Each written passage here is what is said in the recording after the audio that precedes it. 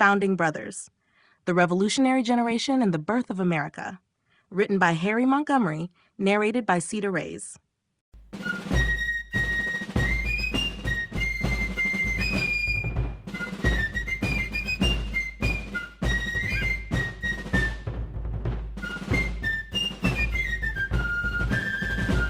Chapter 1, The Duel. The events that led to one of the most infamous moments in early American history began with a series of escalating tensions between two towering figures of the Revolutionary generation. At the heart of this saga were Alexander Hamilton and Aaron Burr, whose personal and political differences culminated in a duel that would forever change the course of their lives and the nation. The rivalry between these men had been simmering beneath the surface for years, driven by conflicting visions of America's future and a deeply personal sense of pride and honor. As the nation struggled to define itself, the intensity of political passions mirrored the violence that would erupt on a fateful morning along the banks of the Hudson River. Hamilton, a key architect in establishing the new republic's financial system and a fervent advocate for a strong central government, had found himself at odds with the more cautious and opportunistic Burr. Their interactions were marked by fiery debates and personal insults, each encounter stoking the flames of discord. This tension reached its climax when a series of statements and challenges, amplified by the politically charged atmosphere of the day, left little room for reconciliation. In the culture of honor that prevailed at the time, retreating or appearing weak was not an option, and thus the challenge to a duel was seen as an unavoidable, albeit tragic, path to vindication. On that brisk morning, amid a landscape still haunted by the memories of revolution and laden with the promise of a new beginning, both men prepared to face each other under strict codes of conduct. The duel was not just a matter of personal honor. It was emblematic of the turbulent and often dangerous era in which the young nation was emerging. Both Hamilton and Burr had built their reputations on bold and decisive actions, but neither had fully anticipated that this final confrontation would signify the end of Hamilton's storied career and, in many ways, alter the destiny of American politics. As the pistols were raised and the moments ticked by, in a silent testament to the gravity of the situation, the duel unfolded in a haze of formality and foreboding. The conventions of the time dictated that each man stand his ground, his fate determined by a matter of seconds, and the unyielding laws of physics as much as by his own resolve. The resulting shot, a blend of precision, chance, and the heavy burden of history, left Hamilton mortally wounded. In that tragic instant, the fabric of early American political life was irrevocably altered, setting in motion a cascade of repercussions that would ripple through generations. The duel became a symbol not only of the personal vendetta between two influential men, but also of the broader conflicts that beset the nation. It encapsulated the volatility of revolutionary ideals, clashing with the harsh realities of political ambition. In the aftermath, both men were left to grapple with the consequences of their actions. Hamilton's death ignited debates about honor, leadership, and the very nature of American democracy, while Burr's survival came at the cost of his reputation and political future. Thus, the duel served as a catalyst for introspection among the founding figures, compelling the nascent nation to confront the contradictions inherent in its founding principles. Alexander Hamilton and Aaron Burr's deadly encounter.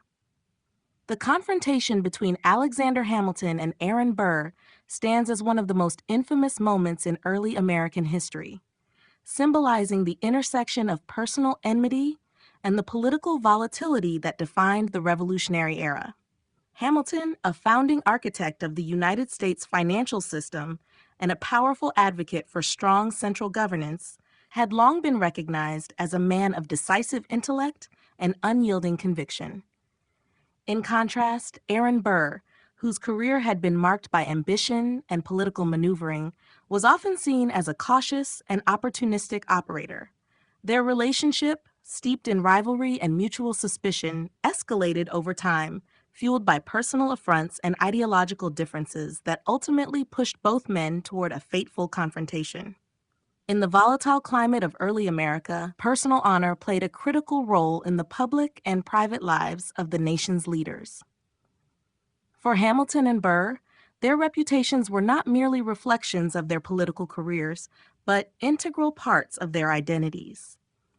The culture of the time demanded that any perceived slight or disrespect be addressed with immediate and often dramatic action. Thus, when words turned into the unspoken challenge of a duel, there was a sense of inevitability in the progression of events. Political disputes, personal vendettas, and the rigid codes of honor converged to create a scenario where reconciliation seemed impossible. The tension between Hamilton's passion for public service and Burr's desire for political ascendancy provided fertile ground for the brewing conflict. On the morning of the duel, both men faced each other under a cloud of inevitability, each aware that the outcome would reverberate far beyond the immediate consequences of a single shot. The encounter unfolded with a solemn formality, underscored by the strict adherence to dueling conventions that characterized the period. Within this framework of ritualized violence, there was little room for mercy or negotiation. The duel quickly transformed into an inescapable test of honor, with every participant steeling themselves for the potential for catastrophic loss. In these critical moments, time seemed to both stand still and rush forward, carrying with it the heavy weight of historical significance. As the pistols were drawn and fired, the ballistics of fate intertwined with the human determination of these two prominent figures. Hamilton's decision to stand by his principles and Burr's relentless pursuit of his ambitions converged in a moment of explosive consequence. Hamilton was struck by the fatal shot, marking not only the decline of his own storied career, but also setting off a chain reaction that rippled through the fabric of early American politics. The deadly encounter was a stark reminder of the dangers inherent in a system where personal honor and political rivalry could be resolved by violence, leaving behind a legacy of tragedy and regret that would shape national discourse for years to come. In the wake of the duel, both Hamilton and Burr were forced to confront the irreversible consequences of their actions. Hamilton's untimely death sparked widespread debates about the legitimacy of dueling as a means of resolving disputes, while Burr's survival, tainted by the stigma of honor killing, ultimately derailed his political ambitions and left him isolated in the annals of American history. Political tensions leading up to the confrontation. The era leading up to the fatal encounter between Alexander Hamilton and Aaron Burr was steeped in political rivalries, fierce debates over the future of the nation, and a deeply polarized society where honor and reputation were held in almost sacred regard. From the inception of the American Republic, differences in ideology and vision for the country were apparent, with Hamilton championing a strong central government and a robust financial system, while many of his contemporaries, including figures like Thomas Jefferson and, to an extent, Aaron Burr, favored a more decentralized structure that emphasized states' rights. This ideological divide created a climate in which political decisions were entangled with personal ambitions and rivalries, making any form of compromise appear as a concession that could undermine one's status and credibility. As the new nation grappled with its identity and the challenges of setting up an effective government, personal slights and differing philosophies on governance fed into a growing tension among the nation's leaders. The political landscape was not only divided by conflicting visions of the nation's economic future, but also by a bitter struggle for power among elite political figures. Hamilton's support for the federal bank, his advocacy for federal assumption of state debts, and his unwavering belief in the importance of a strong central authority were seen by his opponents as threats to the freedom and independence that many believe should belong to individual states.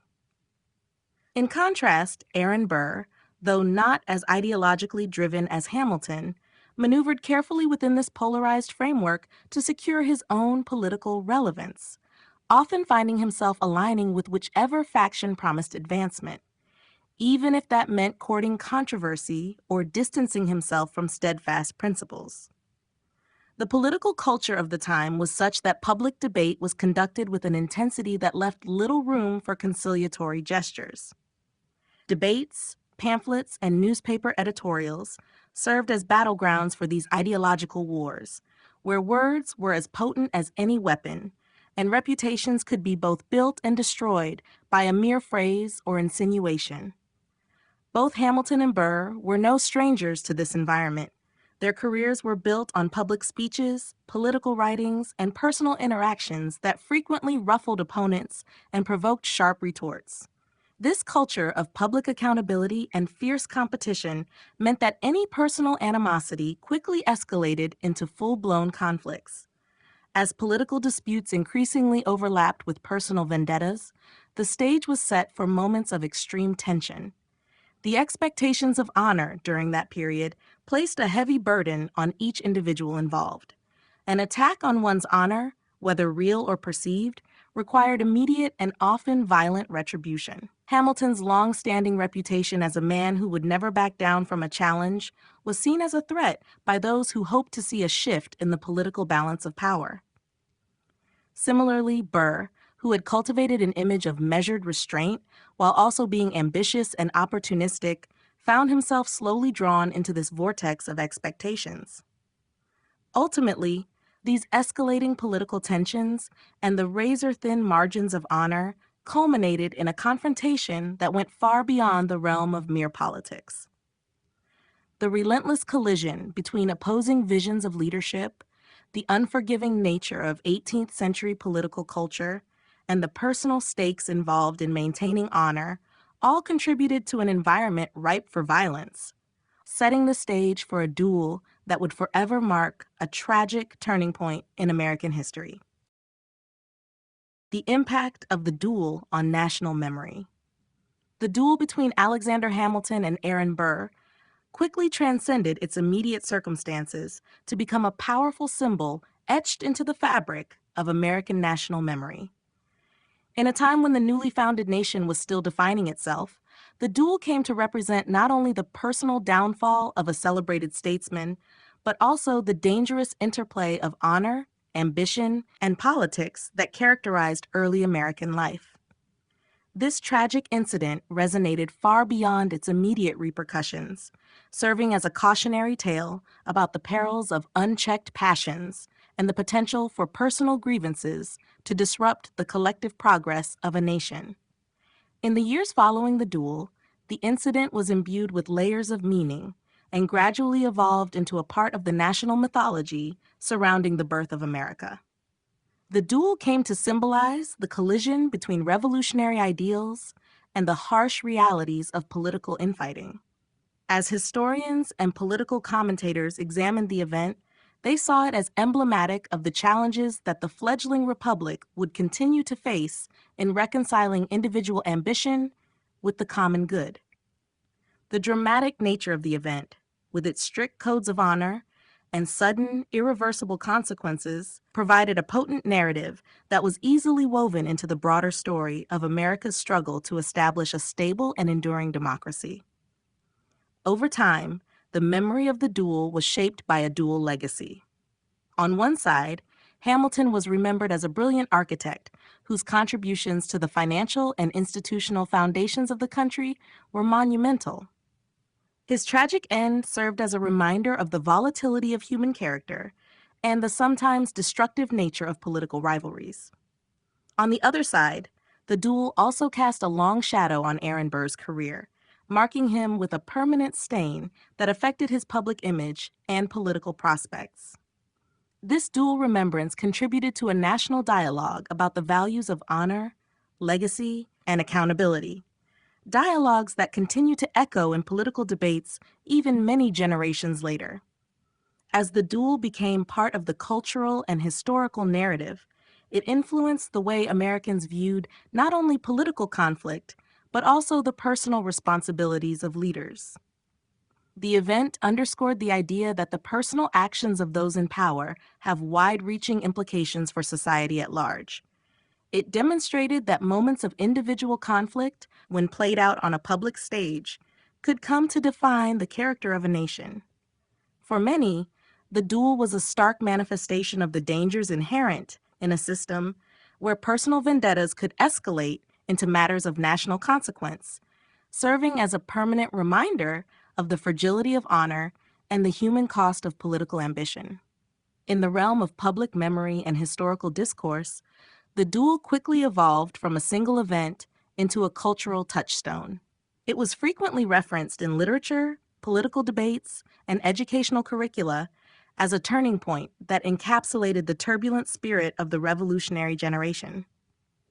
The duel's impact on national memory lay not simply in the loss of a great mind or the tarnishing of a political career, but in its enduring contribution to an ongoing conversation about the ideals and imperfections that continue to shape American identity.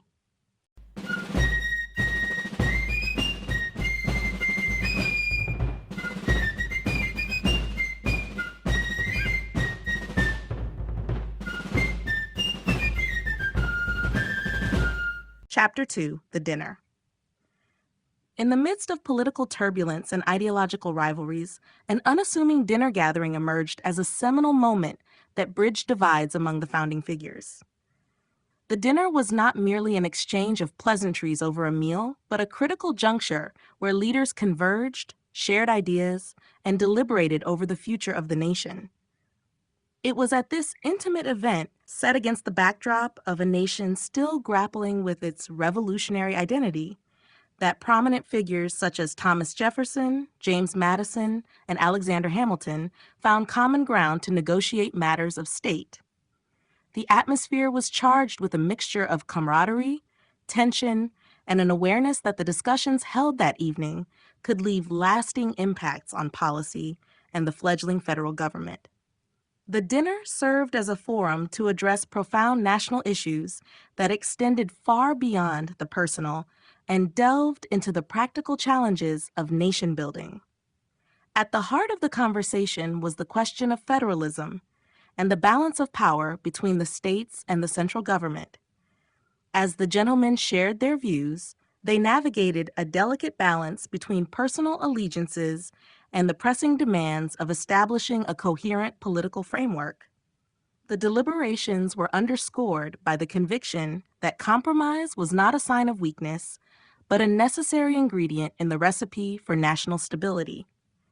In an era marked by fierce debates and bitter partisan rivalries, this dinner provided an opportunity to foster a sense of unity and purpose that could potentially transcend individual differences.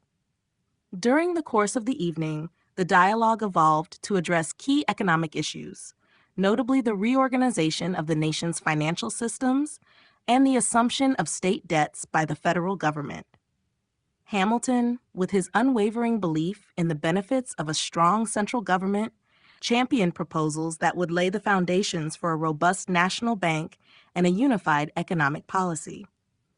His proposals, however, were met with cautious skepticism by others who feared that excessive centralized control could encroach upon states' rights and individual liberties. The dinner allowed each participant to weigh the merits of different approaches, engaging in a thoughtful negotiation that, despite its inherent tensions, paved the way for eventual compromises that shaped the future of American finance and governance. Moreover, the gathering was emblematic of a broader commitment among the revolutionary leaders to work through their disagreements despite deep-seated personal and ideological differences. It was an acknowledgement that the survival and success of the nation required concessions on both sides, and that collaboration, even in the midst of discord, was essential for progress. The dinner, therefore, became a microcosm of the larger political process that would eventually guide the United States through its formative years. It was a moment when the rivalries and resentments that had defined earlier interactions were momentarily set aside for the sake of national interest. In retrospect, the dinner stands as a testament to the power of dialogue and compromise amidst a landscape fraught with conflict and uncertainty. The concessions and agreements reached that evening not only helped stabilize a fragile nation, but also underscored the enduring importance of mutual respect and collaborative problem solving, attributes that continue to resonate in the political and civic life of America. The secret meeting between Jefferson, Madison, and Hamilton. In a time when political alliances were as fluid as the ideals that defined a new nation, a clandestine gathering of three influential figures, Thomas Jefferson, James Madison, and Alexander Hamilton, served as a turning point in the delicate balance between visionary thought and practical governance. Under a veil of secrecy, these leaders, whose public disagreements were well known, convened to discuss the pressing challenges facing the fledgling United States. Their private discourse revealed the intricate layers of compromise required to steer the country through its turbulent birth and underscored the necessity of bridging divergent philosophies for the sake of national unity. The atmosphere in the discreet meeting room was charged with anticipation, as the three men recognized that their conversation would have far-reaching consequences. Each brought to the table a deeply held conviction about the future of the nation. Jefferson, a passionate advocate for agrarian democracy and states' rights, saw the country's promise in decentralized power and local governance. In contrast, Hamilton, with his relentless pursuit of a strong centralized government and economic modernization, envisioned America as a financial powerhouse.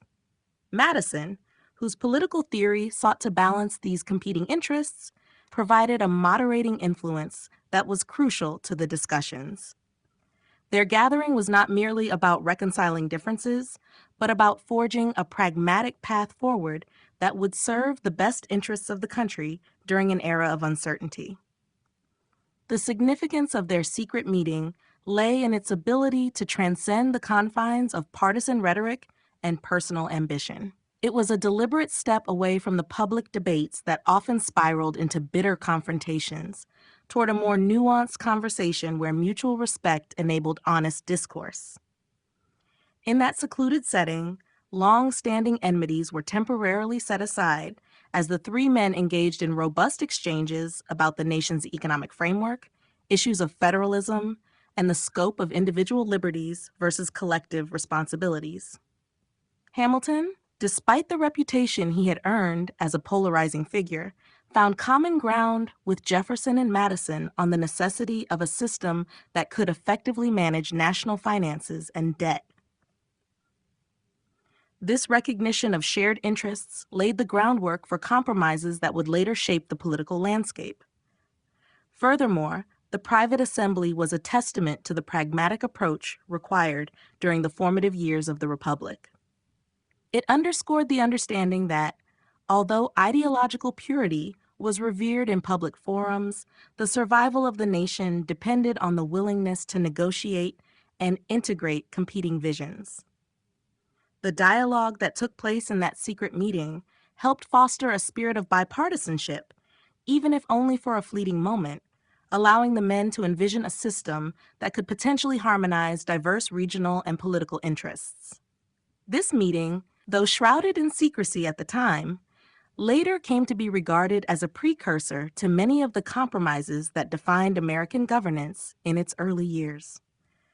In reflecting on that private conversation, historians see it as a critical juncture where personal ambition, ideological perseverance, and the pragmatism of statecraft converged. The meeting exemplified the delicate art of negotiation among individuals whose every public word had contributed to a polarized climate.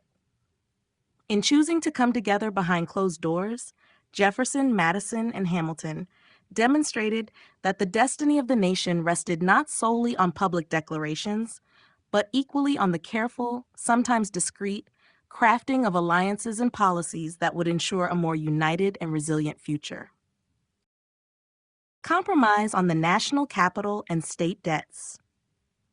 The negotiations over the national capital and state debts were a defining moment in the early history of the United States, revealing both the complexity and the ingenuity of the political process that underpinned the new republic.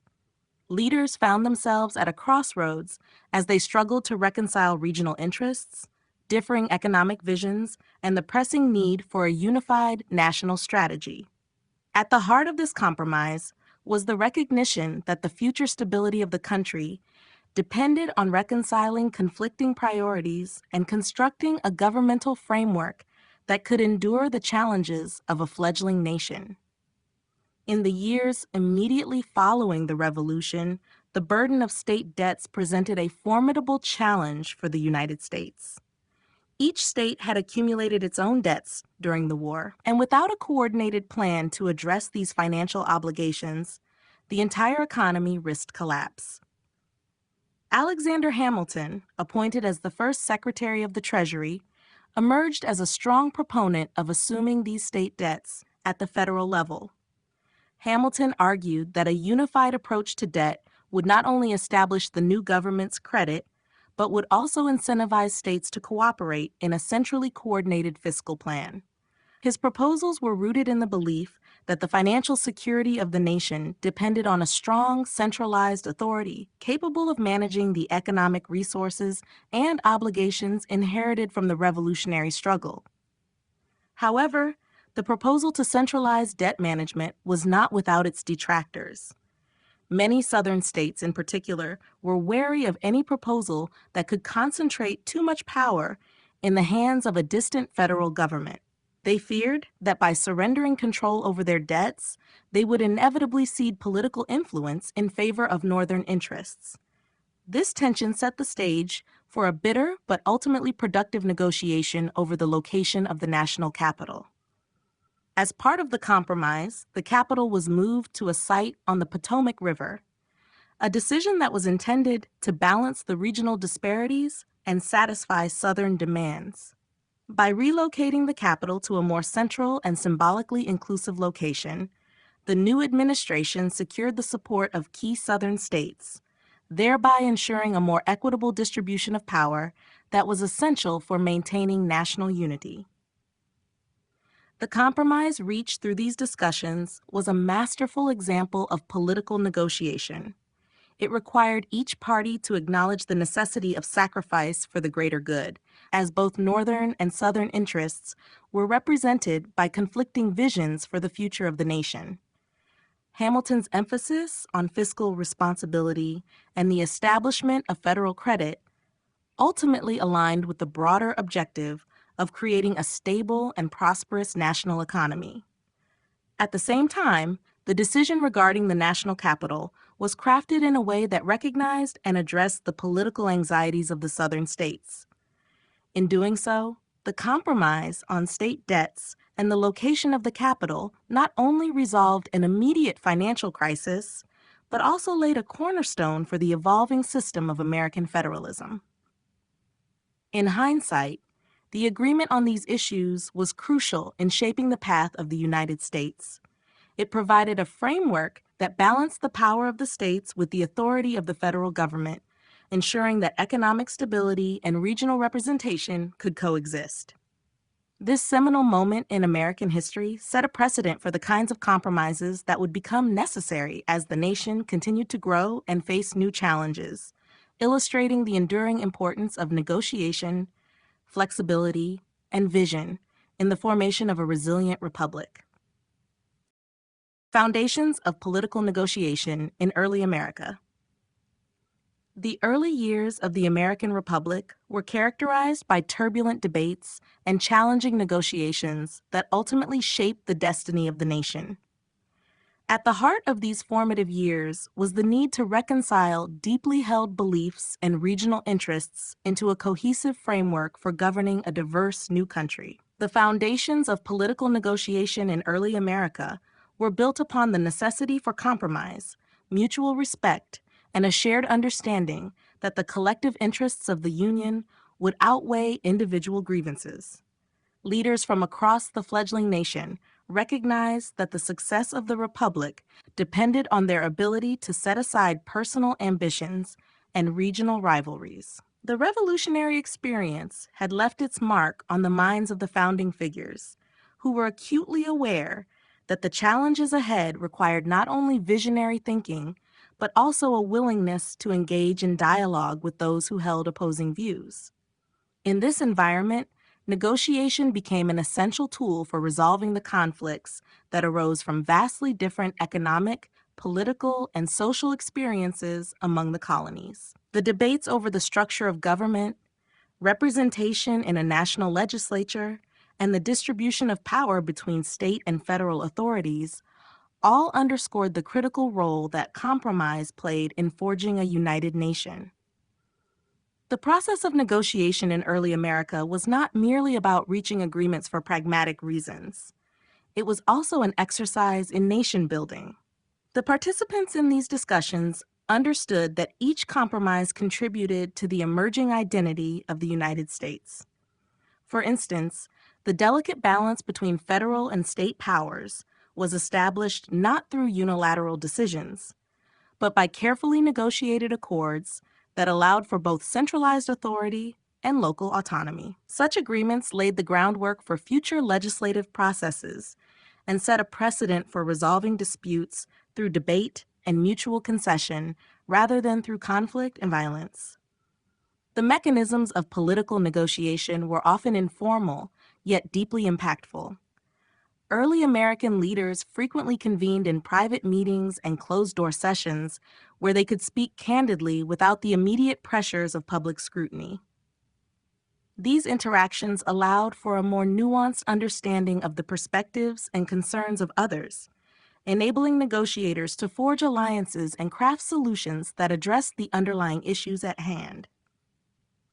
The personal relationships that developed during these sessions often played a crucial role in bridging the ideological divides that had the potential to fracture the new republic. Furthermore, the spirit of compromise that pervaded early American politics was embedded in the very structure of the constitutional process. The Constitutional Convention of 1787, for example, was marked by intense debates and a series of compromises that addressed everything from the apportionment of legislative seats to the regulation of commerce between the states. The willingness of the delegates to accept less than absolute victory on every point was a testament to their understanding that the future of the nation depended on unity and cooperative governance. In reflecting upon the foundations of political negotiation in early America, it is clear that the abilities of the founding figures to engage in meaningful dialogue were as important as their political vision. Their dedication to the principles of compromise and negotiation provided not only a way to resolve immediate conflicts, but also a model for future generations of leaders tasked with navigating the complexities of governance in an ever-changing world.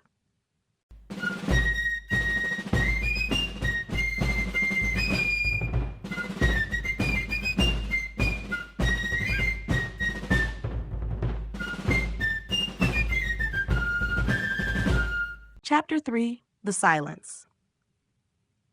During the early years of the Republic, silence could speak as loudly as words and often carried the weight of unspoken dissent and moral conflict. In the midst of impassioned debates over the direction of the nation, silence emerged as a poignant symbol of both resistance and resignation. For many of the founding figures, the decision to remain silent on certain contentious issues was not one of indifference. Rather, it was a calculated response to the overwhelming pressures of reconciling divergent views on morality, policy, and identity. In the turbulent political climate of the new nation, the silence that enveloped discussions of deeply divisive subjects, particularly the topic of slavery, revealed a collective reluctance to fully engage with the moral complexities that lay at the heart of American society. Political leaders and intellectuals found themselves caught between the ideals of liberty and the economic realities that sustained much of the country's prosperity. The decision to sidestep a comprehensive debate on slavery was as much about preserving fragile alliances as it was about avoiding the destabilizing repercussions that a frank discussion might have unleashed. This silence, layered with unspoken resentment and guilt, served to both preserve and mar the legacy of the revolutionary generation. The silence was not imposed solely by circumstance. It was also a reflection of the personal limitations faced by those in power. The founding figures often struggled with the tension between their public responsibilities and private convictions. Many were well aware that taking a definitive stand on issues such as racial injustice or human bondage could jeopardize the unity needed to forge a successful, unified nation. Their silence, therefore, became an implicit concession that allowed them to navigate between competing interests, maintaining the delicate balance necessary for the survival of the Republic, even as it compromised the very ideals upon which the nation was built. This absence of open dialogue did not quench the moral questions that haunted many of these leaders. Instead, it amplified the internal conflicts and shaped the future contours of American political discourse. Historians have noted that the silence on contentious issues like slavery not only delayed necessary reforms, but also set a precedent for the manner in which subsequent generations would confront or continue to ignore the pressing demands for equality and justice. The reluctance to engage openly with these critical issues left a lasting impact on national memory, casting a long shadow over the early years of American democracy. Moreover, the silence encapsulated the broader struggle to define the identity of a nation in flux. It highlighted the inherent contradictions of a society founded on principles of freedom, while simultaneously tolerating practices that undermined human dignity. This unresolved tension continued to echo throughout the subsequent years of American history, influencing both legal frameworks and cultural narratives. The silence, therefore, was both a protective mechanism and a harbinger of future discord, reflecting the enduring struggle between the lofty aspirations of the American experiment and the pragmatic compromises required by political reality. In the end, the silence was emblematic of the complex process of nation building itself. It illustrated how the interplay between speech and restraint, declaration and omission, shaped the evolving story of a country trying to reconcile its revolutionary dreams with the harsh truths of its time. The silence, while maintaining unity in the short term, left an indelible mark that would challenge future generations to confront and resolve the contradictions inherent in a modern democracy. The national debate over slavery. The national debate over slavery in early America was one of the most profound and polarizing issues to shape the emerging republic. It was a debate fueled by conflicting economic interests, moral quandaries, and differing visions for the future of a nation that prided itself on the ideals of liberty while simultaneously endorsing a system of human bondage.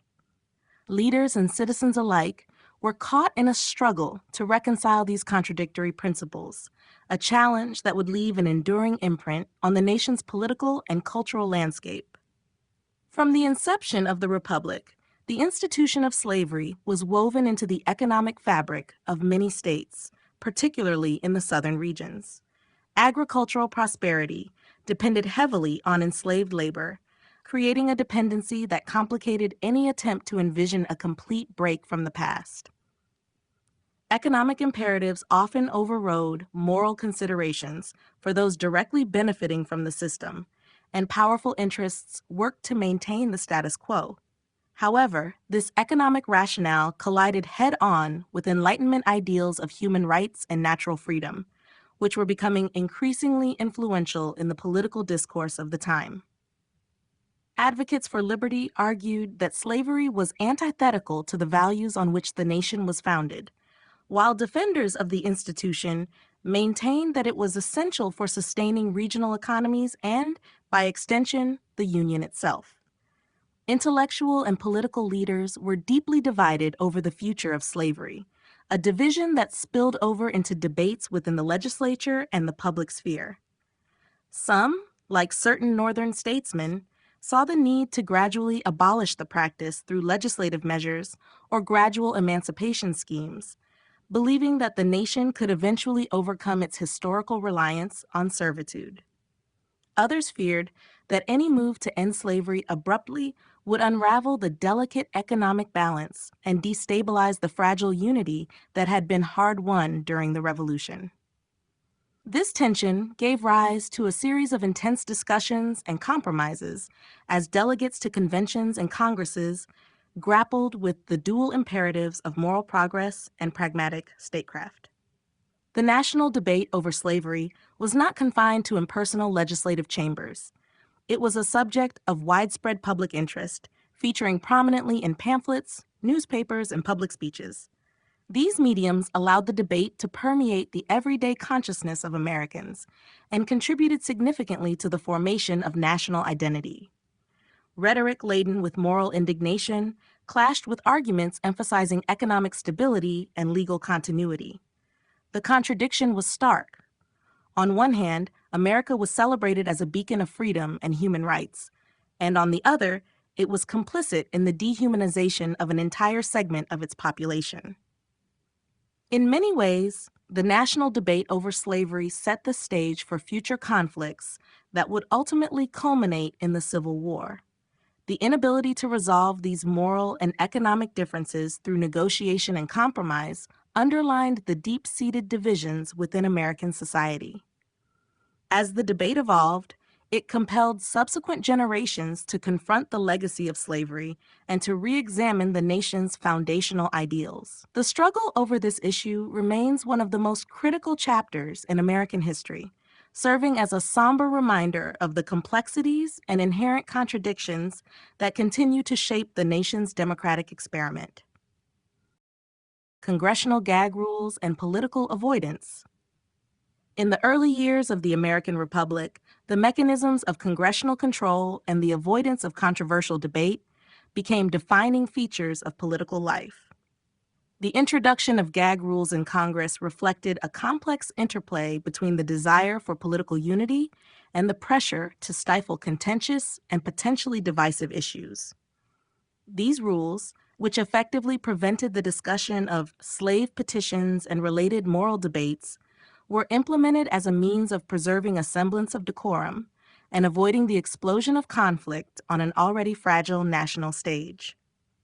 The decision to limit debate through formalized rules was not solely a matter of suppressing dissent, but was also indicative of a broader tendency toward political avoidance in order to maintain unity and prevent the reopening of painful issues.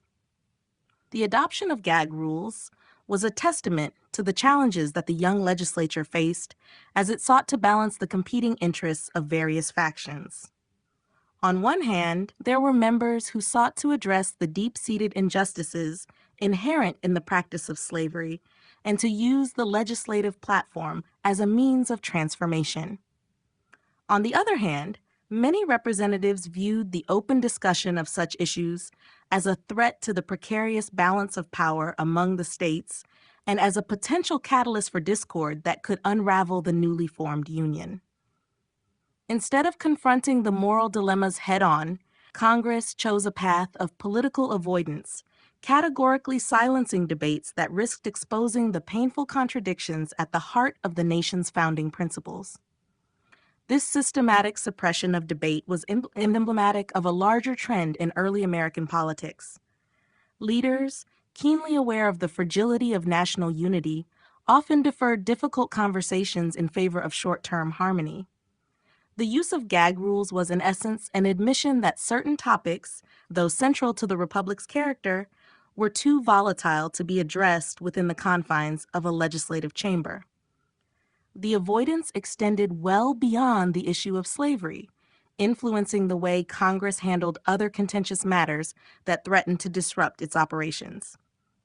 The phenomenon underscored the tension between the need for open democratic debate and the pragmatic requirements of governance in a divided nation. Moreover, the imposition of gag rules laid the groundwork for future political dynamics, where avoiding incendiary topics became a means of deferring the reckoning with issues that would later erupt in far more violent and disruptive ways. The rules served as both a tool of moderation and a barrier to genuine reform, limiting the ability of representatives to fully explore and address the underlying causes of division. This avoidance, while offering a temporary relief from conflict, ultimately contributed to the entrenchment of policies that perpetuated injustice. Political leaders found themselves caught between the imperative to preserve national unity and the moral urgency of addressing profound societal wrongs. The legacy of congressional gag rules and the culture of political avoidance remains a powerful reminder of the complex interplay between governance, morality, and national identity. By choosing silence over debate, the early republic illuminated both the possibilities and the limitations of legislative power in confronting deeply divisive issues. In doing so, Congress set a precedent for managing dissent that would resonate through subsequent generations, serving as a cautionary tale about the cost of avoiding the essential debates necessary for true democratic progress. Moral and political consequences of postponing the issue. The decision to postpone addressing critical issues has long been a double-edged sword in the annals of political history. In the formative years of the nation, leaders often opted to delay necessary debates on moral crises, believing that time could diffuse tensions and allow for a smoother transition in public opinion. However, the long-term ramifications of such postponement proved to be far more profound than initially anticipated. The moral and political consequences of avoiding key issues transcended the immediate benefits of unity, planting the seeds for future discord and injustice that would haunt the nation for generations. At the core of this predicament was the inherent conflict between preserving fragile national unity and acknowledging painful truths.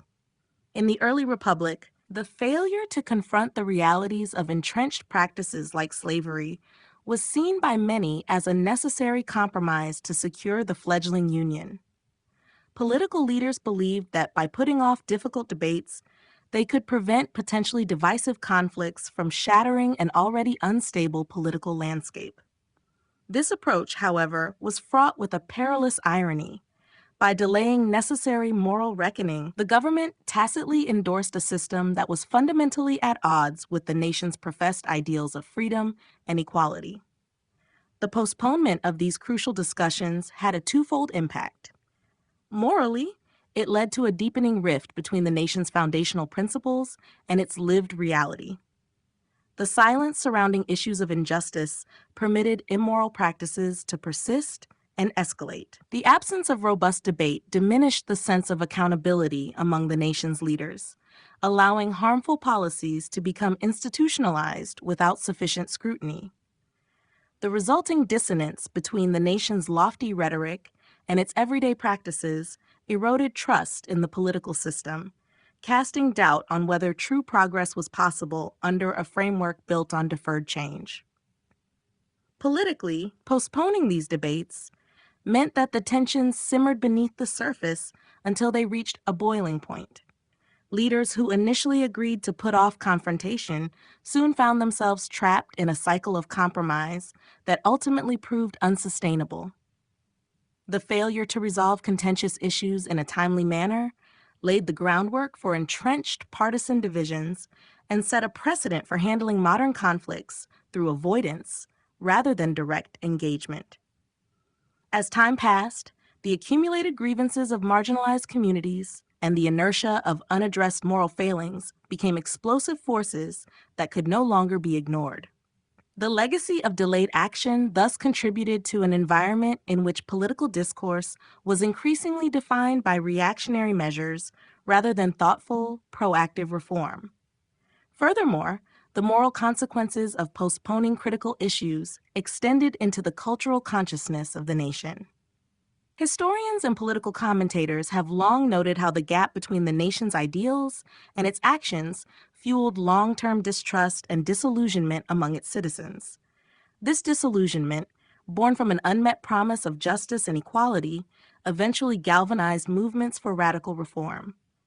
In retrospect, the failure to address contentious matters head-on not only compromised the moral authority of the government, but also intensified the struggle for genuine democratic transformation.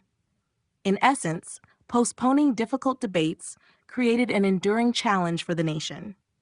The moral and political costs became apparent over time as unresolved issues escalated into crises that required even more drastic and often divisive solutions. The experience of early American leaders serves as a lasting reminder that the long-term health of a democracy depends on the courage to confront, rather than defer, the most challenging and fundamental issues of justice and governance.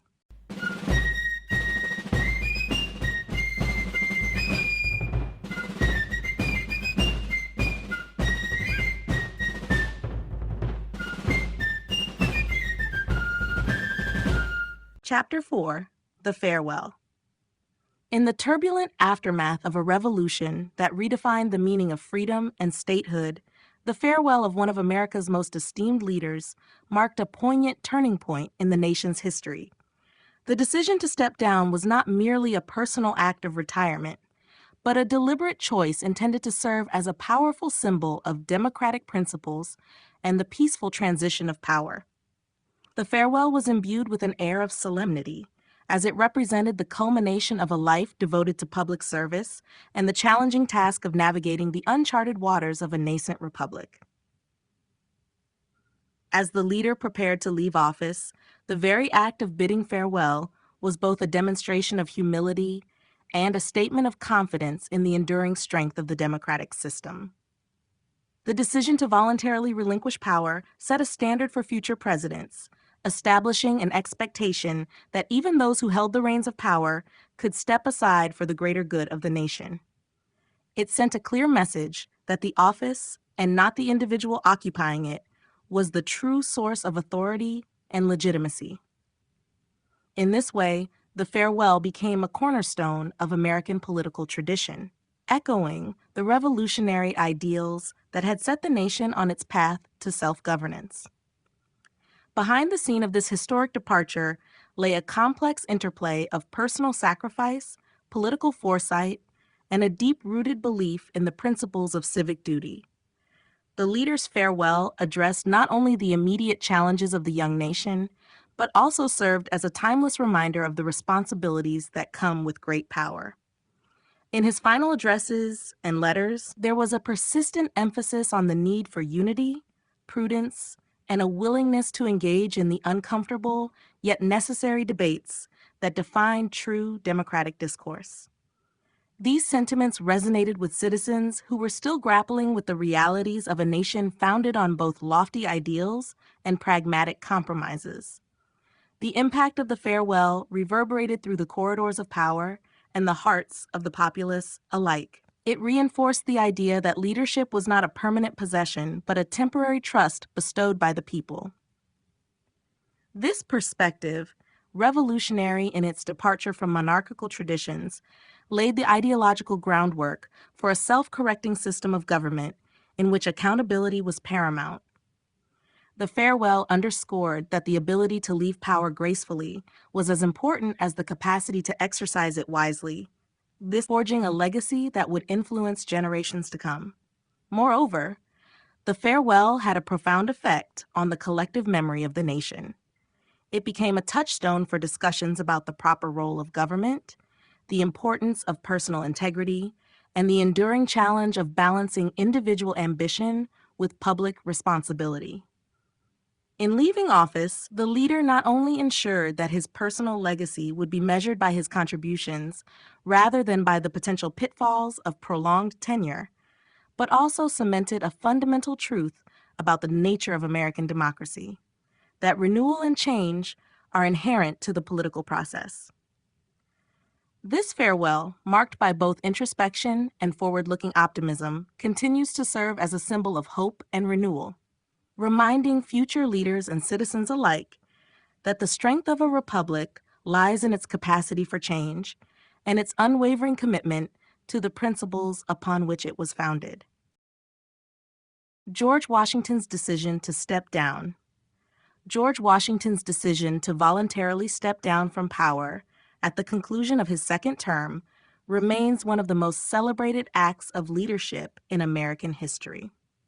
This measured choice, made in a time when lifetime rule was the norm in many parts of the world, set a precedent that would echo through the centuries and help define the character of the American Republic. Washington, cognizant of the dangers of centralized power, believed that the success and longevity of the nation depended on the clear separation between the office and the individual who held it. By stepping down, he underscored the principle that leadership was a public trust and not a personal legacy to be monopolized, thereby affirming the revolutionary ideals that had fueled the nation's struggle for independence. From the very outset of his presidency, Washington was keenly aware of the immense responsibilities that came with leading a nascent nation through a fragile period of state building and international negotiation. His decision to step down was not an act of weakness nor a retreat in the face of adversity. Rather, it was a deliberate and visionary move intended to stabilize American democracy by preventing the concentration of power in the hands of a single individual. This principle of peaceful transition of power contrasted sharply with the prevailing monarchical traditions of the time and served as a vital reassurance to a people wary of potential tyranny. Washington's readiness to relinquish authority demonstrated the rare quality of self-discipline and personal sacrifice, qualities that not only forged his reputation as a man of integrity, but also established a foundational aspect of American governance. The public reaction to Washington's departure was one of both admiration and relief. His exit was seen as a final, resolute statement that the office of the president was not a throne to be occupied indefinitely, but a position of service that required renewal and accountability. For many citizens, the successful transition provided hope that future disputes over power would be resolved through dialogue and compromise rather than conflict. The decision to step down also compelled the fledgling government to refine its structures and procedures for managing the transfer of power, laying the groundwork for a democratic system that has endured for more than 2 centuries. In making this momentous decision, Washington inadvertently set an ethical standard for the nation's leaders. He proved that the willingness to relinquish power was as crucial a component of effective leadership as was the ability to govern. His choice emphasized the importance of the republic over the personal ambitions of its leaders, and became a touchstone for the emerging political culture. Washington's decision not only diminished the risk of a personality cult developing around the office, but also paved the way for a truly participatory form of government where the future was always open to new leadership. His departure from office remains a masterful lesson in the responsible exercise of authority, illustrating that the health of a democracy depends on the courage to make decisions that favor the collective good over individual legacy. This commitment to principle over power continues to inspire leaders around the world, serving as a reminder that true greatness in public service is measured not by the duration of tenure, but by the willingness to act in the interests of the nation at large. Key messages from his farewell address. George Washington's farewell address remains one of the most influential documents in American political history, articulating a series of key messages designed to safeguard the young republic and guide its future leaders. In his parting words, Washington underscored the critical importance of national unity, warning against the dangers of political factionalism and sectionalism, which could undermine the collective strength that had made the country possible. He believed that the survival of the nation depended on a unified spirit and a willingness to work together despite diverse opinions and regional interests, a message that resonated deeply in a time when personal ambitions and emerging party politics began to strain the bonds of the Union. Washington also stressed the need for a balanced and restrained approach to foreign alliances. He advised that the United States should avoid entangling alliances that might drag the nation into unnecessary conflicts. Instead, he encouraged a policy of neutrality, which would enable the country to develop its own identity and pursue its interests independently. This counsel was based on the recognition that alliances, while sometimes beneficial, carried the risk of compromising national sovereignty and diverting attention away from the critical task of nation building. By advocating for measured foreign policy, Washington aimed to secure a stable foundation from which future generations could build without being entangled in the disputes and rivalries of established powers. Another central theme in the farewell address was the principle of fiscal responsibility. Washington warned that national debts must be managed wisely and that excessive borrowing could be detrimental to the republic's long-term stability. His advice to carefully scrutinize government expenditures and prioritize sound financial management was intended to prevent the kind of economic instability that could arise from reckless fiscal policies. This warning remains pertinent today as it underscores the timeless nature of prudent financial governance and the responsibilities of government leaders to future generations. Furthermore, Washington cautioned against the rise of partisan politics and the undue influence of sectional interests. He observed that deep divisions could lead to a fragmentation of the political system and erode the common good. By urging Americans to place national interests above local or party loyalties, he hoped to foster a political culture based on consensus and cooperation rather than rivalry and conflict. This message of unity was not merely idealistic. It was a practical strategy for preserving the fragile experiment in democratic governance that the nation embodied. Washington's insights into the corrosive effects of political polarization continue to be echoed by those who study and cherish the principles of a united republic. Finally, Washington's farewell address reminded the nation of the sacred responsibility of its citizens to uphold the Constitution and the rule of law. He emphasized that the strength and longevity of the republic depended on the moral character of its people and the integrity of its institutions. His call to remain vigilant in the defense of democratic values underscored a trust in the enduring nature of the American experiment. As subsequent generations have faced numerous challenges and transformations, these key messages, the need for unity, prudence in foreign policy, fiscal discipline, avoidance of factionalism, and a steadfast commitment to constitutional principles, continue to serve as cornerstones of American political thought and practice. Public reaction and legacy of his departure. George Washington's decision to leave office resonated powerfully across the fabric of a young nation, evoking reactions that spanned admiration, relief, and a recognition of his profound impact on the evolving democratic experiment. The public response to his departure was immediate and multifaceted, marked by a shared sense of gratitude for his leadership and a cautious optimism about the future of a republic that had been shaped by his personal example. Many citizens saw his step down as a rare act of selflessness, a deliberate relinquishment of power that set him apart from the authoritarian rulers of the past. It underscored a pivotal moment when the office of the president was clearly delineated from personal authority, instilling in the populace the belief that no individual was indispensable to the nation's continued existence. In newspapers and public discourses of the era, Washington's farewell was celebrated as a defining moment of civic virtue and integrity. His decision was described not as an abdication of responsibility, but rather as an essential contribution to the consolidation of American democracy.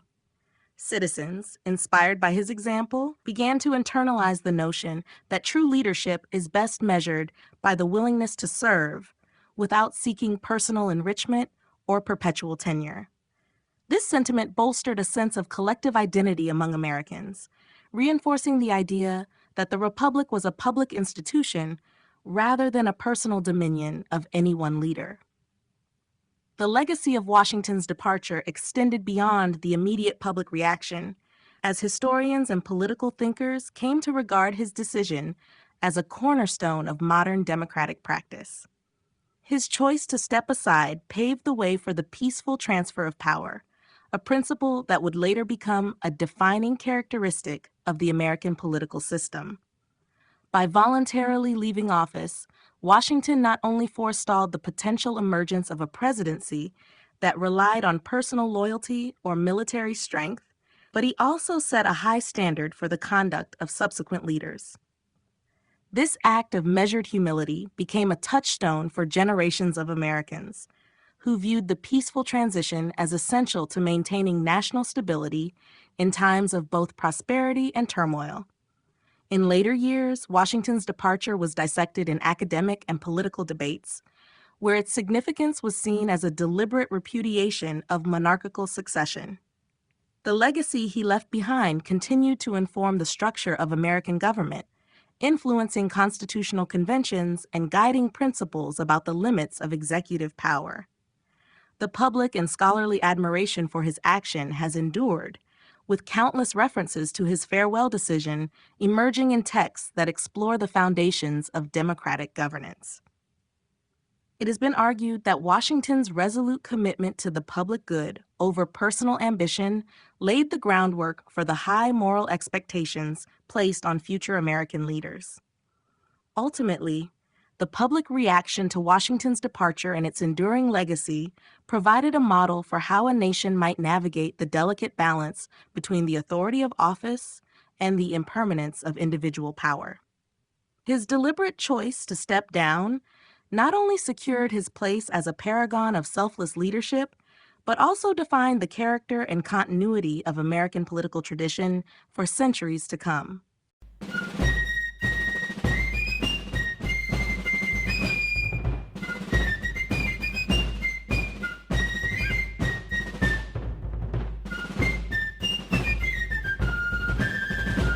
Chapter 5: The Collaborators.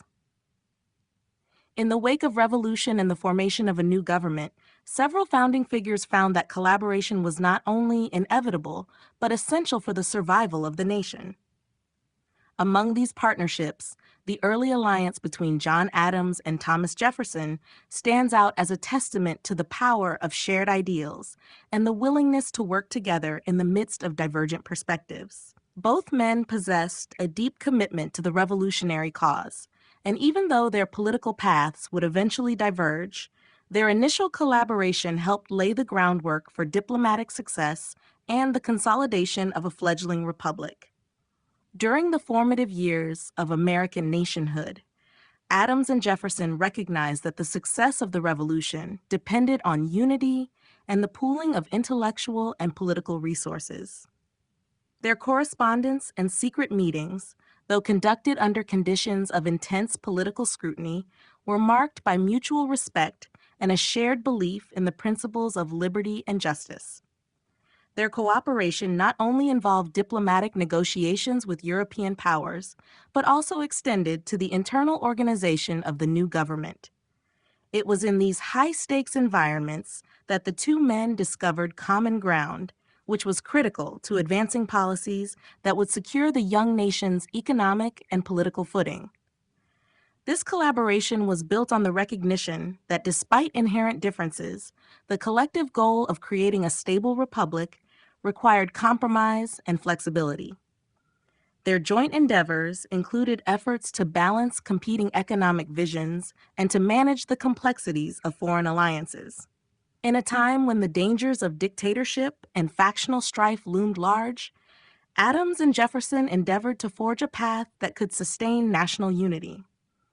Their early partnership involved negotiating intricate details of governance, from the structure of legislative bodies to the establishment of diplomatic channels that would enhance the nation's credibility on the world stage.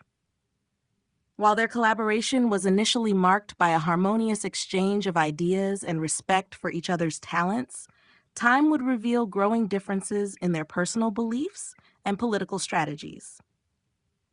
Despite these emerging divergences, the early period of their cooperation provided the nation with a blueprint for how collaboration among powerful but distinct personalities could contribute to nation building.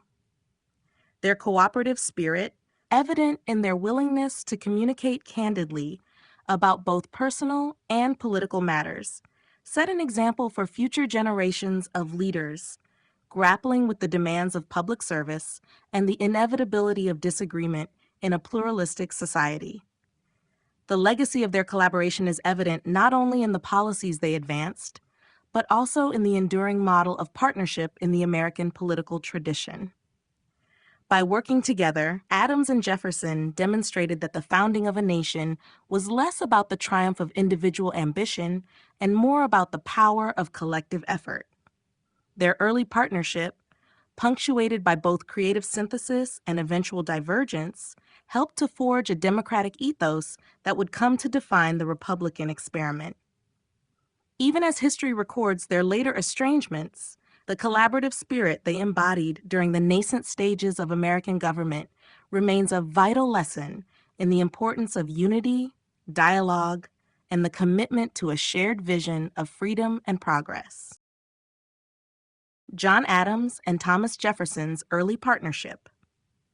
John Adams and Thomas Jefferson's early partnership emerged during a period when the future of American governance hung in the balance, and collective wisdom was essential for the survival of the fledgling republic. Their alliance was forged in the crucible of revolution, when they both shared a deep commitment to the cause of liberty and the need to create a government that could withstand the turbulence of change. Although their views would later diverge, in those early years, their partnership was characterized by mutual respect and a shared vision for a nation dedicated to principles of freedom and justice. In the midst of extraordinary political challenges, Adams and Jefferson saw the importance of working together to forge policies that would stabilize and strengthen the new nation.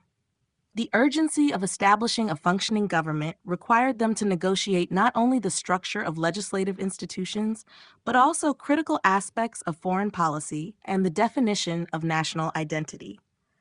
Their intellectual synergy enabled them to address pressing issues such as the balance between federal power and state sovereignty, the management of wartime debts, and the delicate art of diplomatic engagement with European powers. In an environment marked by uncertainty, the ability to cooperate openly with one another demonstrated that unity could triumph over partisan divisions. Central to their early partnership was the recognition that personal ambition had to be subordinated to the greater good of the country. Both Adams and Jefferson were men of strong character and formidable intellect, yet they understood that their individual contributions could be magnified when combined with the insights of a like-minded collaborator. Their correspondence, conducted with a candor that bridged political and personal boundaries, was instrumental in shaping the early discourse of American governance. Through letters, they exchanged ideas on how to build a robust political system, discussed strategies for ensuring fiscal responsibility, and debated the mechanisms by which individual rights and collective responsibilities could coexist harmoniously. The collaborative endeavors between Adams and Jefferson were not confined solely to the realms of policy and political theory. Their partnership also played a significant role in shaping the cultural and ideological underpinnings of American society. They worked together to articulate a vision of governance that prioritized the rule of law, the separation of powers, and the checks and balances necessary to preserve a free state. This shared commitment to institutional integrity was critical at a time when the risk of authoritarian rule was ever present, and their combined efforts laid the groundwork for the democratic practices that would define the republic for generations to come. Despite the intense challenges of their time, Adams and Jefferson's early collaboration stands as a testament to the power of partnership in overcoming personal differences for the sake of national unity. Their ability to forge common ground in the face of significant ideological contrasts illustrated that in the pursuit of liberty and democratic governance, compromise and cooperation were essential. Their partnership, a confluence of distinct political philosophies and personal temperaments, not only helped to guide the early formation of American government, but also set a standard for the way in which diverse perspectives can come together to serve a common purpose. The legacy of their early collaboration endures as a reminder that the strength of a nation is founded on the ability of its leaders to work in concert, creating a stable foundation from which future progress can be achieved. Shared revolutionary ideals and diplomatic efforts. During the Revolutionary Era, a confluence of shared ideals and a commitment to diplomatic engagement played a pivotal role in shaping the future of the United States. The founding generation not only rebelled against colonial oppression, but also embraced a new vision of governance rooted in principles of liberty, equality, and the rule of law. These revolutionary ideals provided the moral and philosophical foundation for the emerging republic, while their commitment to diplomatic efforts ensured that the new nation secured its place among established powers. At the heart of this formative period was a collective belief that human rights and democratic self-governance were inalienable, which was a radical departure from the monarchical traditions that had previously governed societies across Europe. The revolutionary ethos stressed the importance of individual freedoms and the capacity of self-ruled communities to shape their own destinies. This shared vision resonated deeply with leaders and ordinary citizens alike and served to strengthen the resolve to not only win independence, but also to construct a society based on new paradigms of justice and participation. These principles influenced the drafting of foundational documents, the structure of government, and the broader cultural narrative that celebrated the triumph of reason and equality over tyranny. The diplomatic efforts undertaken during and after the revolutionary struggle were equally significant in establishing the American nation. Faced with the realities of an international landscape dominated by powerful and experienced European states, the founders understood that achieving political independence on the battlefield was only one part of a larger process. Diplomatic engagements were crucial for securing recognition, forming alliances, and procuring necessary financial and military support. Ambassadors were dispatched to key capitals, negotiations were conducted with European powers, and treaties were forged to secure vital commercial and military advantages. These efforts not only legitimized the new government in the eyes of the world, but also helped shape its future foreign policy, which would be guided by a pragmatic understanding of national interest, balanced against the revolutionary commitment to freedom and self-determination. This dual emphasis on ideological purity and realistic diplomacy created a dynamic interplay between the nation's internal aspirations and its external relations. Leaders such as Benjamin Franklin, Thomas Jefferson, and John Adams were central figures in this process, utilizing their considerable skill in rhetoric and negotiation to secure favorable terms for their country. Their diplomatic successes, whether in negotiating alliances with France or in defending American interests in Europe, underscored the importance of achieving a balance between maintaining revolutionary fervor and engaging constructively with the international community. Furthermore, these shared revolutionary ideals and diplomatic achievements established enduring precedents in governance and international relations. The emphasis on universal principles of justice and the practical application of negotiations became hallmarks of American political culture. They provided a framework through which future conflicts were approached, often emphasizing reasoned dialogue over coercion. This intellectual and diplomatic legacy continues to influence modern American policies and the broader global discourse on democracy and human rights. In essence, the revolutionary generation demonstrated that their struggle for independence was not merely a rejection of old regimes, but a comprehensive reimagining of societal values and international engagement. Their commitment to high ideals, coupled with strategic diplomatic efforts, laid the groundwork for a republic that aspired to lead by example, shaping not only its own destiny, but also contributing to the global quest for freedom and self-governance. Growing political and personal differences. In the early stages of the Republic, the foundation of American governance was built on unity forged through shared struggles and common revolutionary ideals. However, as the nation began to settle into the complexities of statecraft, the very forces that had once united its founders began to sow the seeds of political and personal divergence. The initial period of camaraderie soon gave way to a gradual separation in vision and temperament, as leaders found that the demands of a growing nation often pulled them in different directions. At first, the common goal of establishing a stable government and preserving the hard-won independence had provided a unifying platform for the nation's foremost figures. Their collaboration and mutual respect were driven by the urgent needs of nation building and the collective challenge of creating a system capable of upholding liberty. Yet, as their roles evolved and the realities of governance became more apparent, individual priorities began to take shape. Personal ambitions, philosophical differences, and regional concerns started to emerge, ultimately revealing fault lines that had lain just beneath the surface of early unity. For some, the drive for a robust central government became paramount, while others argued in favor of decentralized power that would better reflect the diverse interests of the various states. These disagreements were not confined merely to abstract theories of governance. They were deeply intertwined with the personal identities and life experiences of the men involved. Long-standing friendships were tested by debates over the scope of federal authority, the management of national finances, and the proper approach to foreign affairs.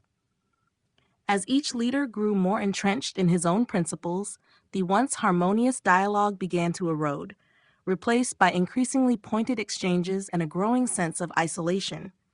Personal differences, too, contributed to the widening gap. Years of working side by side in the intense environment of revolution had forged bonds that were initially strong.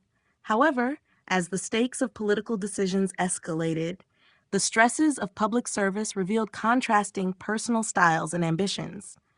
Former allies found themselves at odds not just over policy, but also over the manner in which leadership should be exercised. The very traits that had once been celebrated, passion, decisiveness, and an unwavering commitment to a cause, gradually became sources of contention when they clashed with the equally valid perspectives of other leaders. The evolving political landscape meant that compromise, once seen as a necessary virtue, was increasingly viewed as a concession that undermined individual legacies and undermined confidence in the new government's ability to move forward decisively. As the young nation expanded, the issues at hand grew more complex, and the differences that had once been manageable soon became critical obstacles. The negotiations that had been effective in uniting the revolutionaries could no longer conceal the profound and often irreconcilable divides that had developed. This period of growing political and personal differences marked a turning point in the history of American leadership. It underscored the fact that the process of building a nation was a dynamic and, at times, turbulent journey. The challenges of reconciling varying visions and temperaments were not simply a temporary byproduct of post-revolutionary fervor. They were a fundamental aspect of the democratic experiment, setting the stage for centuries of ongoing debate about the nature and direction of American society. In the end, the evolution from unity to division revealed both the strengths and the vulnerabilities of a system predicated on individual leadership and collective responsibility. The growing differences that emerged among the nation's early leaders would leave an indelible mark on the character of American democracy, shaping its evolution and influencing the balance between consensus and dissent in the years to come.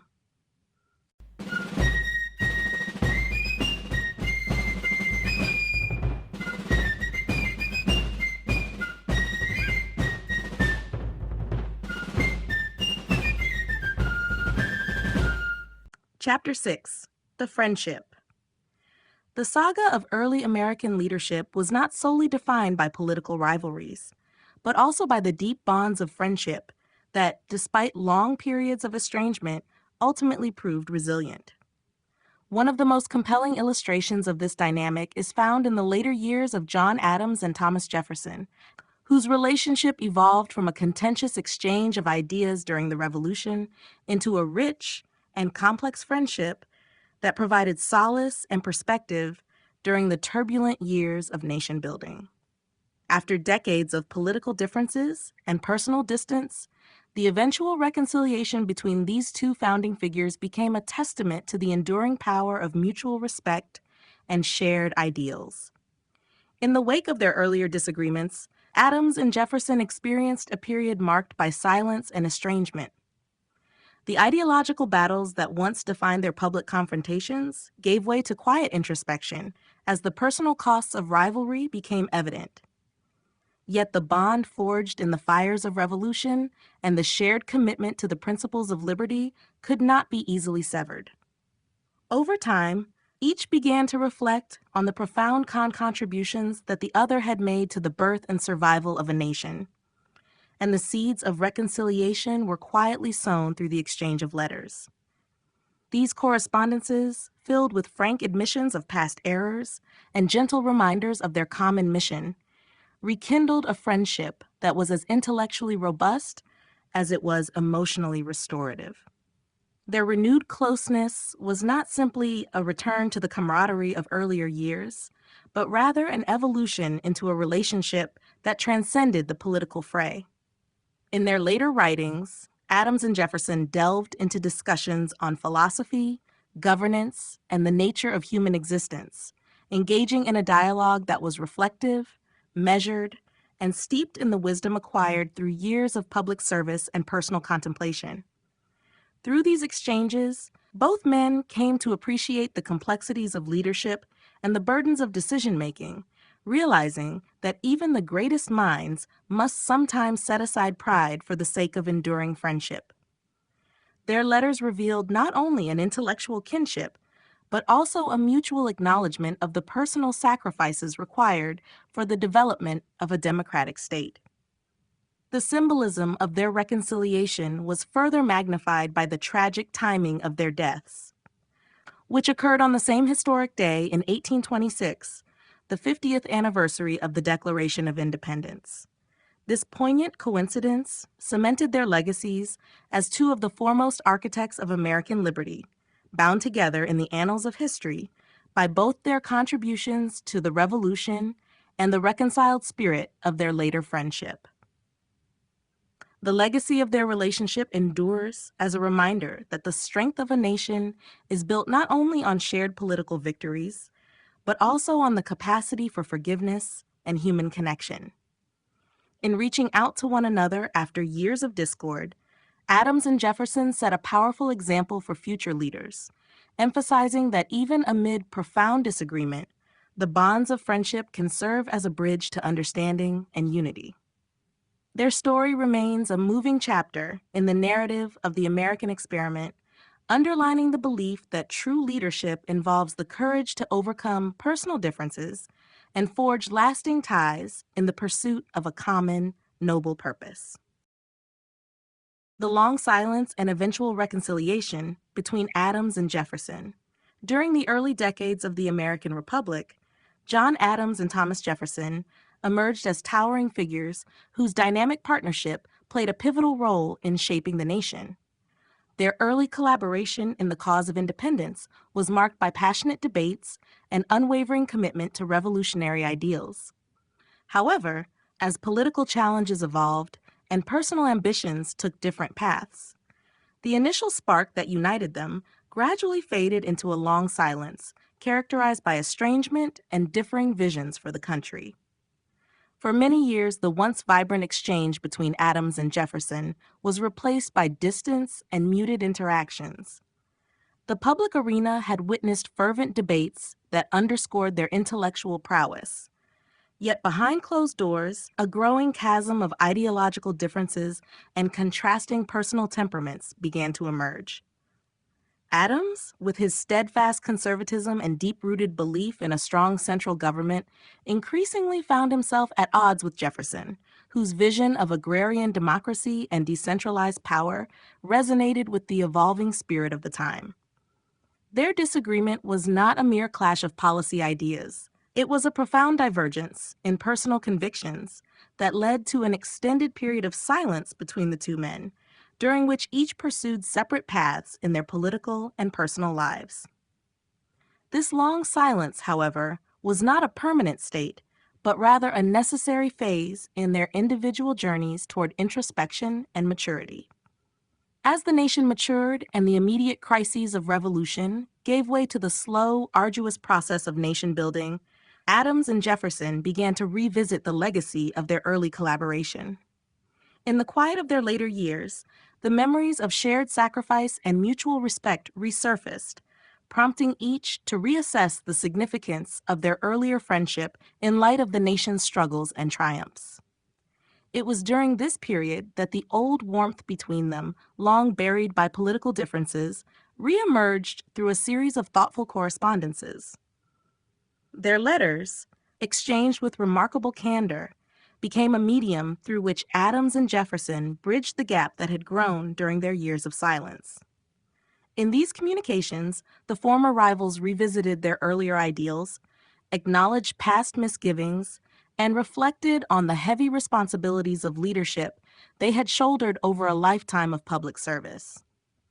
Their words revealed a deep personal transformation.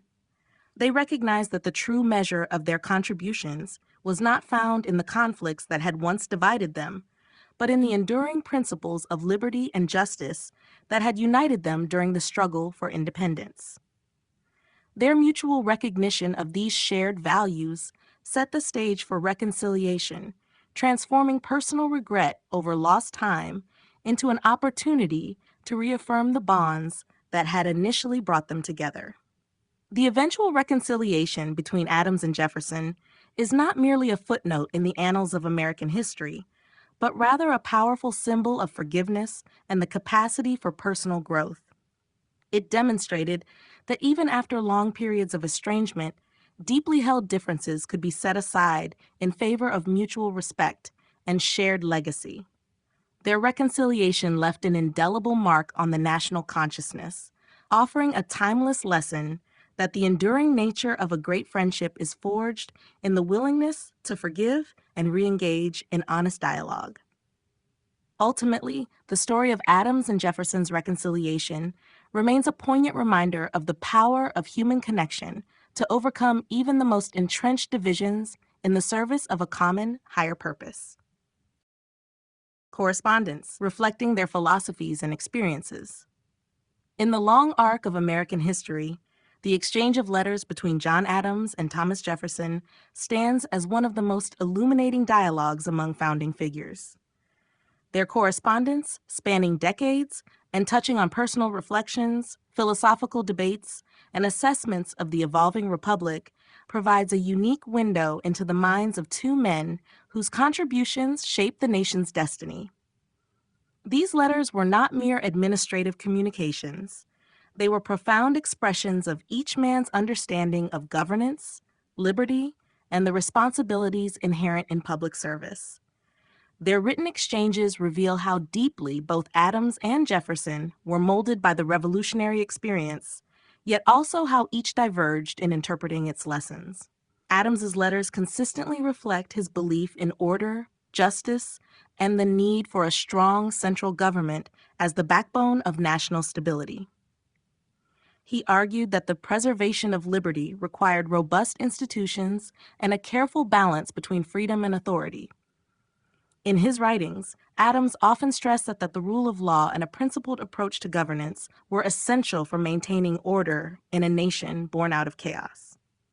His reflections betray a cautious pragmatism, informed by personal experiences during a time when the fledgling republic faced myriad challenges from both internal divisions and external threats.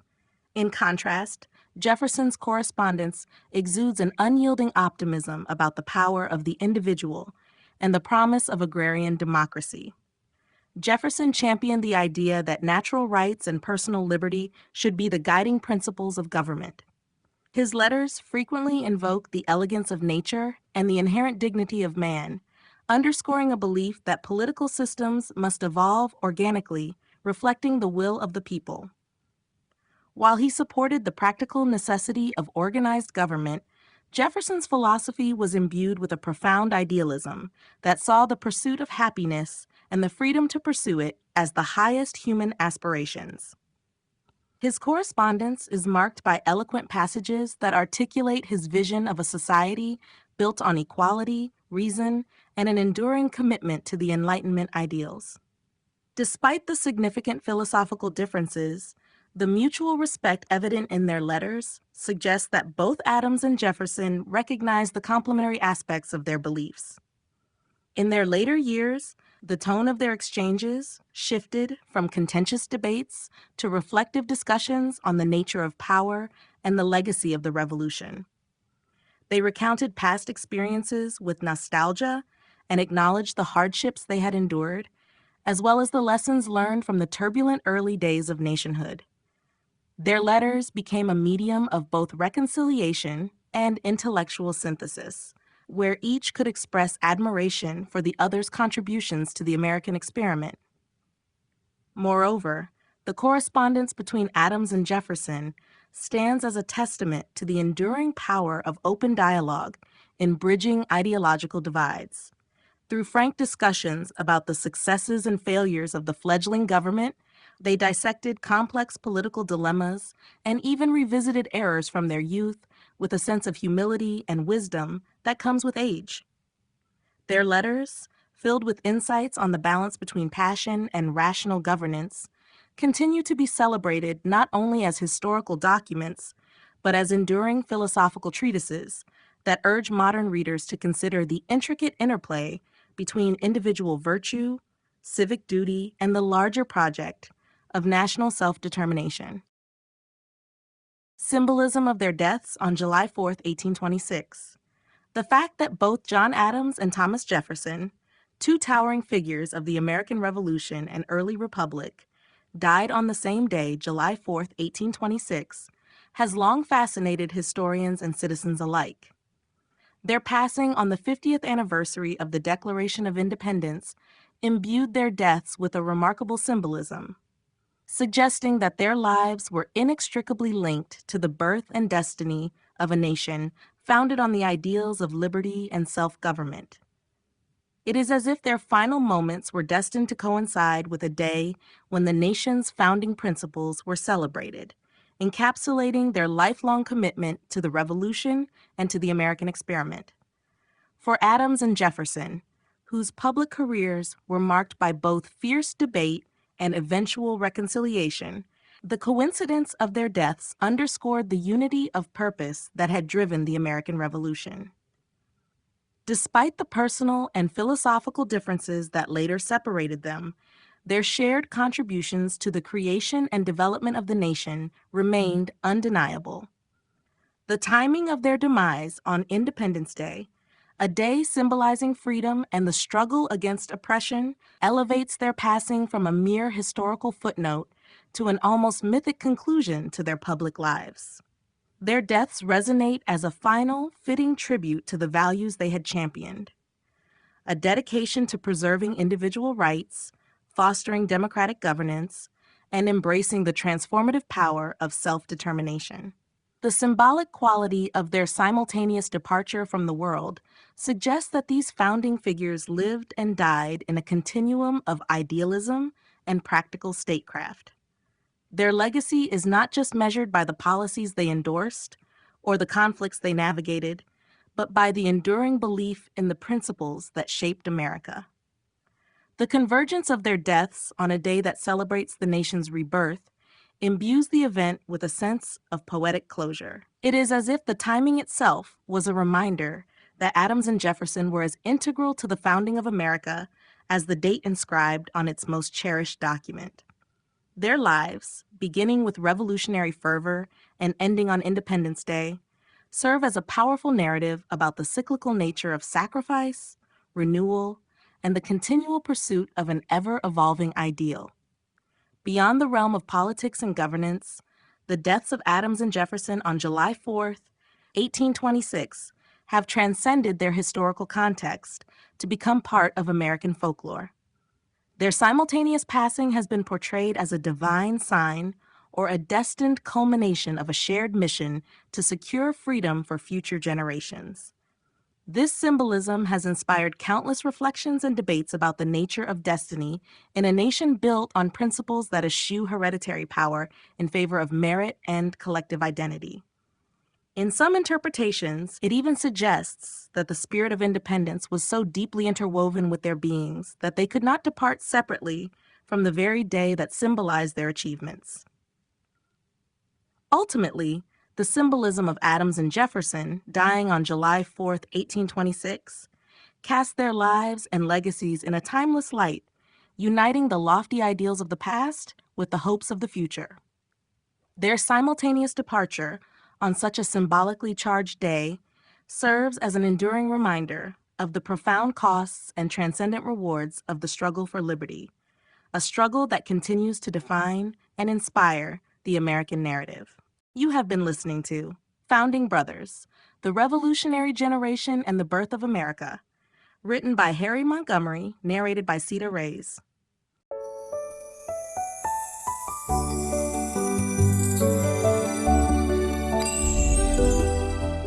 The Age of Jackson, The Rise of Democracy in America, written by Harry Montgomery, narrated by Cedar Reyes.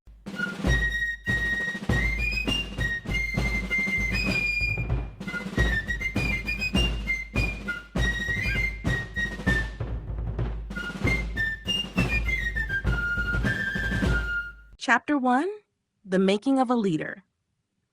Andrew Jackson's rise to prominence began in the backwoods of the Carolinas, where he was born in 1767 to Irish immigrant parents. Orphaned at a young age and shaped by the violence of the Revolutionary War, Jackson's early years were filled with hardship and struggle. These formative experiences instilled in him a fierce independence and an unwavering sense of personal honor, traits that would define his character for the rest of his life. Largely self-taught and known for his fiery temper, Jackson developed a reputation for toughness, earning the nickname Old Hickory from soldiers who served under him. Despite limited formal education, he pursued a career in law and eventually moved westward to Tennessee, where he would find opportunity and recognition.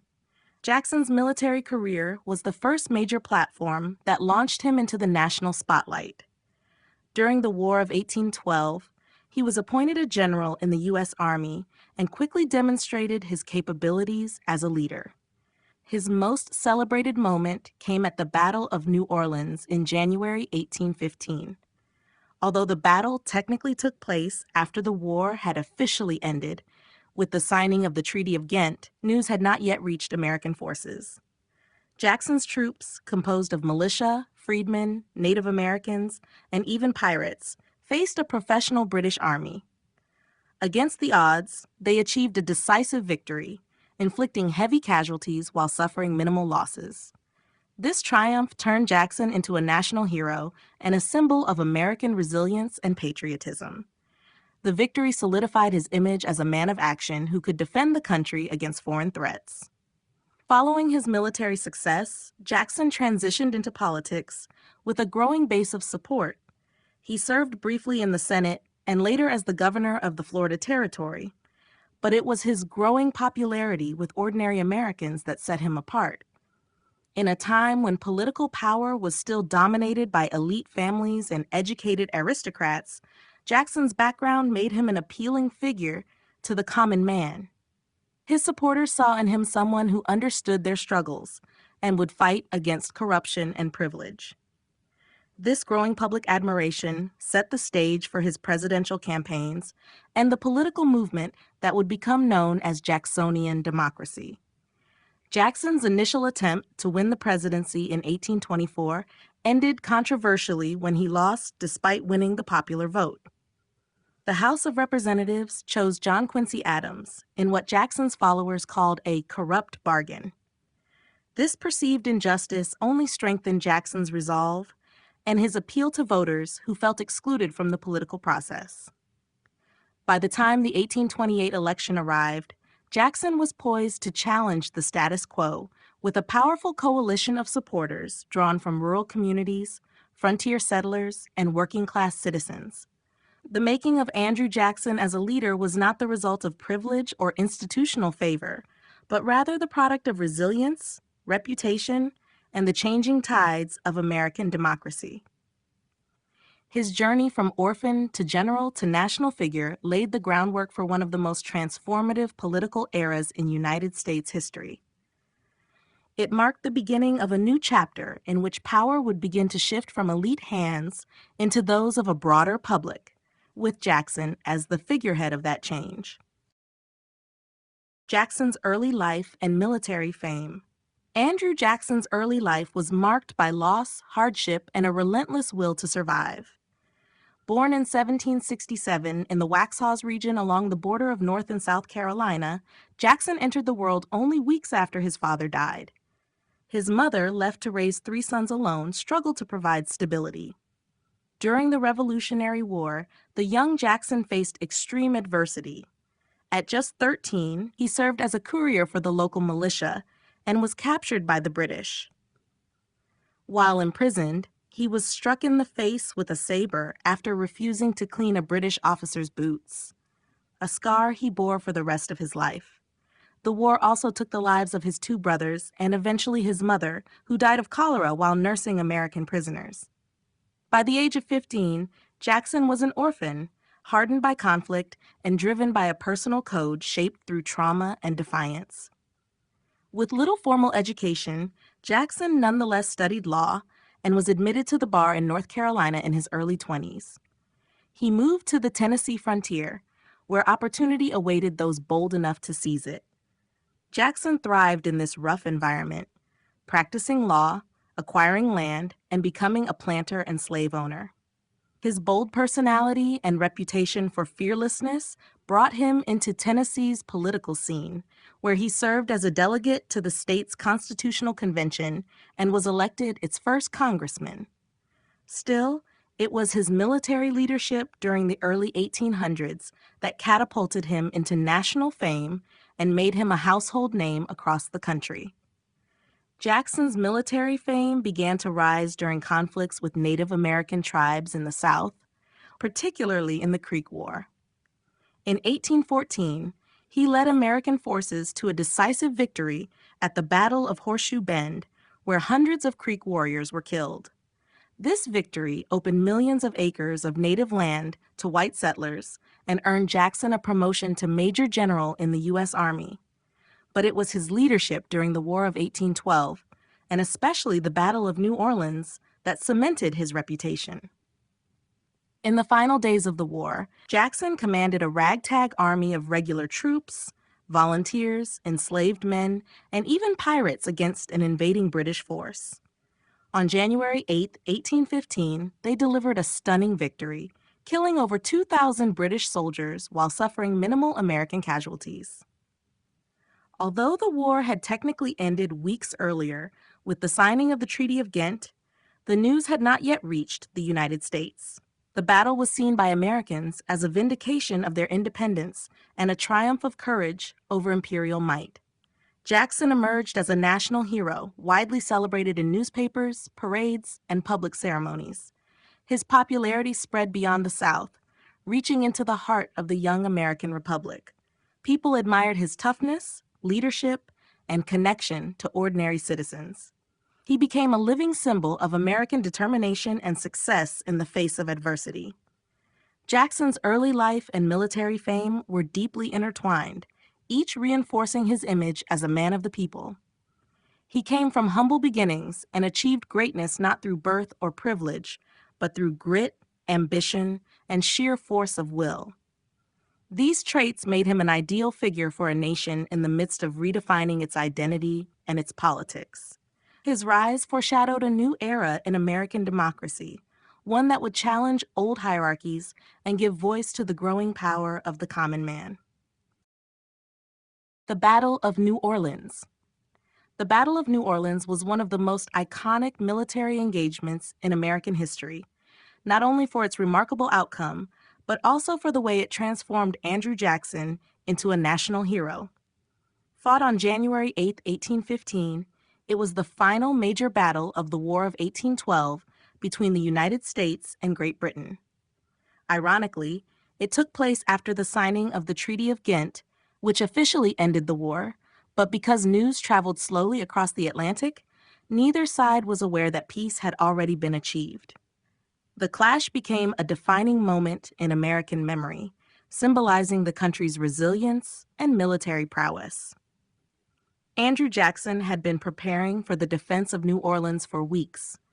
Aware of the strategic importance of the port city at the mouth of the Mississippi River, Jackson understood that its capture by British forces could cripple the United States economically and politically. He arrived in New Orleans in December 1814 and immediately began organizing a defensive force composed of regular army troops, state militias, free black soldiers, Native American allies, and even pirates led by the infamous John Lafitte. Despite the ragtag nature of this diverse force, Jackson's leadership and ability to unite these groups under a common cause proved critical to the coming battle. The British, confident in their military superiority, launched an ambitious assault on the city, hoping for a swift victory. They sent over 8,000 well-trained troops under the command of General Edward Pakenham to take New Orleans. Jackson, outnumbered and outgunned, set up strong defensive positions on the plains below the city, constructing earthworks and barriers along the Rodriguez Canal. As the British advanced on the foggy morning of January 8th, they encountered withering fire from Jackson's entrenched defenders. American riflemen, artillery crews, and even local volunteers inflicted massive casualties on the attackers. The assault turned into a disaster for the British. General Pakenham was mortally wounded in the fight, and his men, facing relentless gunfire and confused by the terrain, were forced to retreat in chaos. In just under an hour, the British suffered over 2,000 casualties, including nearly 300 dead, while the Americans lost fewer than 100 men. The lopsided nature of the victory stunned observers on both sides and created a surge of patriotic pride in the United States. For Andrew Jackson, the battle was a turning point. Newspapers praised his leadership and courage, and ordinary citizens celebrated him as the man who saved the nation from a second British invasion. The victory at New Orleans was hailed as proof that the young republic could defend itself against even the most formidable European powers. Jackson's popularity skyrocketed, and he quickly became a figure of national importance, a symbol of the common man's strength and determination. The significance of the Battle of New Orleans went far beyond its military consequences. It helped solidify a distinct American identity and instilled a renewed sense of confidence in the country's future. For Jackson, it provided the foundation for his eventual rise to the presidency, where he would continue to champion the ideals of democracy and popular rule. The memory of the battle lingered in American culture for generations, a testament to the extraordinary power of unity, strategy, and resilience in the face of overwhelming odds. The road to national recognition.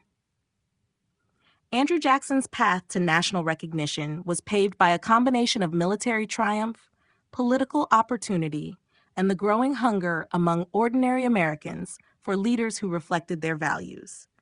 After the stunning victory at the Battle of New Orleans, Jackson emerged from the War of 1812 as the most celebrated military figure in the country. The press hailed him as a savior of the Republic, and citizens across the expanding frontier admired his rugged image and no-nonsense leadership. But while battlefield glory provided the spark, it was Jackson's continued presence in public affairs and his ability to connect with a broad swath of the population that cemented his national stature. In the immediate aftermath of the war, Jackson remained active in military and territorial matters. He was appointed commander of U.S. forces in the southern region, where he clashed with Spanish authorities and native tribes in Florida. In 1818, he led an unauthorized military expedition into Spanish Florida, attacking Seminole villages and even seizing the Spanish fort at Pensacola. Though his actions drew criticism from some quarters in Washington, many Americans praised his decisive handling of the conflict. Jackson's aggressive tactics ultimately pressured Spain to cede Florida to the United States in the Adams-Onis Treaty of 1819, a diplomatic success that further enhanced his image as a man who got results. The Florida campaign showed that Jackson was not only a skilled general, but also a powerful symbol of American expansionism. His willingness to defy diplomatic norms resonated with citizens who saw the frontier as a land of opportunity, one that should be secured and settled for the benefit of the nation. This expansionist mindset, tied to the growing belief in manifest destiny, found a perfect representative in Jackson. He was a living embodiment of the restless, ambitious spirit that defined the early 19th century American experience. Politically, Jackson's popularity grew steadily. He was nominated for the presidency in 1824 along with several other candidates, including John Quincy Adams, William H. Crawford, and Henry Clay. In a four-way race, Jackson won the most popular votes and electoral votes, but failed to secure a majority. The election was decided by the House of Representatives, where Clay, who had finished fourth, threw his support behind Adams. When Adams won and appointed Clay as Secretary of State, Jackson's supporters denounced the outcome as a corrupt bargain. This perceived betrayal of the people's will only strengthened Jackson's political appeal. He began campaigning for the 1828 election almost immediately, now with the full backing of a growing and energized base. The road to national recognition also involved Jackson's careful cultivation of a new political identity. He and his allies cast him as a champion of the common man, an outsider to the elite circles of Washington, and a defender of the democratic spirit. His rugged background, military reputation, and disdain for aristocratic privilege made him an ideal candidate for a shifting electorate. Voters, particularly in the South and West, saw in Jackson someone who spoke their language and shared their values. By the late 1820s, Jackson was no longer just a war hero. He was a national figure poised to redefine American politics. His journey from orphaned frontier youth to the threshold of the presidency illustrated the dramatic social and political changes sweeping the country. As the tide of democracy continued to rise, Andrew Jackson stood ready to ride its wave to the highest office in the land.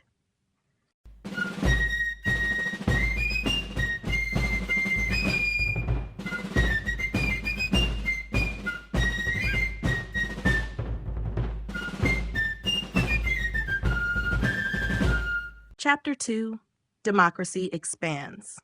The era of Andrew Jackson marked a significant transformation in American democracy, as political participation widened and power began shifting away from the entrenched elites toward a broader segment of the population. This transformation did not happen overnight, but Jackson's rise to prominence symbolized the momentum of a growing democratic impulse that had been building since the founding of the Republic. By the 1820s, the country was undergoing profound political, social, and economic changes that challenged the old order and gave new voice to farmers, laborers, and settlers who had previously been left out of national decision-making. Jackson's presidency embodied the triumph of this movement, as it redefined what it meant to be a participant in American public life. One of the most important changes during this period was the expansion of voting rights. In the early years of the Republic, most states limited suffrage to white male property owners, a restriction that effectively excluded a large portion of the population. But by the 1820s, pressure was mounting to broaden access to the ballot. As new Western states entered the Union, many adopted more democratic constitutions that eliminated property requirements for voting. Older states followed suit, often in response to political activism and the rise of mass political parties that sought to mobilize voters. The result was a significant increase in voter participation, particularly among working-class white men who had previously been marginalized. This dramatic shift in the electorate helped fuel Jackson's 1828 campaign and contributed to his eventual victory. The election of 1828 was a landmark moment in the expansion of democracy. It was one of the first presidential elections in which the popular vote played a decisive role, and it saw unprecedented levels of voter turnout. Jackson's campaign capitalized on his image as a man of the people, a war hero who had risen from humble beginnings without the benefit of elite education or family connections. His supporters portrayed him as a true representative of the American spirit, in contrast to John Quincy Adams, who was seen as a symbol of aristocracy and privilege. The election itself was marked by intense personal attacks and a highly organized party structure laying the foundation for the modern campaign system. Beyond voting rights and electoral politics, Jacksonian democracy also influenced the structure and ideology of the American political system. Jackson and his followers believed that government should reflect the will of the majority, and they were suspicious of institutions they saw as undemocratic, such as the National Bank and the judiciary. Jackson's presidency was characterized by efforts to reduce the power of entrenched interests and to make government more responsive to the average citizen. While critics accused him of overreach and demagoguery, his administration fundamentally altered the expectations of what a president could do and who could wield political power. The expansion of democracy in the Jacksonian era was not without its contradictions. Women, Native Americans, and African Americans were still largely excluded from the political process. Yet for white men across the country, especially those in the new states and frontier regions, this period represented a dramatic opening of political opportunity. Jackson's presidency helped legitimize the idea that leadership should come from the people, not just the privileged few. It was a time when the voice of the majority began to assert itself more forcefully in American life, reshaping the nation's institutions and laying the groundwork for future struggles over inclusion and equality. The rise of the common man. The Jacksonian era heralded a profound change in American political life, defined by the ascendance of the common man as a central figure in national affairs. This shift reflected growing discontent with entrenched elites and a rising belief that government should serve the broader population, not just the wealthy and well-connected. Andrew Jackson, with his humble origins, fiery personality, and defiance of aristocratic norms, became the embodiment of this democratic spirit. His popularity was not merely the result of military victories or political maneuvering. It was deeply rooted in the cultural and social transformation sweeping across the country, where ordinary citizens began to assert their role in shaping the nation's destiny. In the decades following the American Revolution, the ideal of equality began to take on a new meaning. While the founding generation emphasized liberty and the rule of law, Jackson's time emphasized the idea that political power should rest with the people themselves. The frontier expansion of the early 19th century played a crucial role in this transformation. As settlers moved westward and carved out new communities, they brought with them a more egalitarian mindset, less beholden to traditional class structures. The new states that emerged often had more inclusive constitutions, eliminating property requirements for voting and encouraging broader political participation. These developments made the political landscape far more accessible to working-class white men who had previously been shut out of the process. Andrew Jackson capitalized on these changes like no one before him. He presented himself as one of the people, a self-made man who had risen through personal grit rather than inherited privilege. His background as a frontier lawyer, soldier, and planter resonated with Americans who had little in common with the educated, wealthy elites of the East. Jackson's blunt manner, distrust of centralized power, and fierce patriotism appealed to voters tired of what they saw as corruption and backroom deals in Washington. His 1828 campaign focused on building a broad coalition of farmers, laborers, and frontier settlers, emphasizing his identity as a true representative of the people's interests. Once in office, Jackson pursued policies that reflected his populist leanings. He challenged institutions that he believed favored the rich, most notably the Second Bank of the United States, which he saw as a tool of elite control. He also implemented the spoils system, arguing that rotating government jobs among loyal supporters democratized government service, though critics viewed it as a means of rewarding political allies. Still, these actions further strengthened his image as a leader willing to confront the establishment on behalf of ordinary Americans. The rise of the common man, however, was not universally inclusive. While white men without property were gaining new political rights, women, Native Americans, and African Americans remained disenfranchised and marginalized. Jacksonian democracy expanded access for some while reinforcing barriers for others. Nevertheless, The idea that political legitimacy came from the people, not privilege, became firmly embedded in the national consciousness. This period marked a turning point in American democracy, as political discourse shifted toward majority rule and mass participation. Jackson's presidency symbolized the arrival of a new kind of politics, one where charisma, public opinion, and personal connection mattered more than pedigree. The rise of the common man was not just a slogan, it was a movement that redefined what it meant to be American and who had the right to shape the country's future. Changes in voting rights. During the Jacksonian era, the United States experienced a dramatic transformation in its political system, most notably in the expansion of voting rights. The early years of the Republic had been characterized by a restricted electorate, where property ownership and wealth were often prerequisites for participation in elections.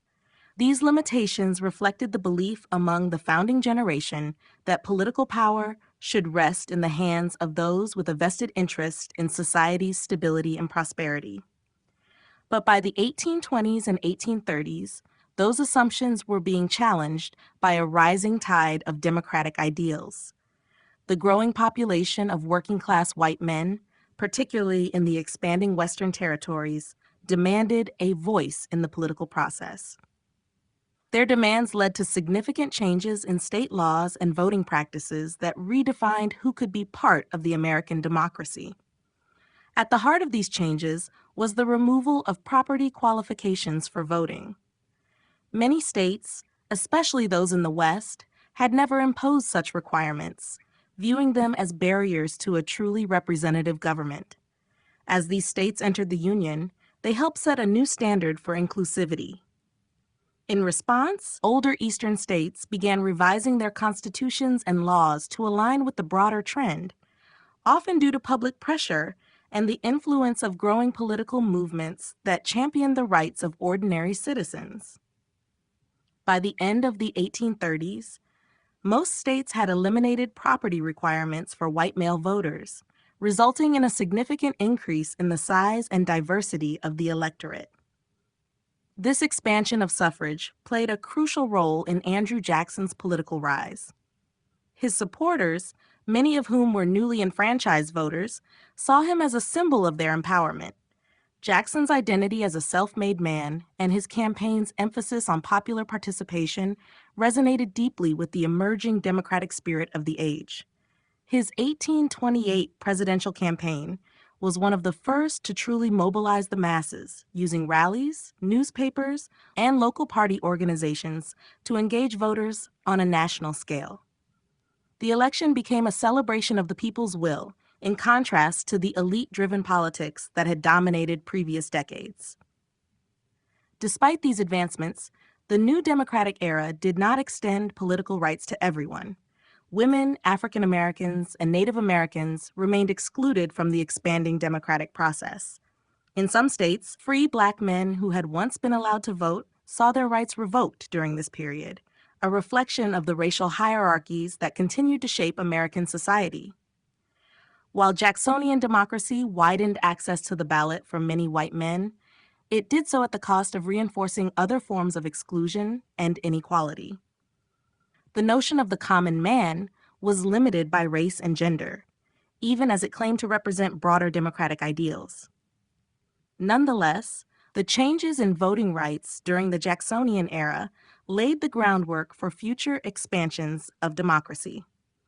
The idea that government should reflect the will of the people became more firmly entrenched in American political culture. Voter participation surged, political parties evolved to accommodate mass involvement, and elections took on a new level of significance. These developments marked a turning point in the nation's political history, as voting became not just a privilege for the few, but a fundamental expression of citizenship for many. The 1828 election and its impact. The election of 1828 was a watershed moment in American political history, representing not only the triumph of Andrew Jackson, but also a dramatic shift in how politics functioned in the United States.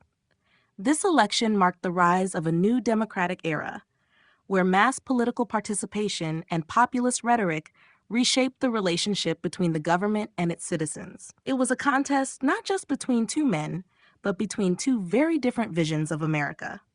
On one side stood John Quincy Adams, the sitting president, a Harvard-educated son of a founding father who represented the established political elite. On the other side stood Andrew Jackson, a military hero and self-made man who claimed to represent the interests of ordinary Americans.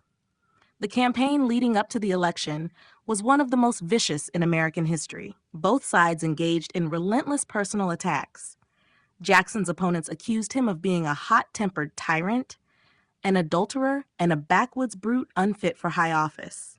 Adams's allies spread rumors and published pamphlets attacking Jackson's wife, Rachel, for their allegedly scandalous marriage, causing her significant emotional distress. In response, Jackson's supporters painted Adams as an aloof aristocrat who had secured the presidency in 1824 through a corrupt bargain with Henry Clay. These deeply personal and often slanderous tactics stirred intense public interest, drawing voters into a heated and emotional political fight. At the heart of the election was the question of who should hold power in the Republic. Jackson campaigned as the champion of the common man, promising to restore the government to the people and break the grip of entrenched interests. He benefited from the recent expansion of voting rights, as many states had eliminated property qualifications for white male voters. This allowed millions of new voters to participate in national politics for the first time, and Jackson's message of inclusion and empowerment struck a powerful chord. His campaign pioneered the use of organized rallies, partisan newspapers, and coordinated local committees to build support across a wide geographic area. When the votes were counted, Jackson won a decisive victory, carrying a large majority of both the popular and electoral votes. His election was seen as a rebuke of elite political control and a validation of popular sovereignty. For many Americans, especially those in the South and West, Jackson's rise to power symbolized the beginning of a more democratic and responsive government. However, for others, especially in the Northeast and among the political class, it signaled a dangerous shift toward populism and mob rule. The impact of the 1828 election was felt immediately and profoundly. Jackson's presidency ushered in what became known as the Age of Jackson, characterized by expanded political participation, a stronger executive branch, and growing tensions over issues like federal power, banking, and Native American policy. The election also marked the solidification of the two-party system, with Jackson's supporters forming the core of what would become the Democratic Party. Future campaigns would follow the model established in 1828, relying on emotional appeals, mass mobilization, and a direct connection between candidates and voters. The 1828 election reshaped American democracy. It brought millions into the political process, redefined the role of the presidency, and demonstrated the power of popular will. Its legacy endures as a turning point where the voice of the people began to more directly influence the course of the nation.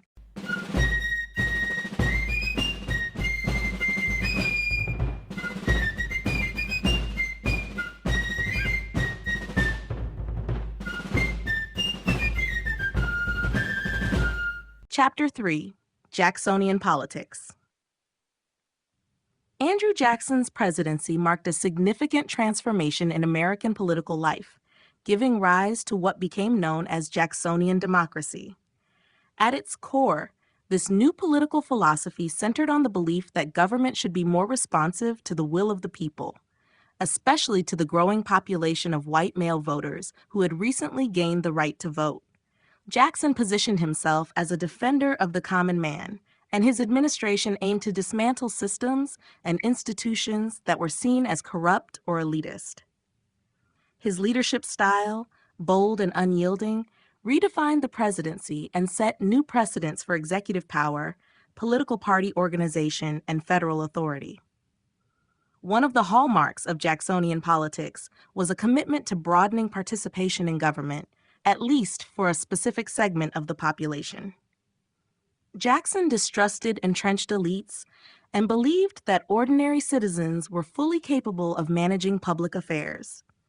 This belief helped justify the implementation of the spoils system, in which political supporters were rewarded with government jobs. Jackson argued that rotating officials in and out of office prevented corruption and ensured that government remained connected to the people it served. Critics, however, saw this as a way to fill public offices with unqualified loyalists, leading to inefficiency and patronage-driven corruption. Still, the spoils system became a defining feature of Jacksonian governance, reinforcing the idea that politics was no longer just the domain of the privileged few. Jackson also revolutionized presidential power through his frequent and assertive use of the veto. Prior presidents had used the veto power sparingly, typically reserving it for cases of constitutional conflict. Jackson, however, employed the veto as a political tool, striking down legislation he believed was harmful or misaligned with the interests of the people. The most famous example was his veto of the recharter of the Second Bank of the United States. Jackson viewed the bank as a symbol of concentrated financial power and a threat to democracy, arguing that it favored wealthy investors at the expense of ordinary Americans. His veto message laid out a vision of the presidency as the direct voice of the people, challenging Congress and reshaping the balance of power within the federal government.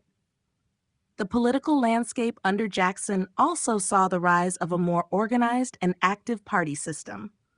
The Democratic Party, under Jackson's leadership, became a powerful force, uniting farmers, laborers, and frontier settlers under a common banner. Opponents of Jackson, alarmed by his concentration of power and populist tactics, formed the Whig Party in response. This two-party rivalry introduced a new level of competition and energy to American politics, with each side vying for mass support and control of public opinion. Despite its claims to democratic expansion, Jacksonian politics excluded large portions of the population. Women, Native Americans, and African Americans remained disenfranchised or were actively oppressed during Jackson's presidency.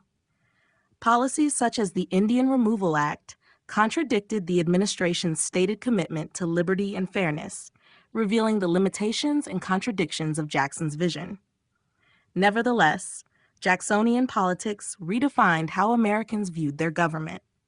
It brought new energy and participation into the political system and changed the role of the president in ways that would endure for generations. The era challenged traditional structures, empowered a broader electorate, and laid the foundation for a more engaged and contentious political culture. The spoils system. The spoils system became one of the most controversial features of Andrew Jackson's presidency and a defining characteristic of Jacksonian democracy. At its core, the spoils system involved rewarding political supporters with government jobs, replacing previous office holders who were often long-serving and experienced, but seen by Jackson as representatives of a political elite. Jackson believed that regular turnover in government positions was a democratic necessity, preventing entrenchment of power and encouraging broader participation in public life. This practice dramatically altered how political appointments were handled and changed the relationship between political parties and the federal government. Jackson's justification for the spoils system was rooted in his belief that government should belong to the people, not an elite class of bureaucrats. He viewed public office not as a lifelong career, but as a temporary service role that any honest and capable citizen could perform. This perspective aligned with the broader goals of Jacksonian democracy, which sought to dismantle aristocratic influence and elevate the role of the average white man in government. Upon taking office, Jackson quickly moved to replace hundreds of federal employees with loyalists, arguing that such action was necessary to restore the government's responsiveness and integrity. Supporters of the spoils system praised it as a means of democratizing government.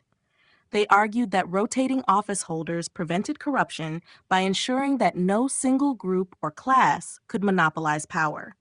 It also offered opportunities to individuals from modest backgrounds who had previously been excluded from public service. For many Jacksonians, the system symbolized the dismantling of elitism and the realization of political equality, at least for white men. However, critics were quick to denounce the spoils system as political cronyism. They argued that it prioritized loyalty over competence, resulting in the appointment of individuals who lacked the experience or qualifications necessary for effective governance. Many feared that it fostered corruption and inefficiency as public offices became prizes for partisan loyalty rather than instruments of public service. Jackson's opponents claimed that the system undermined the meritocratic ideals of the Republic and led to the degradation of public administration. The spoils system also had long-term consequences for the structure of American politics. It deepened the connection between party loyalty and public employment, effectively tying government service to political allegiance. This created an incentive for citizens to align with political machines, knowing that support during elections could be rewarded with a job. As political parties grew more organized and powerful, the distribution of government positions became an essential part of political strategy. Future presidents from both parties would adopt the spoils system to some extent, leading to a deeply politicized federal workforce that persisted for decades. By institutionalizing patronage, the spoils system helped solidify the role of mass political parties in American democracy. It expanded access to government for many who had previously been shut out, while simultaneously raising questions about the balance between democratic participation and administrative competence. Though eventually curbed by civil service reforms in the late 19th century, the spoils system's legacy remains an important chapter in the evolution of American political practice. It illustrated both the strengths and weaknesses of Jacksonian ideals, showing how efforts to promote equality and inclusion could sometimes clash with the need for professional and impartial governance. The Bank War. The Bank War was one of the most defining and dramatic conflicts of Andrew Jackson's presidency, symbolizing his deep distrust of concentrated financial power and his fierce defense of what he believed to be democratic principles. At the center of the controversy was the Second Bank of the United States, a federally chartered institution that acted as the government's fiscal agent and held vast influence over the nation's economy. While the bank had powerful supporters in Congress and among the business elite, Jackson viewed it as a dangerous monopoly that served the wealthy at the expense of ordinary Americans. His campaign to destroy the bank became a political and ideological battle that reshaped the nation's financial system and tested the limits of presidential authority. The Second Bank had been created in 1816 to stabilize the economy following the financial disarray of the War of 1812. Under the leadership of Nicholas Biddle, the bank became a central institution in managing the nation's credit, regulating currency, and restraining reckless lending by smaller state banks. To many in the business community, it represented financial discipline and economic growth. But to Jackson and his supporters, the bank was an unelected, unaccountable body that held too much power over the people's money. They believed it favored Eastern elites, manipulated credit for political purposes, and posed a threat to the democratic order. The conflict came to a head in 1832 when Congress passed a bill to renew the bank's charter, which was not set to expire until 1836. The move was orchestrated by bank supporters, including Senator Henry Clay, who hoped to use Jackson's opposition to the bank as a political weapon in the upcoming presidential election. Jackson responded by vetoing the recharter bill, issuing a forceful message that framed the bank as incompatible with American values. He argued that the institution concentrated too much economic power in too few hands and violated the principle of equality under the law. His veto was not just a rejection of the bill, it was a bold assertion of executive power and a declaration of his vision for the Republic. Jackson's veto was popular among his base, and he went on to win re-election in 1832 by a wide margin. Emboldened by this victory, he escalated the conflict by ordering the removal of federal deposits from the bank, placing them instead in selected state banks, often referred to as pet banks. This action, taken without congressional approval, triggered a constitutional crisis and led to a Senate censure of Jackson, the first and only time a sitting president was formally censured by the Senate. Nicholas Biddle responded by tightening credit and calling in loans, hoping to create economic instability that would force Jackson to back down. But the public largely sided with Jackson, and the bank's influence gradually diminished as its charter expired. The bank war had lasting consequences. In the short term, it contributed to economic volatility, including a speculative boom followed by the Panic of 1837. In the long run, it altered the balance of power between the branches of government and reinforced the president's role as a direct representative of the people. It also marked a turning point in the debate over economic policy and federal authority, illustrating the fierce tensions between democracy and capitalism that would continue to shape American politics. Jackson's use of presidential power. Andrew Jackson's presidency marked a dramatic shift in the role and power of the American executive branch. Throughout his time in office, Jackson redefined the presidency by expanding its influence and utilizing it as a direct tool for executing his policies. Jackson's approach to presidential power was rooted in his belief that the president should serve as the direct representative of the people, challenging the notion that the government should be controlled by an elite few. His leadership style was characterized by decisive action, often bypassing traditional checks and balances, which led to both admiration and criticism. Jackson's assertive use of power set a new precedent for future presidents and helped shape the modern American presidency. One of the clearest examples of Jackson's expansive view of presidential authority was his frequent use of the veto. Unlike his predecessors, who reserved the veto for issues related to constitutional interpretation, Jackson used the veto as a political tool to challenge laws he believed were harmful to the interests of the common people. His veto of the recharter of the Second Bank of the United States in 1832 was perhaps the most famous example. Jackson believed the bank was a monopoly that concentrated too much economic power in the hands of a few elites, undermining the democratic principles of the republic. His veto not only blocked the renewal of the bank's charter, but also set the stage for a confrontation with Congress over the limits of executive power. Jackson's veto message was a bold assertion of presidential authority, in which he argued that the president had a right to veto bills based on their perceived fairness to the people, not just their constitutionality. Jackson also used his executive power to reshape the federal bureaucracy. Through the implementation of the spoils system, Jackson removed many government employees from office and replaced them with loyal supporters. He argued that this would prevent corruption by rotating office holders and ensuring that the government reflected the will of the people. Critics, however, saw this as a way to reward political allies and to fill positions with individuals who were often unqualified for the tasks at hand. Despite the controversy, Jackson's practice of rewarding loyalists became a lasting feature of American politics, further consolidating the president's control over the executive branch. Another significant example of Jackson's assertive use of power came during the nullification crisis.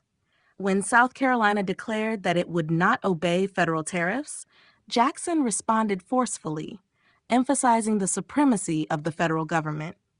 He threatened military action and pushed Congress to pass the Force Bill, which granted him the authority to use the military to enforce federal laws.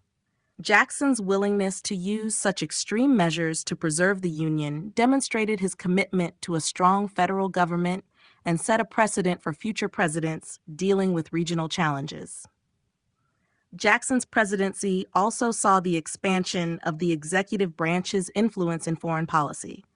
His approach to diplomacy was marked by a willingness to take bold, sometimes unilateral actions, as seen in his handling of foreign relations with Britain and Spain. In particular, his military actions in Florida, which led to the acquisition of the territory from Spain, exemplified his use of executive power to further national interests, even without explicit congressional approval. Jackson's use of presidential power fundamentally altered the dynamics of American government. His presidency emphasized the centralization of power in the executive branch, laying the groundwork for the modern presidency. While his methods were often controversial, they underscored the growing importance of the president as a national figure and a key player in both domestic and foreign affairs.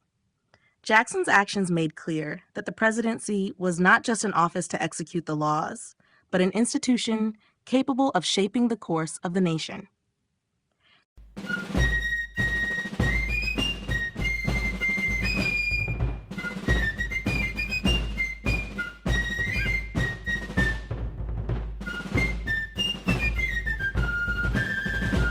Chapter 4: Conflict and Controversy.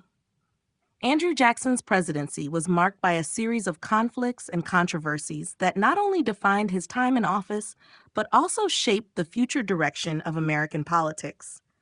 While Jackson was a popular figure among many, especially those who supported his vision of a stronger democracy for the common man, his actions and policies often sparked fierce opposition. These disputes highlighted the deepening divisions in the country, particularly over issues such as states' rights, federal authority, and the role of the government in regulating the economy. Jackson's presidency was, in many ways, a battle over the power of the federal government versus the rights of individual states and citizens. One of the most significant controversies of Jackson's presidency was the nullification crisis of 1832 to 1833. This crisis was triggered by South Carolina's decision to declare that it would not enforce the federal tariff laws, which they viewed as harmful to their economy. South Carolina argued that individual states had the right to nullify or ignore federal laws they deemed unconstitutional. Jackson, a staunch advocate of federal authority, was unwilling to allow any state to defy the national government. He responded forcefully, issuing a proclamation that condemned South Carolina's actions and reaffirmed the supremacy of federal law. Jackson also requested the passage of the Force Bill, which authorized him to use military force if necessary to ensure compliance with federal tariffs. While the crisis was eventually resolved peacefully through a compromise negotiated by Henry Clay, the nullification crisis highlighted the tensions between the federal government and states' rights that would continue to simmer in the coming decades. Another major point of contention during Jackson's presidency was his aggressive stance on Native American removal. One of his most controversial actions was the signing of the Indian Removal Act of 1830, which authorized the forced relocation of thousands of Native Americans from their ancestral lands to designated Indian territory west of the Mississippi River. Jackson argued that the removal was necessary to protect Native American tribes from encroaching white settlers and to open up land for farming and expansion. However, critics saw this as an unjust policy that violated the rights of Native peoples and subjected them to inhumane treatment. The most infamous event of the removal process was the Trail of Tears, during which thousands of Cherokee Creek and other tribes were forced to march westward under brutal conditions, leading to the deaths of many. The policy caused a lasting rift between Jackson and many of his political opponents, who viewed it as an overreach of executive power and a moral wrong. The Bank War also represented a major source of controversy during Jackson's time in office. Jackson's crusade against the Second Bank of the United States was rooted in his belief that the institution wielded too much economic power and favored the rich at the expense of ordinary Americans. In 1832, Jackson vetoed the recharter of the bank, and in the following years, he ordered the removal of federal deposits from the bank, transferring them to state-chartered banks. These actions, though popular with his supporters, sparked outrage among the bank's defenders, who saw Jackson's moves as a threat to financial stability. The political battle over the bank deepened divisions in the country, with Jackson's opponents accusing him of overreaching his powers and threatening economic ruin. Jackson's presidency was marked by a series of conflicts that highlighted his strong convictions and his willingness to challenge established institutions. While his policies won him the loyalty of many who believed in his populist vision, they also alienated numerous political elites and sparked fierce resistance. These controversies, particularly regarding the balance of power between the federal government and the states, as well as his treatment of Native Americans, would shape American political discourse for decades to come. Jackson's legacy, though celebrated by many, remains a subject of debate and criticism, reflecting the complexities of his leadership and the divisive nature of the issues he faced. The Nullification Crisis. The Nullification Crisis of 1832 to 1833 was one of the most significant and contentious moments in Andrew Jackson's presidency. It was a political confrontation between the federal government and the state of South Carolina that tested the limits of states' rights and the power of the presidency. At the heart of the crisis was South Carolina's objection to federal tariffs, particularly the tariff of 1828, which they believed unfairly favored northern industries at the expense of southern economies, which were largely dependent on agriculture and trade. South Carolina's response to the tariff was to declare that they would not enforce it within their borders, asserting their right to nullify federal laws they deemed unconstitutional. The crisis set the stage for a broader debate over the nature of federalism and the balance of power between the states and the federal government. South Carolina's nullification of the tariff laws was a direct challenge to the authority of the federal government. In 1832, after the tariff had been revised but still failed to meet South Carolina's demands, the state legislature convened a special convention that passed an ordinance declaring the tariff unconstitutional and unenforceable within the state. This action was grounded in the doctrine of nullification, which argued that individual states had the right to reject federal laws they deemed unconstitutional. The idea of nullification was based on the premise that the states, as sovereign entities, had voluntarily joined the Union and therefore had the right to determine the validity of federal laws. The doctrine had roots in the Virginia and Kentucky resolutions of 1798, which had been written by Thomas Jefferson and James Madison in response to the Alien and Sedition Acts. President Jackson, a staunch Unionist, vehemently opposed the idea of nullification. He believed that the survival of the Union was paramount, and he saw the South Carolina action as a dangerous precedent that could lead to the dissolution of the country. Jackson's response to the nullification crisis was swift and firm. He issued a proclamation to the people of South Carolina, declaring that nullification was incompatible with the Constitution and the survival of the Union. He argued that the Union was perpetual and that no state had the right to unilaterally nullify federal law. Jackson's rhetoric was forceful, and he warned South Carolina that secession would lead to war. To further demonstrate his commitment to preserving the Union, Jackson also requested that Congress pass the Force Bill, which would authorize him to use military force to enforce federal laws in South Carolina, if necessary. Despite Jackson's strong stance, the crisis was ultimately resolved peacefully. In 1833, after intense political pressure, a compromise was brokered by Senator Henry Clay.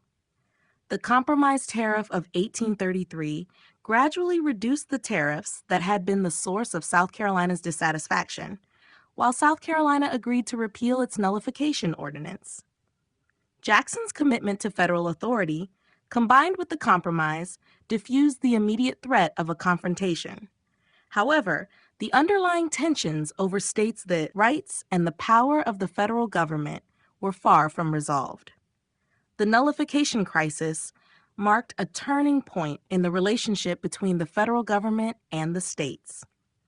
While Jackson's firm response helped preserve the Union and assert the supremacy of federal law, it also deepened the divisions between the North and South, particularly over issues like slavery and states' rights.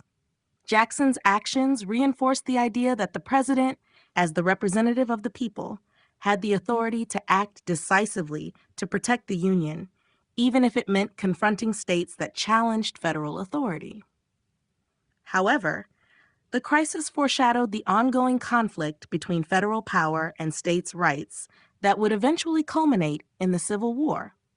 Jackson's handling of the nullification crisis solidified his reputation as a staunch defender of the Union, but it also exposed the deep ideological rifts that would continue to divide the nation. The role of Vice President Calhoun. John C. Calhoun, who served as Andrew Jackson's vice president during the first term of his presidency, played a significant and often contentious role in the political landscape of the Jacksonian era. Calhoun, a staunch advocate for states' rights and a prominent figure in the South, found himself at odds with Jackson over a variety of issues, most notably the nullification crisis. While Calhoun had initially been a strong supporter of Jackson, their relationship soured as their ideological differences grew, particularly over the question of federal power versus states' rights. Calhoun's role in Jackson's administration was marked by a series of political battles that ultimately led to his resignation as vice president and his lasting influence on the debates surrounding the Union and states' rights. Calhoun began his political career as a strong nationalist, advocating for a powerful federal government and supporting policies that promoted national unity, such as internal improvements and protective tariffs. However, by the early 1820s, his views began to shift, particularly in response to the growing influence of Northern industrial interests in American politics. Calhoun became increasingly sympathetic to the South's economic interests and began to champion the rights of states to reject federal laws they deemed unconstitutional. This shift in his political ideology would come to define his role in Jackson's administration and the nullification crisis that erupted in the early 1830s. The conflict between Jackson and Calhoun came to a head over the issue of the Tariff of 1828, which Southern states, including South Carolina, viewed as unfairly benefiting the North at the expense of the South. Calhoun, who was serving as vice president at the time, secretly authored the South Carolina Exposition and Protest, which argued that states had the right to nullify federal laws they found unconstitutional. This document laid the intellectual groundwork for the doctrine of nullification, which Calhoun would later champion during the nullification crisis. Jackson, on the other hand, saw the tariff as a necessary means of protecting American industries, and he strongly opposed any efforts to challenge the authority of the federal government. As tensions between Jackson and Calhoun grew over the issue of nullification, their personal relationship deteriorated. Calhoun's outspoken advocacy for states' rights put him at odds with Jackson's belief in a strong and unified federal government. The situation was further complicated by the personal dynamics within the Jackson administration, particularly the so-called Peggy Eaton affair, which centered on a social scandal involving members of Jackson's cabinet and their wives. Calhoun's wife, Floride, was one of the leaders of the opposition to Peggy Eaton, and the dispute led to a breakdown in relationships within the administration, exacerbating the rift between Jackson and Calhoun. The crisis reached its climax in 1832 when South Carolina declared that it would not enforce the federal tariff laws, invoking the doctrine of nullification. Jackson responded forcefully, issuing a proclamation that rejected the idea of nullification and reaffirmed the supremacy of federal law. Calhoun, who had previously championed the nullification doctrine, found himself in a difficult position. His loyalty to his home state of South Carolina clashed with his role as vice president, and the crisis ultimately led to his resignation from office in 1832. Calhoun's resignation was a significant moment in American political history, as it marked the first time a vice president voluntarily resigned due to a political conflict with the president. After resigning, Calhoun returned to South Carolina, where he would continue to be a leading advocate for states' rights and slavery. His political career did not end with his resignation. Instead, he went on to serve as a U.S. Senator from South Carolina, where he continued to play a pivotal role in the debates over the expansion of slavery and the South's relationship with the Union.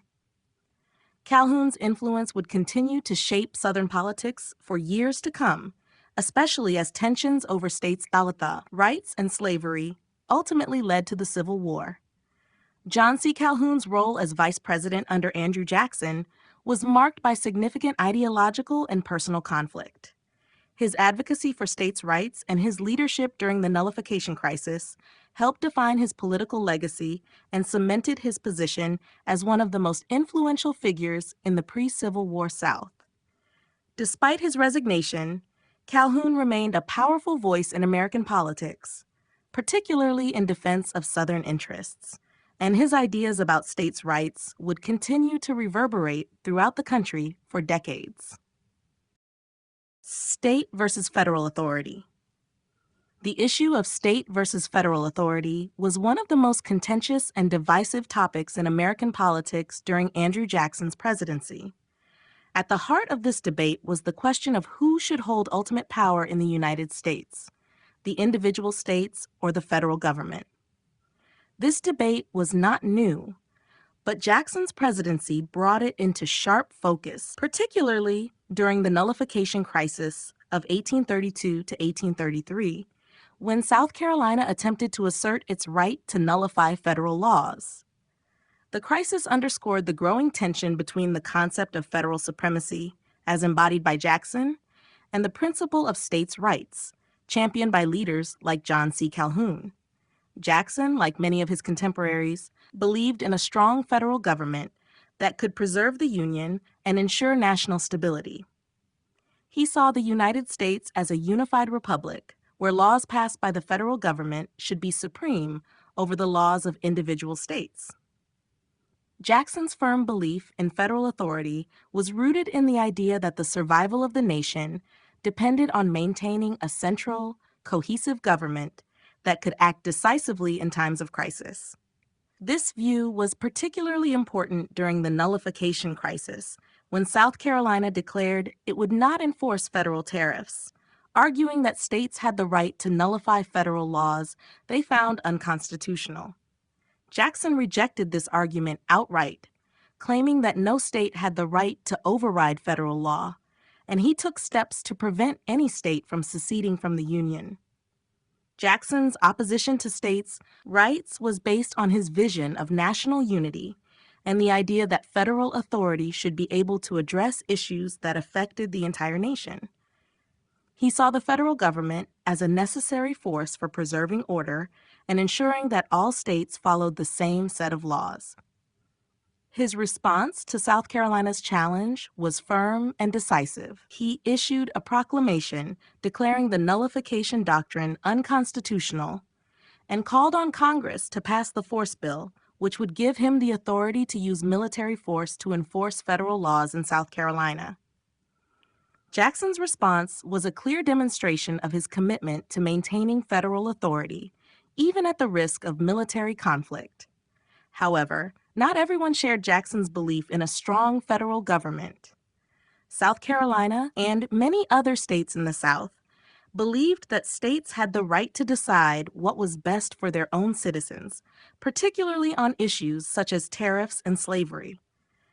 These states argued that the federal government should not have the power to impose laws that they saw as detrimental to their economies and way of life. This view was based on the doctrine of states' rights, which held that states had the power to nullify federal laws that they deemed unconstitutional. Leaders like Calhoun advocated for this principle, believing that the states, as sovereign entities, should have the final say on matters of policy that affected them directly. The nullification crisis ultimately ended without bloodshed, largely due to a compromise tariff that lowered the rates and a temporary de-escalation of tensions. However, The conflict highlighted the deep divisions in the country over the balance of power between the federal government and the states. While Jackson's firm stance against nullification reinforced the idea of federal supremacy, it also deepened the rift between the North and South, particularly over issues like slavery and economic policies. The crisis foreshadowed the ongoing struggles over states' rights that would continue to dominate American politics in the years leading up to the Civil War. The state versus federal authority debate did not end with the nullification crisis, but Jackson's handling of it set a precedent for future presidents. His firm belief in federal authority and the idea that the Union must be preserved at all costs became a hallmark of his presidency. Jackson's stance on this issue would continue to shape political discourse in America, as the balance between state power and federal power remained a central issue throughout the nation's history.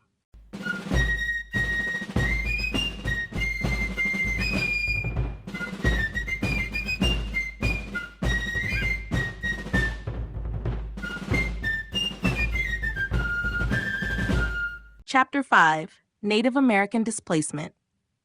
Native American displacement during Andrew Jackson's presidency represents one of the darkest chapters in American history. The forced removal of Native tribes from their ancestral lands, often referred to as the Trail of Tears, was a direct result of Jackson's policies, most notably the Indian Removal Act of 1830. Jackson's stance toward Native Americans was shaped by his belief that their land was needed for American expansion and that their assimilation into white society was not feasible. The Indian Removal Act, passed under his administration, authorized the federal government to negotiate treaties with Native tribes to relocate them west of the Mississippi River, opening up their lands for white settlement. What followed was the systematic and tragic removal of thousands of Native Americans, a process that caused immense suffering and loss. Jackson viewed the removal of Native tribes as a necessary policy for the progress of the United States. He believed that relocating the tribes to the Western territories would protect them from the encroaching pressures of white settlers and ensure their survival in a rapidly changing world. He also argued that by moving the tribes to less fertile lands, he could allow for the expansion of American agriculture, especially cotton, without the burden of conflicting interests.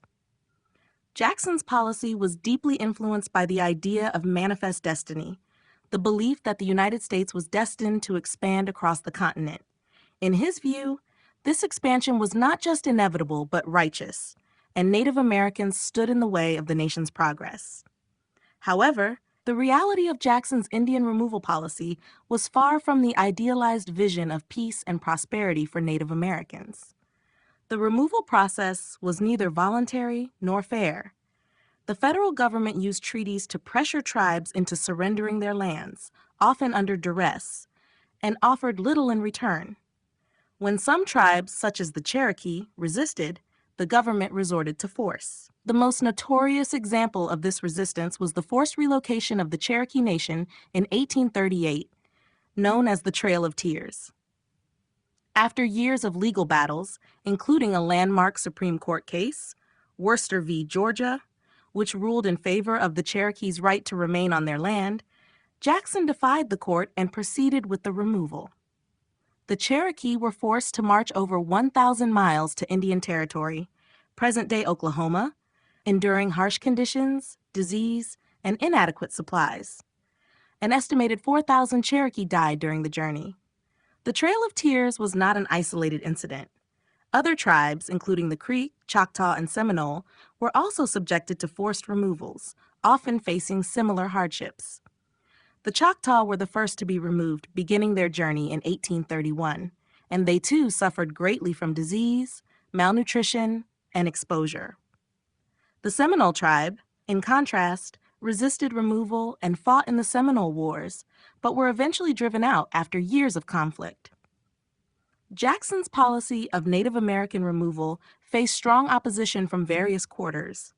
Missionaries, human rights advocates, and some members of Congress spoke out against the policy, condemning it as cruel and unjust.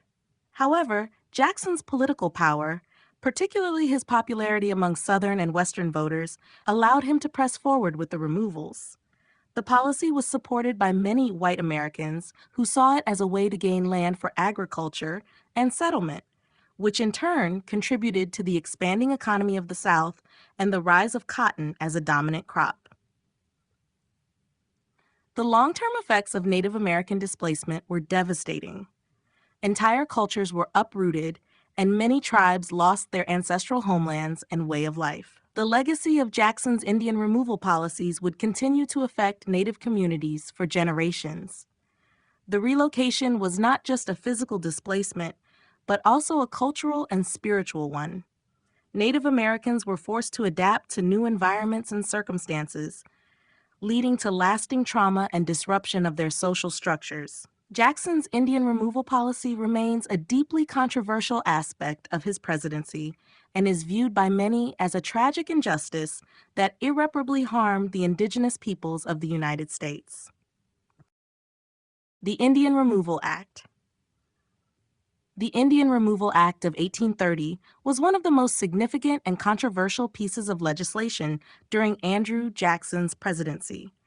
The act authorized the president to negotiate treaties with Native American tribes in the southeastern United States, enabling their forced relocation to lands west of the Mississippi River, an area designated as Indian Territory. Jackson believed that removal was the best solution for both the Native American tribes and for the expansion of the United States. He argued that relocation would protect Native Americans from the encroaching white settlers, prevent conflict, and allow the tribes to maintain their way of life in a less hostile environment. However, the policy led to the brutal and tragic displacement of thousands of Native Americans, with consequences that are still felt today.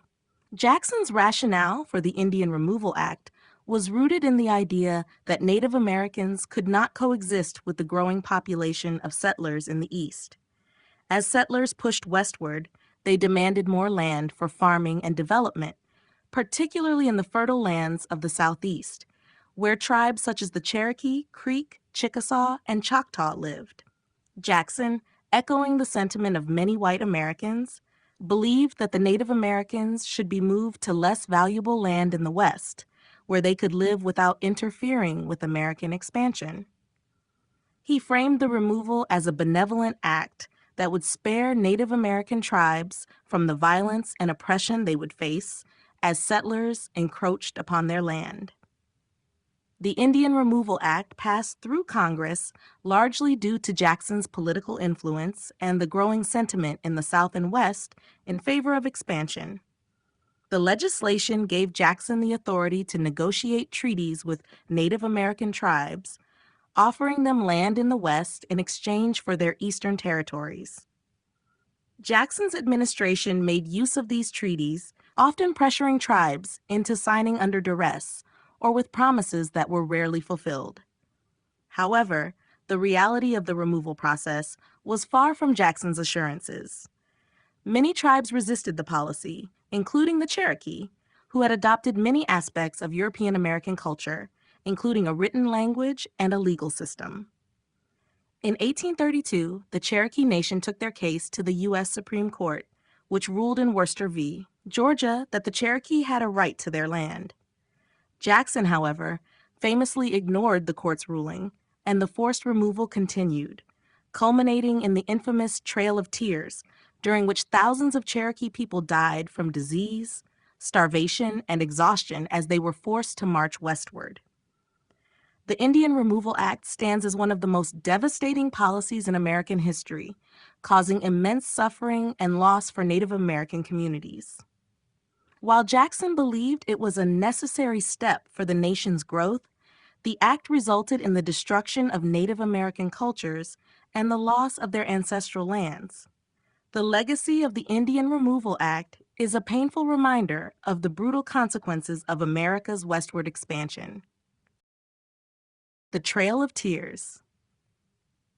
The Trail of Tears refers to the forced relocation of the Cherokee Nation and other Native American tribes from their ancestral lands in the southeastern United States to Indian Territory, present-day Oklahoma during the 1830s.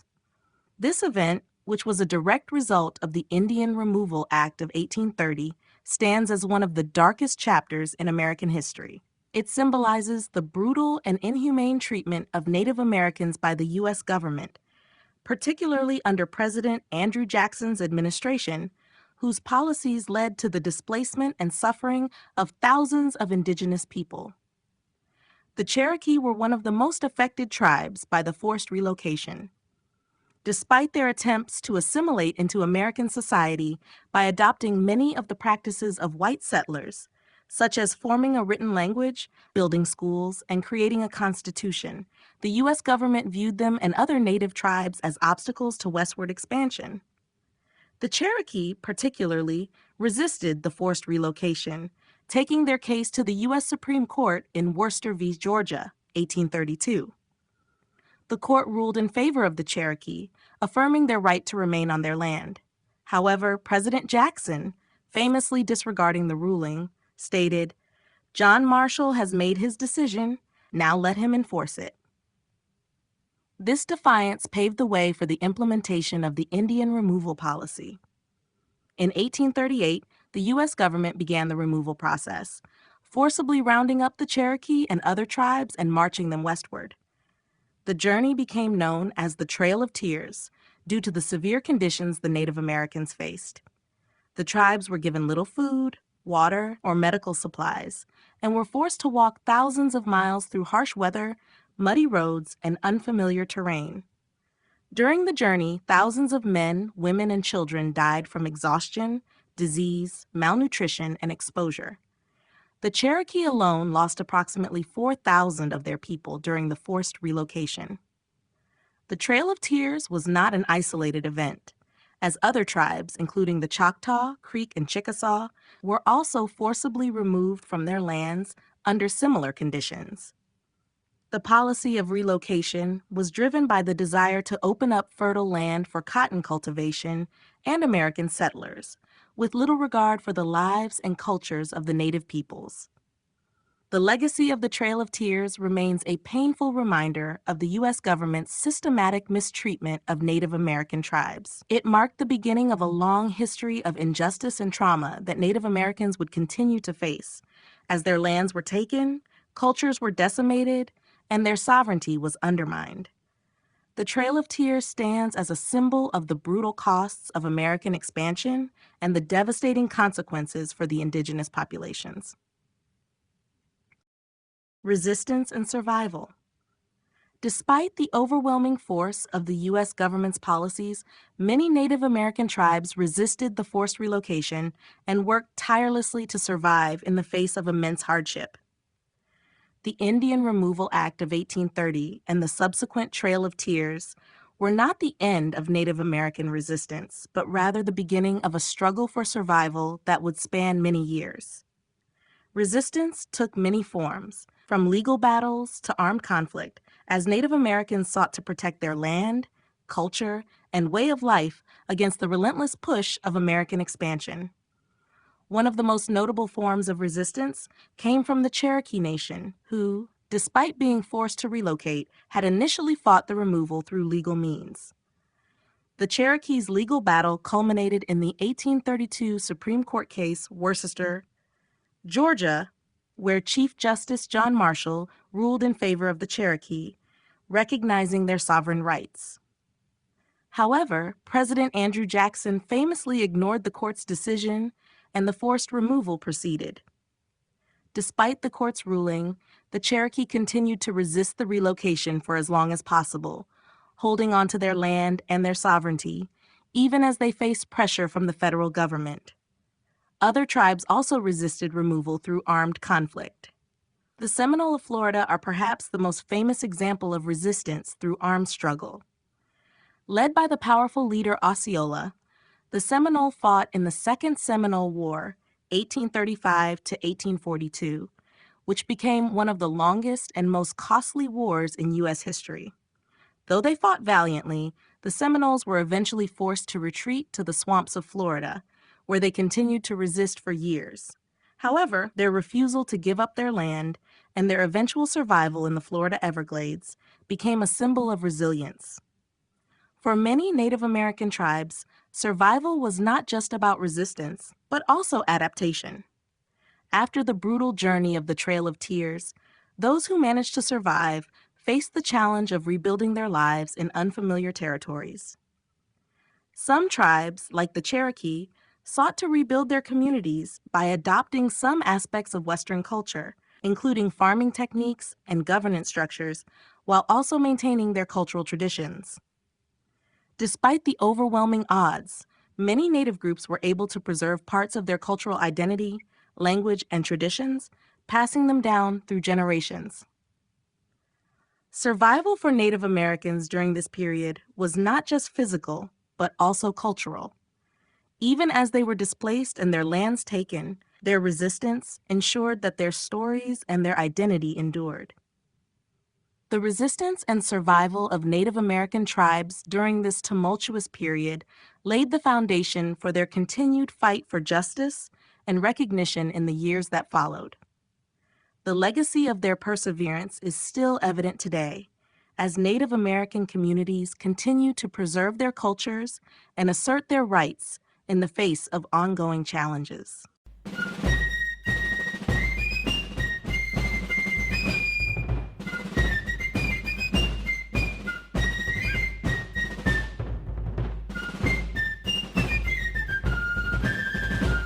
Chapter 6: Society in Transition. The Jacksonian era marked a period of profound social, economic, and cultural change in the United States. As the country expanded westward and industrialized, American society underwent significant transformations. These changes were driven by a combination of technological advancements, shifts in political power, and the growing influence of new social movements. While many Americans embraced the opportunities of this changing landscape, others struggled with the consequences of these transitions, particularly in relation to class, race, and gender dynamics. Jackson's presidency, with its populist appeal and support for the common man, helped usher in a new political and social order, but it also exposed the contradictions and tensions within American society. One of the most important social changes during this time was the rise of the market economy, fueled by innovations such as the cotton gin, steam power, and the expansion of the railroad system. These technological advancements revolutionized agriculture and industry, creating new economic opportunities, but also deepening the divide between the North and South. The growth of cotton production in the South, for example, led to an increasing reliance on slave labor, while the North became more industrialized, with factories and mills providing new jobs for working-class Americans.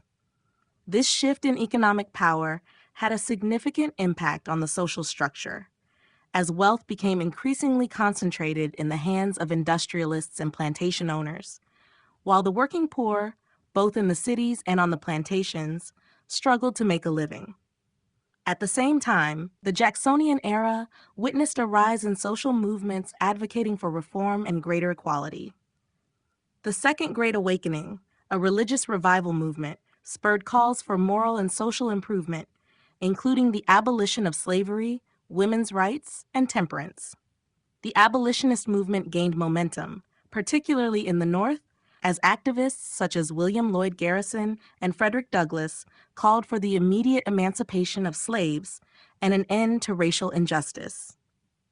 Meanwhile, the women's rights movement began to take shape, with figures like Elizabeth Cady Stanton and Lucretia Mott organizing the first Women's Rights Convention in Seneca Falls, New York, in 1848. These movements challenged traditional notions of power and privilege, advocating for a more inclusive and egalitarian society. However, the benefits of these social transitions were not evenly distributed. While white men, particularly in the West and South, gained greater political power through the expansion of voting rights, other groups remained excluded from full participation in society. Women, African Americans, and Native Americans were largely denied political rights, and the institution of slavery continued to thrive in the South. The struggle for equality and justice for these groups would continue long after Jackson's presidency, with many of the social issues of the Jacksonian era remaining unresolved. The Jacksonian era also saw the growth of a more democratic political culture. Jackson's populist appeal and his efforts to champion the rights of the common man helped foster a more inclusive political system, with the expansion of suffrage and the rise of mass political participation. This period also saw the rise of political parties as an essential component of American politics, with Jackson's Democrats opposing the Whigs, a party formed in opposition to Jackson's policies. The rise of these mass-based parties marked the beginning of a more modern form of American politics, where candidates were increasingly accountable to the people, and their campaigns were driven by public opinion. In conclusion, the Jacksonian era was a time of social and economic upheaval, with the nation undergoing profound changes that reshaped American society. While these transitions offered new opportunities for some, they also deepened existing inequalities and created new divisions within the country. The period's legacy continues to influence American society today, as the issues of race, class, and gender that emerged during this time remain central to the nation's ongoing struggles for equality and justice. Economic shifts and labor movements. The Jacksonian era witnessed profound economic shifts that reshaped the landscape of the United States, particularly in the North and West. The Industrial Revolution was well underway, bringing significant changes to the country's economic structure. New technologies, such as the steam engine, the cotton gin, and improvements in transportation, like railroads and canals, led to rapid industrialization. This transformation created new industries, particularly in manufacturing, and provided new opportunities for economic growth. However, it also introduced new challenges, particularly for the working class, as the rise of factories and urbanization led to the growth of wage labor and the emergence of labor movements.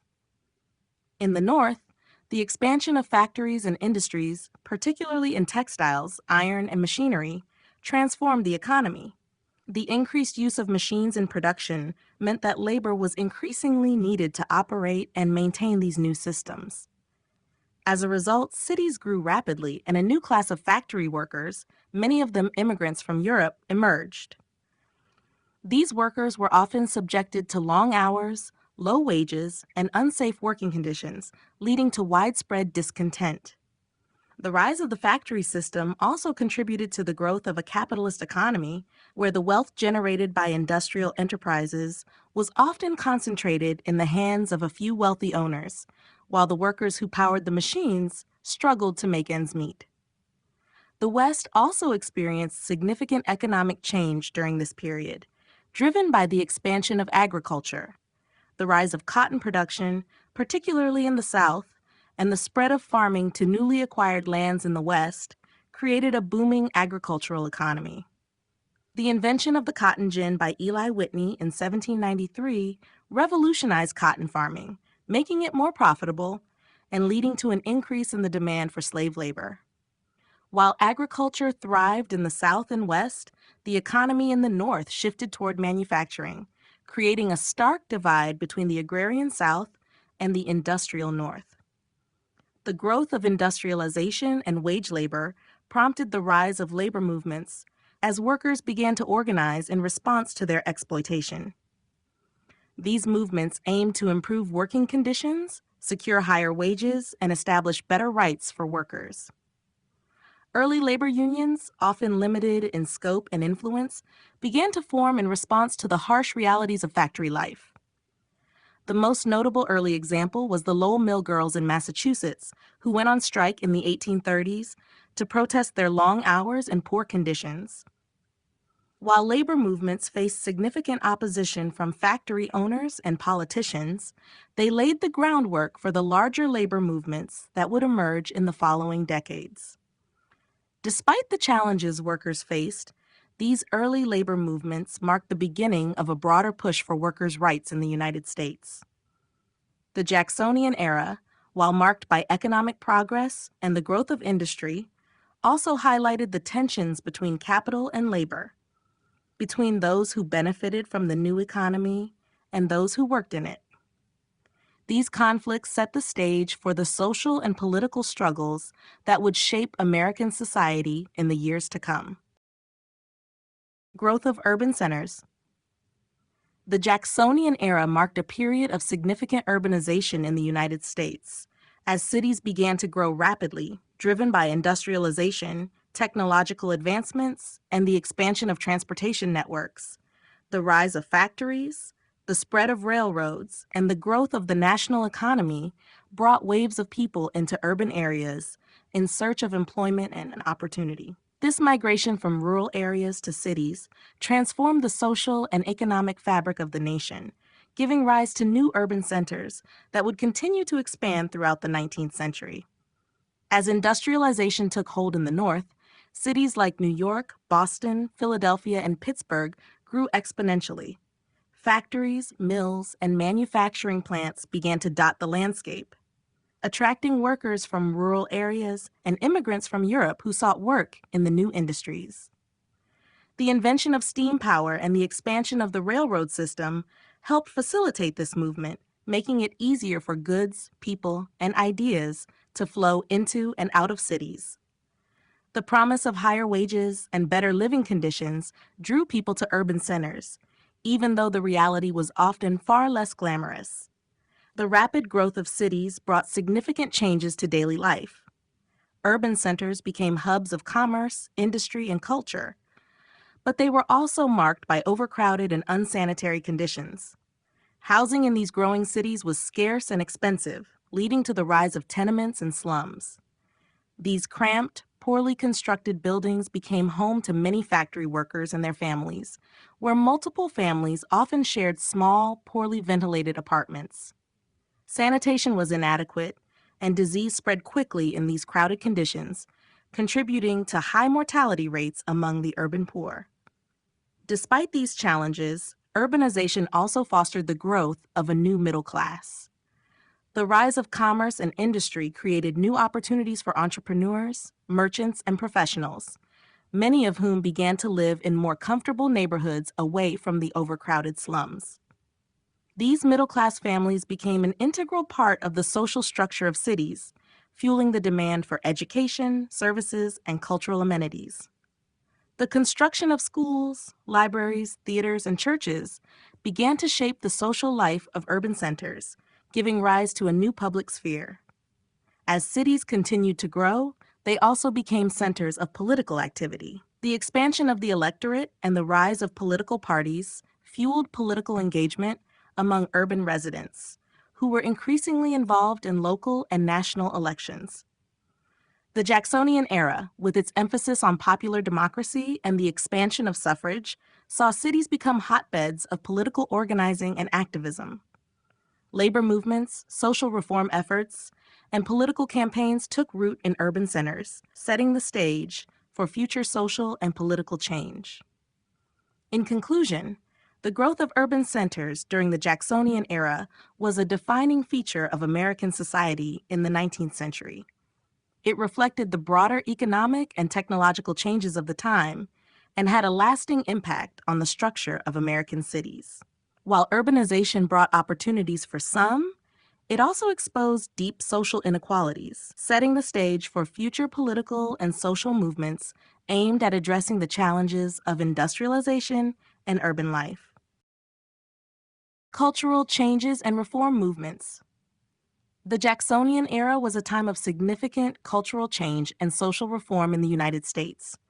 As the country expanded and underwent economic transformation, new ideas about democracy, equality, and morality began to take root. This period saw the rise of various reform movements that aimed to address the challenges of a rapidly changing society, including the push for abolition, women's rights, temperance, and educational reform. These movements were driven by both religious and philosophical ideas, particularly those associated with the Second Great Awakening, a religious revival that emphasized individual empowerment and moral improvement. One of the most important cultural shifts during this time was the rise of the abolitionist movement, which sought to end slavery in the United States. As the country expanded westward, the issue of slavery became increasingly contentious, with abolitionists calling for the immediate emancipation of enslaved people. Figures like William Lloyd Garrison, Frederick Douglass, and Harriet Tubman emerged as leaders in the fight against slavery. Their efforts, often through publications, speeches, and direct action, helped to galvanize the movement and raise public awareness of the moral injustices of slavery. While their views were not universally accepted, especially in the South, the abolitionist movement laid the groundwork for the eventual end of slavery and the Civil War. Another significant reform movement during this period was the push for women's rights. The 1830s and 1840s saw the emergence of the first wave of feminism in the United States, as women began to demand greater social, political, and economic equality. The Seneca Falls Convention of 1848, organized by Elizabeth Cady Stanton and Lucretia Mott, was a pivotal moment in this movement, where women gathered to discuss their rights and issue a declaration of sentiments calling for equal rights, including the right to vote. While the movement did not achieve all of its goals during the Jacksonian era, it sparked a larger conversation about women's roles in society that would continue for decades. The temperance movement, which aimed to reduce or eliminate the consumption of alcohol, also gained momentum during this period. Advocates for temperance argued that alcohol was the root cause of many social problems, including domestic violence, poverty, and crime. Religious groups and social reformers, particularly in the North, led the charge for temperance, calling for laws to limit alcohol sales and promote moral behavior. The movement was successful in some areas, leading to local bans on alcohol and the eventual rise of the Prohibition movement in the early 20th century.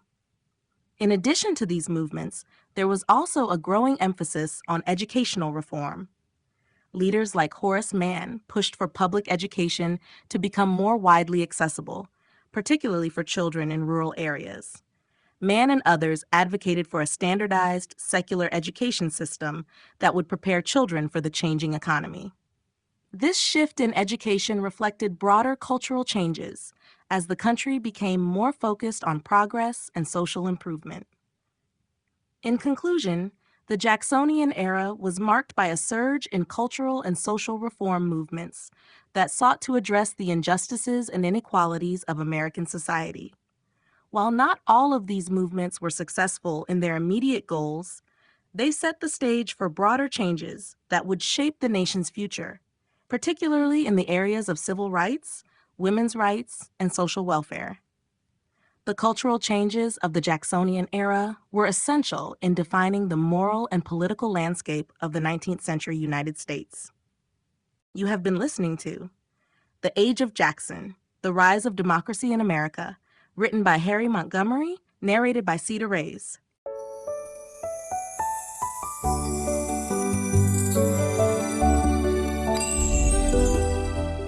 The American Dream, A History of the Nation's Ideals, written by Harry Montgomery, narrated by Cedar Reyes.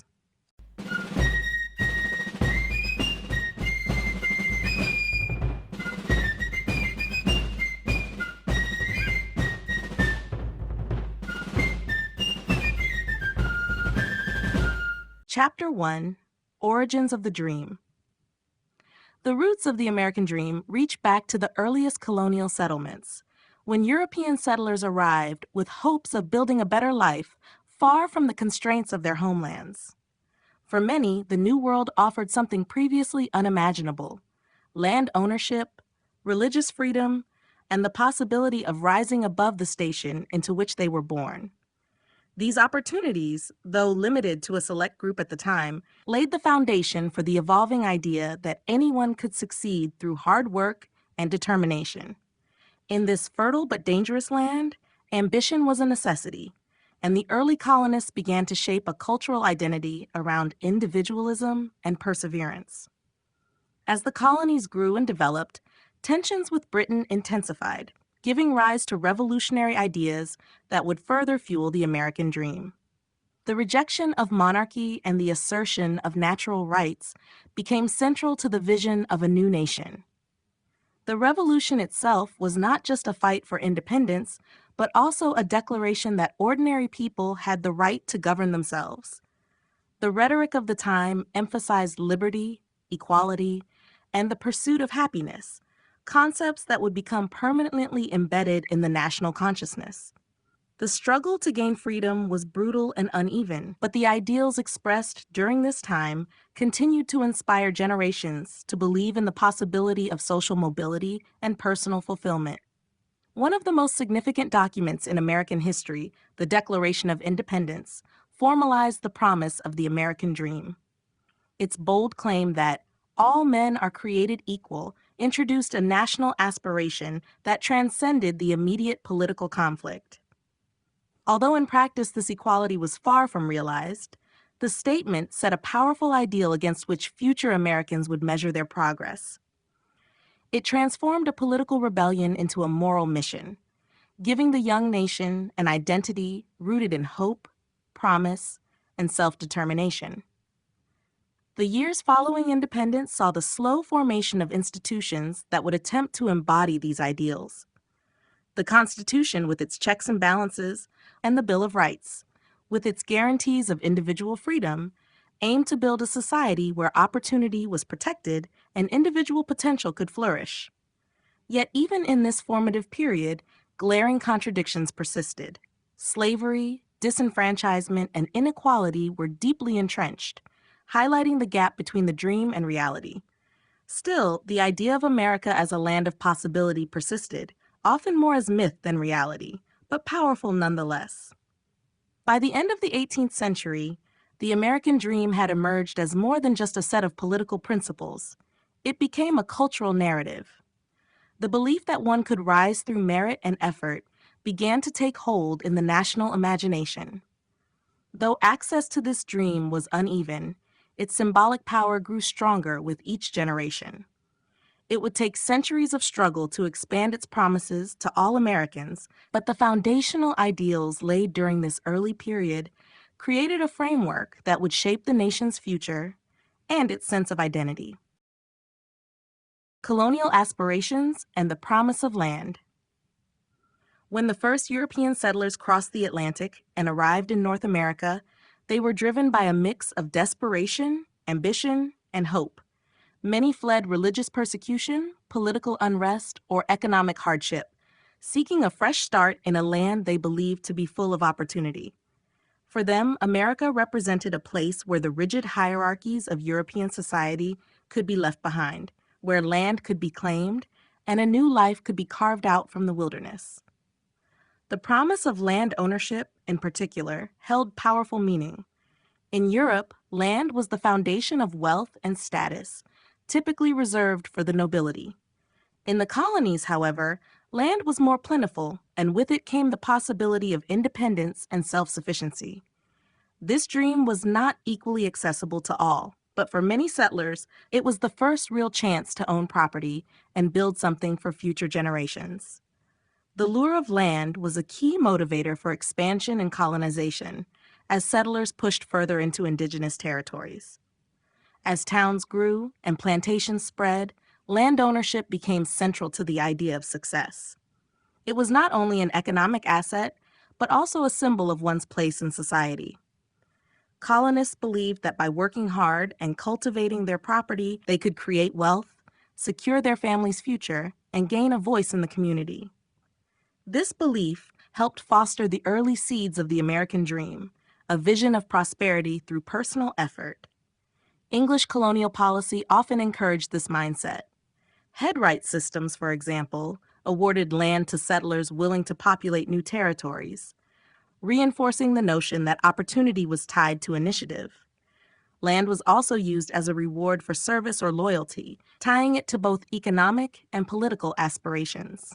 For many poor Europeans, these arrangements were a golden opportunity to escape the cycle of poverty. The idea that social advancement was possible through land ownership set the colonies apart from the Old World, where birth often dictated destiny. However, the promise of land was not without its darker consequences. Indigenous peoples who had long lived on and cared for these lands were displaced, often violently. treaties were broken, and native communities were driven out or destroyed in the name of settlement. While colonists dreamed of freedom and prosperity, that dream was frequently built on the backs of others who were denied both. Additionally, the rise of plantation agriculture in the southern colonies tied land ownership to the institution of slavery, introducing a contradiction that would haunt the American ideal for centuries to come. Despite these contradictions, the promise of land remained a powerful motivator for generations of Americans. It helped shape the national identity as a land of opportunity, where one could gain not only material success, but also independence and dignity. Even today, the legacy of this belief continues to influence American culture and values. In the colonial period, land was more than soil. It was the foundation of hope, the measure of ambition, and the first true symbol of what would come to be known as the American dream. Revolutionary ideals and the pursuit of liberty. The American Revolution was not only a military struggle for independence, but a profound ideological movement that reshaped how people thought about power, rights, and the individual. At its heart was a radical assertion that all people possessed certain inalienable rights and that government existed not to rule over the people, but to serve them. These ideas were heavily influenced by Enlightenment thinkers such as John Locke, who argued that life, liberty, and property were natural rights that no king or parliament could take away. The colonists embraced these beliefs as they challenged British authority, giving rise to a new political philosophy rooted in liberty and self-governance. Tensions with Britain had grown over time, particularly as the Crown imposed taxes and trade restrictions without granting the colonies direct representation. The rallying cry of "no taxation without representation" was not just a complaint about taxes. It was a demand for autonomy and a rejection of tyranny. Many colonists came to see British rule as incompatible with their vision of freedom. The revolutionary movement began to frame their struggle as a moral cause, asserting that liberty was not a privilege granted by monarchs, but a birthright. This sense of righteousness fueled the commitment of ordinary farmers, artisans, and merchants who risked everything for a future shaped by their own hands. The Declaration of Independence, adopted in 1776, became the defining document of this ideological shift. Penned primarily by Thomas Jefferson, it boldly stated that all men are created equal and endowed with unalienable rights.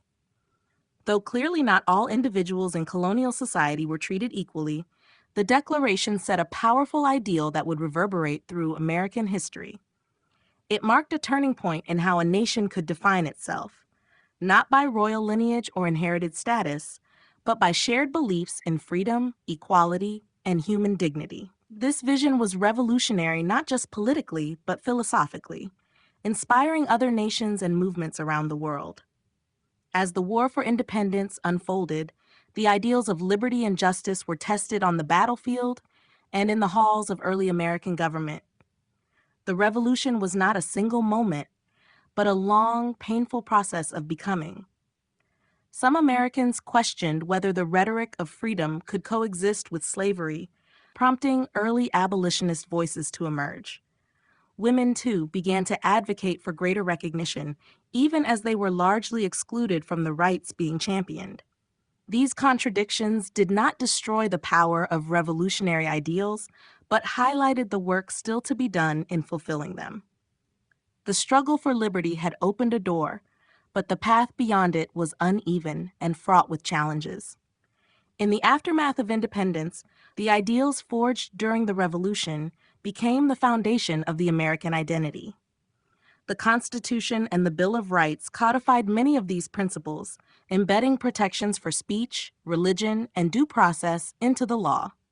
Although the young nation would continue to grapple with the gap between its ideals and its realities, the pursuit of liberty remained at its core. Revolutionary thought had given Americans a new way to see themselves, not as subjects of an empire, but as citizens of a republic, capable of shaping their own destiny. The dream of liberty was now inseparable from the American story. The Declaration and the birth of a national vision. The signing of the Declaration of Independence in 1776 marked more than a political separation from Britain. It signified the creation of a new identity, a bold reimagining of what a nation could be. For the first time, a collective of colonies proclaimed that government derived its legitimacy from the consent of the governed, not divine right or inherited power. This document laid out a vision of a society built on individual rights, equality, and the pursuit of happiness.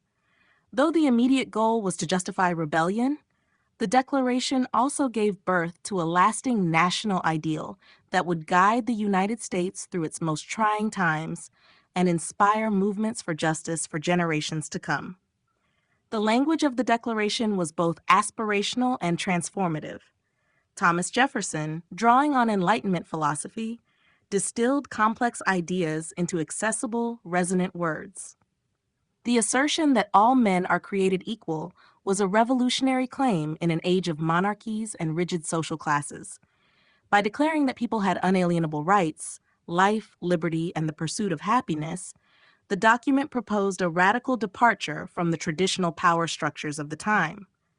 These principles were not merely stated as goals, but as inherent truths, providing a moral foundation for the new nation.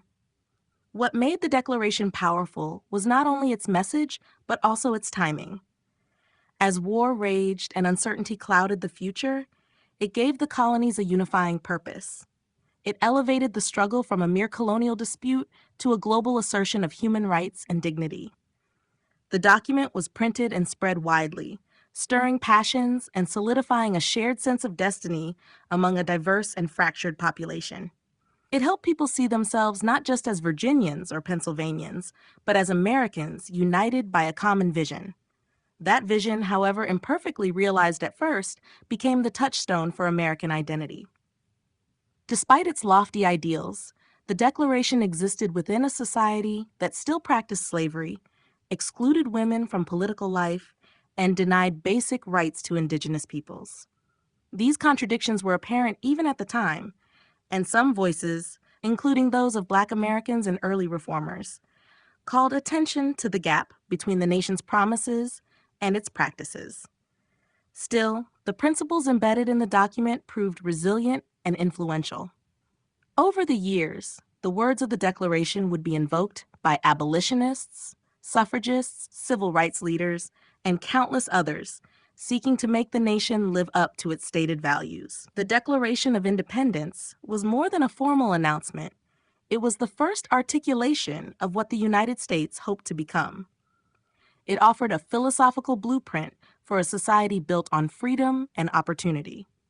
Although the path toward that vision has been long and often painful, the ideas set forth in 1776 established the foundation for a national dream that continues to evolve. The birth of that vision began with a single document, but its influence would grow far beyond the immediate moment, becoming the beating heart of the American experiment.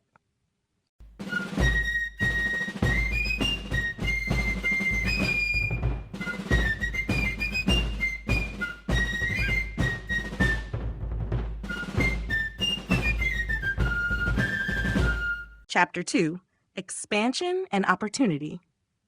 As the United States emerged from its revolutionary beginnings, a new era of ambition and restlessness began to take hold.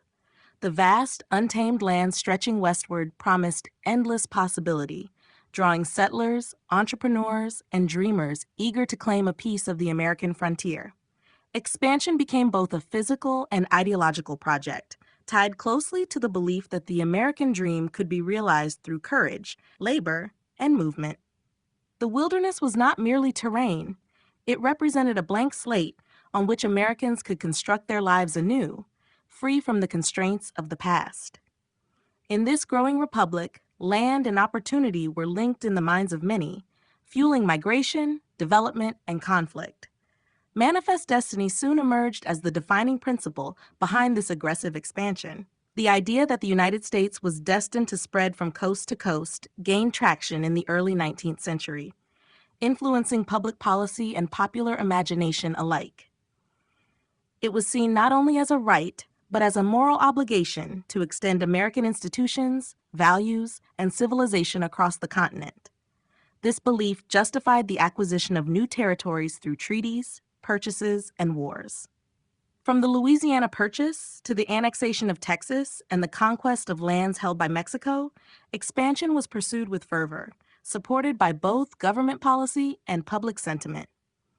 Immigrants from around the world added to the momentum, viewing the United States as a land of promise. Fleeing famine, political unrest, and poverty, millions arrived with the hope of forging a better future. The image of America as a place where one could rise through determination and effort took deeper root with every arrival. For many, simply owning a small farm, opening a business, or finding steady employment represented a fulfillment of dreams unimaginable in their homelands. Cities expanded, railroads crisscrossed the land, and economic growth surged as the country pushed outward. The dream of opportunity became not only personal, but national, an engine of growth and innovation. But this period of opportunity was also marked by exclusion and displacement. Indigenous peoples faced violent removal and confinement to reservations as settlers encroached on their lands. The Indian Removal Act, for example, enabled the forced migration of Native communities, often at great human cost. Additionally, the expansion of slavery into new territories deepened national divisions, bringing into question whether the American dream truly applied to all. While many profited and prospered, others suffered or were left behind, revealing the limitations and hypocrisies embedded within the ideal of equal opportunity. Despite its complexities, the narrative of expansion became deeply woven into the American identity. It reinforced the idea that prosperity was available to those willing to work and take risks. The frontier became symbolic of freedom, individualism, and self-reliance. It created a cultural mythology that celebrated the pioneer spirit while obscuring the costs paid by others. As the nation spread across the continent, it carried with it the powerful belief that growth equaled progress, and that with each mile conquered, the American dream became more attainable. Expansion was more than a movement of people. It was a defining chapter in the country's evolving sense of purpose and possibility. Westward movement and manifest destiny. In the decades following independence, Americans increasingly turned their eyes westward, drawn by the lure of open land, natural resources, and the promise of a better life. This period of territorial expansion was not random or purely economic. It was underpinned by a powerful belief system known as manifest destiny. This widely held conviction asserted that the United States was divinely ordained to expand across the North American continent, spreading its values, institutions, and civilization. Westward movement was seen as not only inevitable, but righteous, a fulfillment of the nation's destiny. The spirit of this belief shaped government policy, popular culture, and the dreams of countless settlers eager to begin anew. The Louisiana Purchase in 1803 nearly doubled the size of the United States and signaled the beginning of a new era. With each territorial gain, from Florida and Oregon to Texas and California, momentum grew. Wagon trains, homesteaders, and prospectors moved steadily west, often facing grueling journeys and great uncertainty. For many Americans, particularly small farmers, the West symbolized freedom from debt, landlords, and class hierarchies. It promised self-sufficiency and control over one's own fate, reinforcing the ideal that success could be achieved through hard work and determination. The government supported this belief by offering land through measures like the Homestead Act, which granted plots to citizens willing to settle and cultivate them. At the same time, manifest destiny was used to justify military action and political decisions that dramatically reshaped the continent. The annexation of Texas led to the Mexican-American War, resulting in the U.S. gaining large portions of the Southwest. The Oregon Trail and the California Gold Rush brought hundreds of thousands into these new territories, accelerating the transformation of landscapes and local economies. While the West provided immense opportunity for some, it also introduced major challenges to national unity, especially regarding the expansion of slavery into new territories, a controversy that would later fuel the Civil War. The ideology of manifest destiny was often couched in moral language, portraying expansion as a mission to bring democracy, Christianity, and modernity to less developed regions. But in practice, it led to the displacement and suffering of Native American tribes whose lands were seized or invaded. Treaties were broken and forced removals became common, as indigenous communities were pushed aside to make way for American settlers. The belief in the nation's exceptionalism often ignored the human cost of expansion and contributed to a mythologized version of the West that concealed its violence and inequality. Despite its contradictions, westward movement became central to the national narrative. It reinforced a belief in progress, innovation, and the limitless potential of the American people. The rugged individualism of the pioneers, the triumph over nature, and the dream of land ownership all contributed to a powerful cultural identity. Manifest Destiny shaped not only maps but minds, encouraging Americans to view expansion as both their right and their duty. The legacy of this movement is still visible today, not just in the physical geography of the United States, but in its enduring belief in reinvention, mobility, and the boundless pursuit of a better tomorrow. Immigration and the land of opportunity. Throughout the 19th century, the United States became a magnet for immigrants from around the world, drawn by the powerful image of America as a land where anyone could succeed through hard work and determination. This vision of the United States as a place of endless opportunity was more than myth. It was a lived experience for many who left behind poverty, oppression, or limited prospects in their homelands.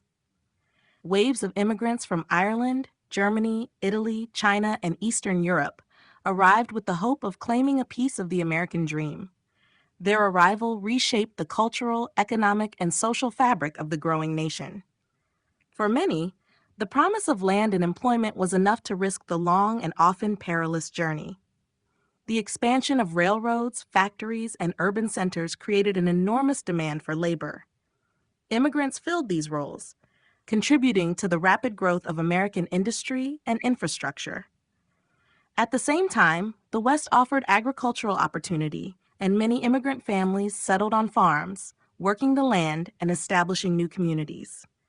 The possibility of owning property and securing a better future for one's children stood in stark contrast to the rigid class structures many had escaped. Even in harsh conditions, the sense of possibility was real and motivating. Ellis Island became the iconic gateway for millions arriving on the East Coast, a symbol of both hope and hardship. The process of arrival could be daunting, but for those who passed through, stepping onto American soil represented a new beginning. Cities like New York, Chicago, and San Francisco swelled with diverse populations, becoming centers of culture, commerce, and ambition. While language barriers, discrimination, and economic exploitation were common, many immigrants still managed to build lives of stability and pride. They opened small businesses, formed tight-knit neighborhoods, and participated in the growing labor movements that sought better conditions for all workers. However, the influx of newcomers also sparked fear and resistance. Nativist sentiments emerged among segments of the American population who viewed immigrants as threats to their jobs, culture, and security. This led to exclusionary laws like the Chinese Exclusion Act and immigration quotas aimed at limiting the arrival of certain nationalities. Despite these obstacles, the ideal of the United States as a land of opportunity persisted, often upheld most strongly by the very people who had to fight hardest to find their place in it. Immigration during this period was not just a demographic shift. It was a reaffirmation of the American dream. The determination of immigrants to work, sacrifice, and succeed breathed life into the ideals of equality and mobility that defined the nation's vision of itself. Their stories were woven into the broader narrative of American progress, reinforcing the belief that anyone, regardless of origin, could rise through perseverance.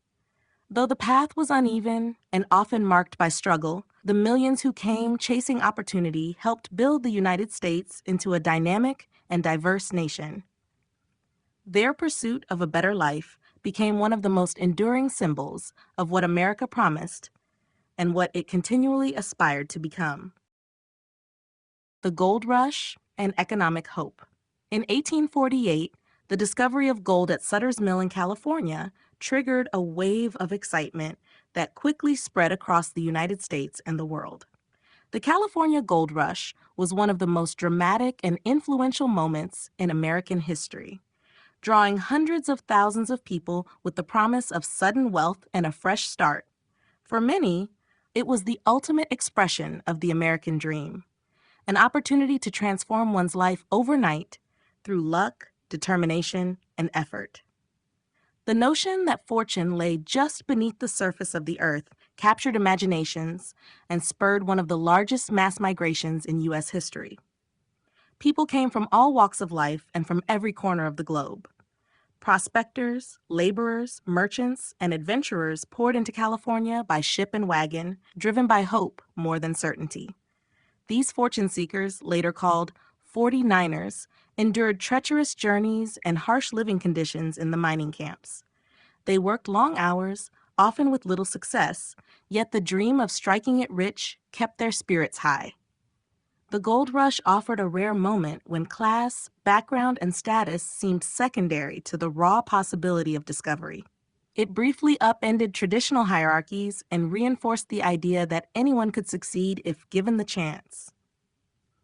The economic effects of the gold rush were immediate and far-reaching. California's population exploded, and towns like San Francisco transformed from sleepy outposts to bustling cities almost overnight. Infrastructure rapidly developed as businesses emerged to supply miners with tools, clothing, food, and services.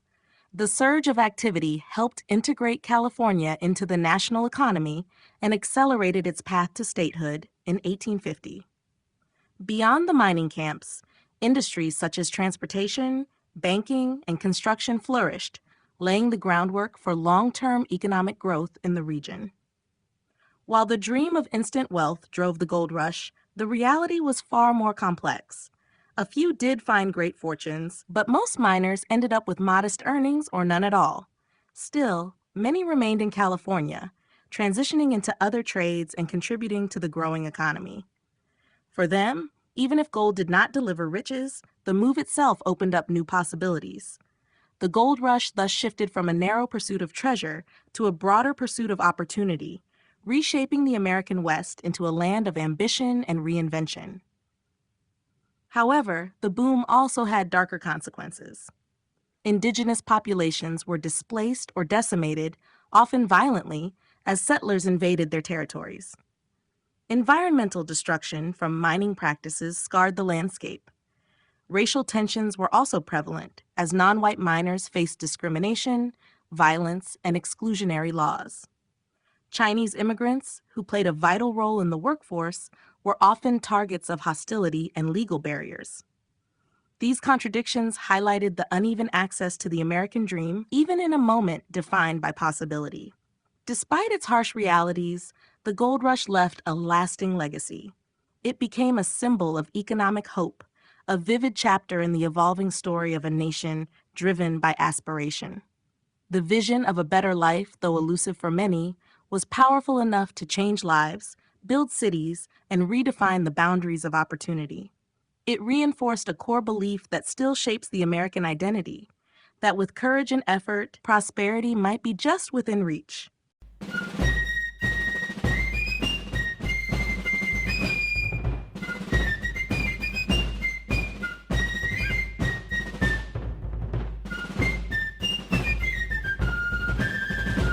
Chapter 3: Struggles and Inequality. As the American dream continued to spread its influence across the growing nation, it became increasingly clear that its promises were not equally accessible to all. While expansion and economic growth brought opportunity to many, they also revealed deep divisions and injustices embedded in American society.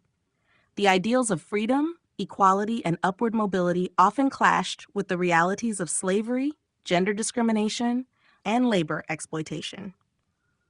For countless individuals and communities, the pursuit of the American dream was not a path paved with hope, but a struggle against exclusion and systemic barriers. Slavery stood as the most glaring contradiction to the nation's founding principles. While many Americans sought independence and prosperity, millions of enslaved Africans were denied even the most basic human rights.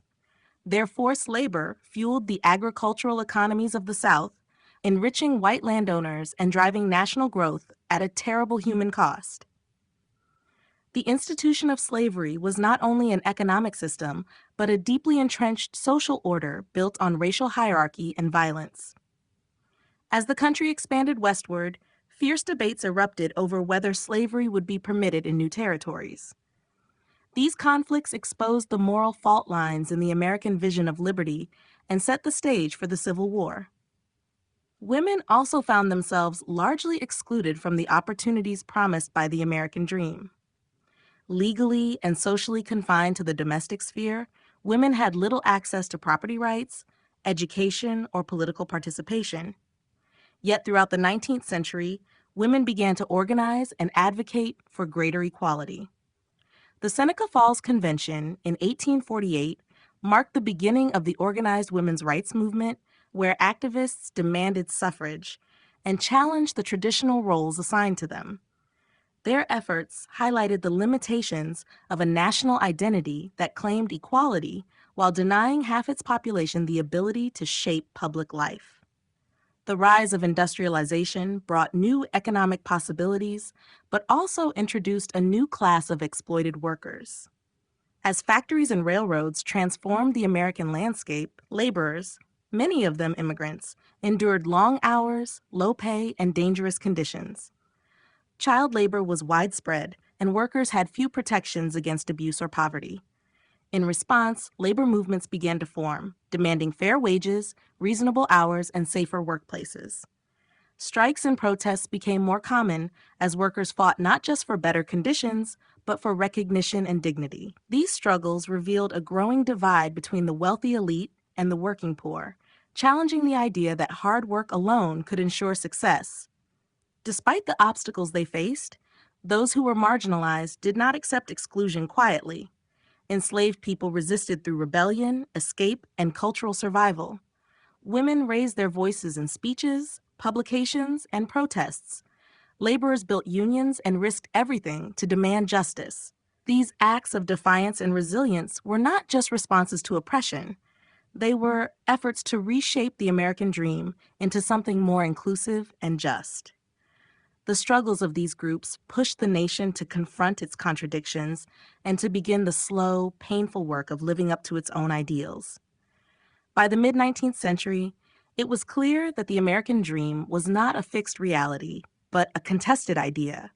It was a vision that inspired millions, but one that also had to be constantly challenged and redefined by those it left behind.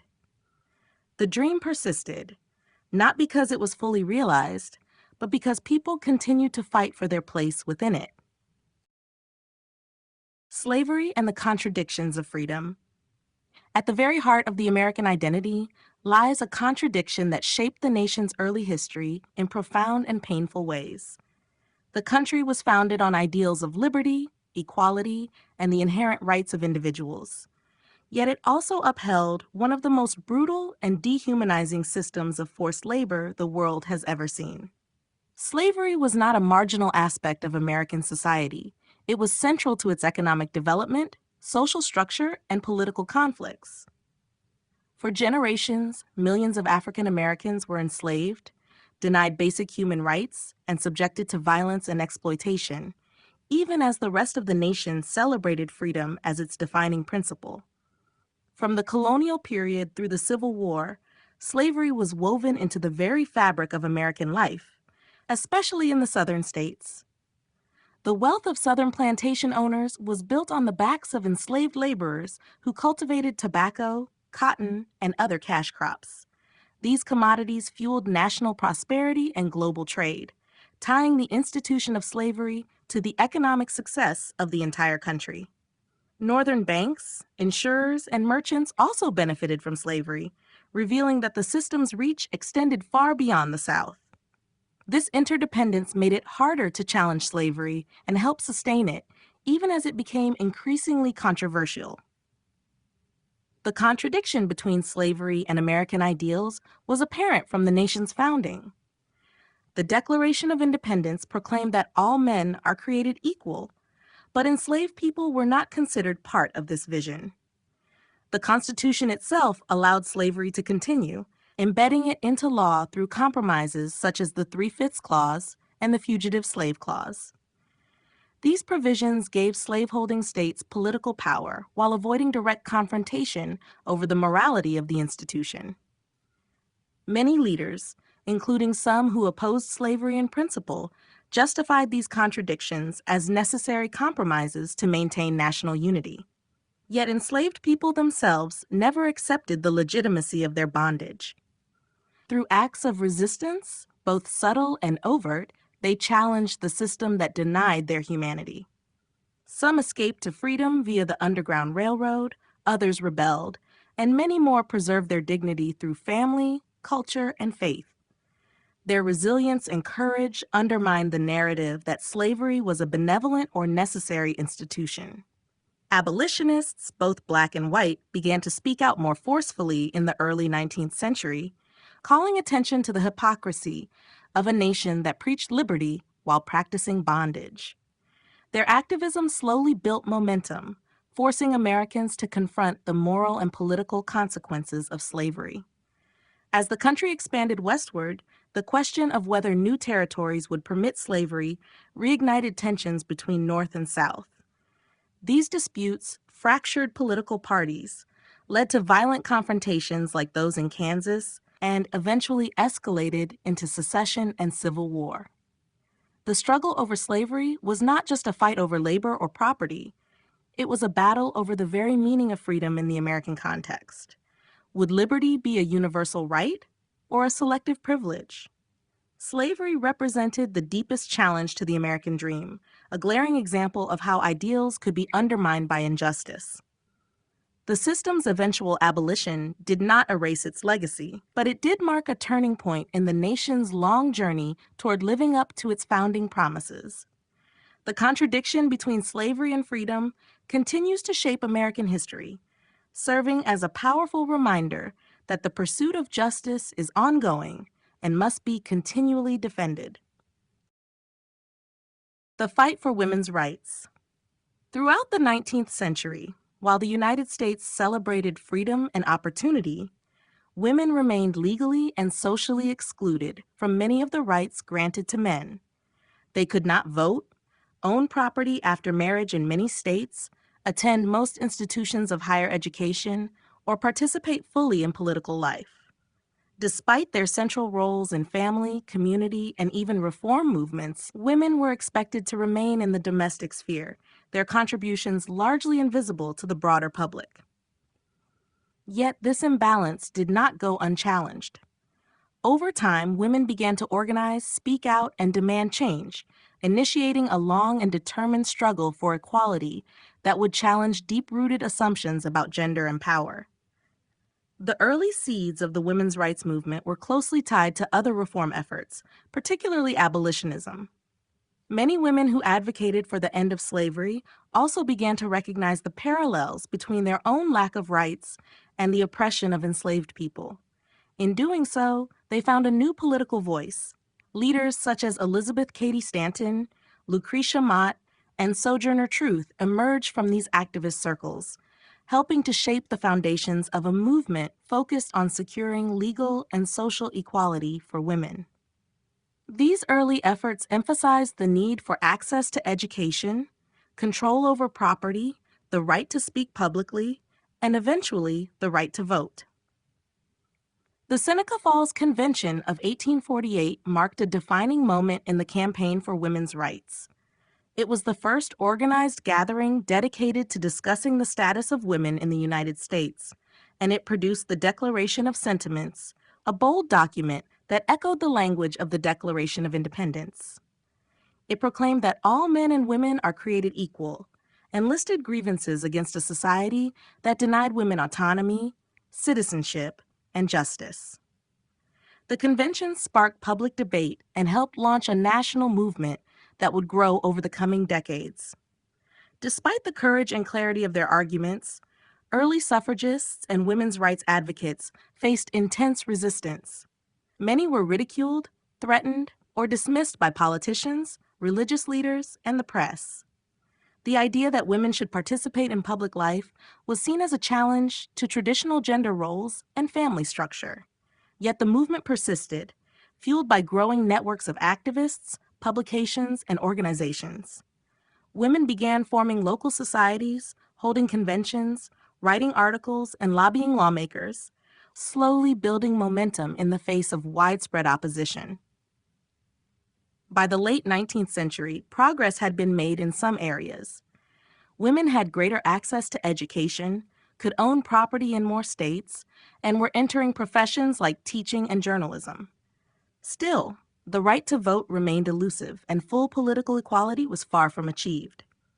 The fight for suffrage would intensify in the decades to come, eventually culminating in the passage of the 19th Amendment in 1920. But the roots of that victory lay in the 19th century struggles, where women first declared their intention to be equal participants in the American democracy. The fight for women's rights exposed a fundamental flaw in the American dream, that equality was not yet universal. Women's activism forced the nation to confront its contradictions and expand its understanding of freedom. Their struggle was not only for their own liberation, but for a more inclusive and just society, one where the promises of the nation could truly belong to everyone. Labor movements and the working class. As the United States transformed into an industrial powerhouse during the 19th century, the nature of work changed dramatically. Massive factories, railroads, steel mills, and textile plants reshaped the economy and drew millions of workers into cities in search of employment. This rapid industrial growth created new opportunities, but it also introduced intense hardships for the working class. Long hours, low wages, unsafe conditions, and job insecurity were common. Many workers, including children, toiled in grueling environments with little protection or support. The promises of the American dream seemed distant for those whose daily reality was marked by exploitation. Out of this struggle, labor movements began to rise, giving workers a voice and demanding dignity, fairness, and reform. The early labor movement was fragmented and often met with fierce resistance from employers and the government. Workers who organized or went on strike risked being fired, blacklisted, or even attacked by private security forces or state militias. Nevertheless, workers pressed on, forming unions and staging strikes to demand better wages, shorter workdays, and safer conditions. One of the earliest and most famous examples was the Great Railroad Strike of 1877, which saw workers across several states walk off the job in protest of wage cuts. Though it was eventually crushed by force, the strike marked a turning point, signaling the growing power and unity of industrial workers. Unions like the Knights of Labor and the American Federation of Labor gained prominence during the late 19th century, organizing workers across trades and advocating for labor rights on a national level. These organizations provided structure and support for workers, helping to negotiate contracts, organize boycotts, and press for legislation.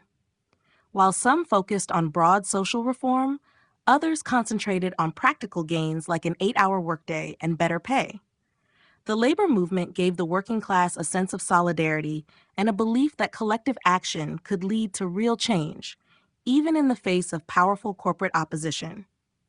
Despite some victories, labor activists often faced brutal repression. The Haymarket Affair in 1886, in which a bomb exploded during a labor rally in Chicago, led to widespread fear and a backlash against unions.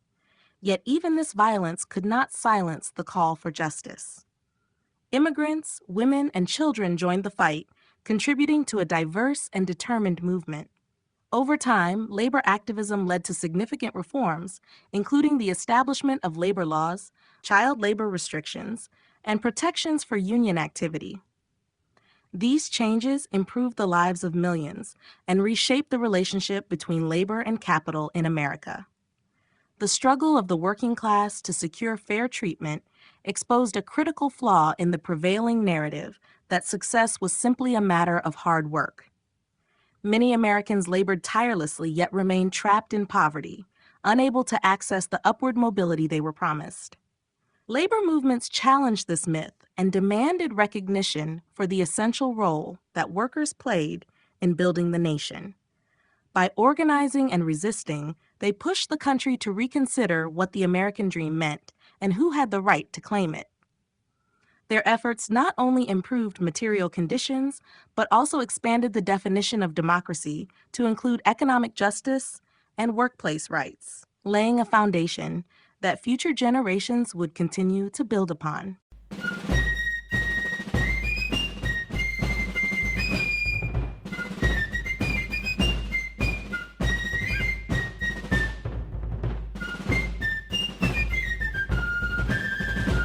Chapter 4: Reinvention in the Industrial Age. The Industrial Age in the United States marked a period of rapid change and transformation, both in the economy and in society. The shift from an agrarian to an industrial economy created new opportunities, but also introduced significant challenges. With the rise of factories, railroads, and large-scale manufacturing, the American landscape was redefined. Cities swelled with new immigrants and rural Americans, all seeking work in an economy that prized productivity and efficiency. In the midst of these changes, the concept of reinvention became central to the American dream.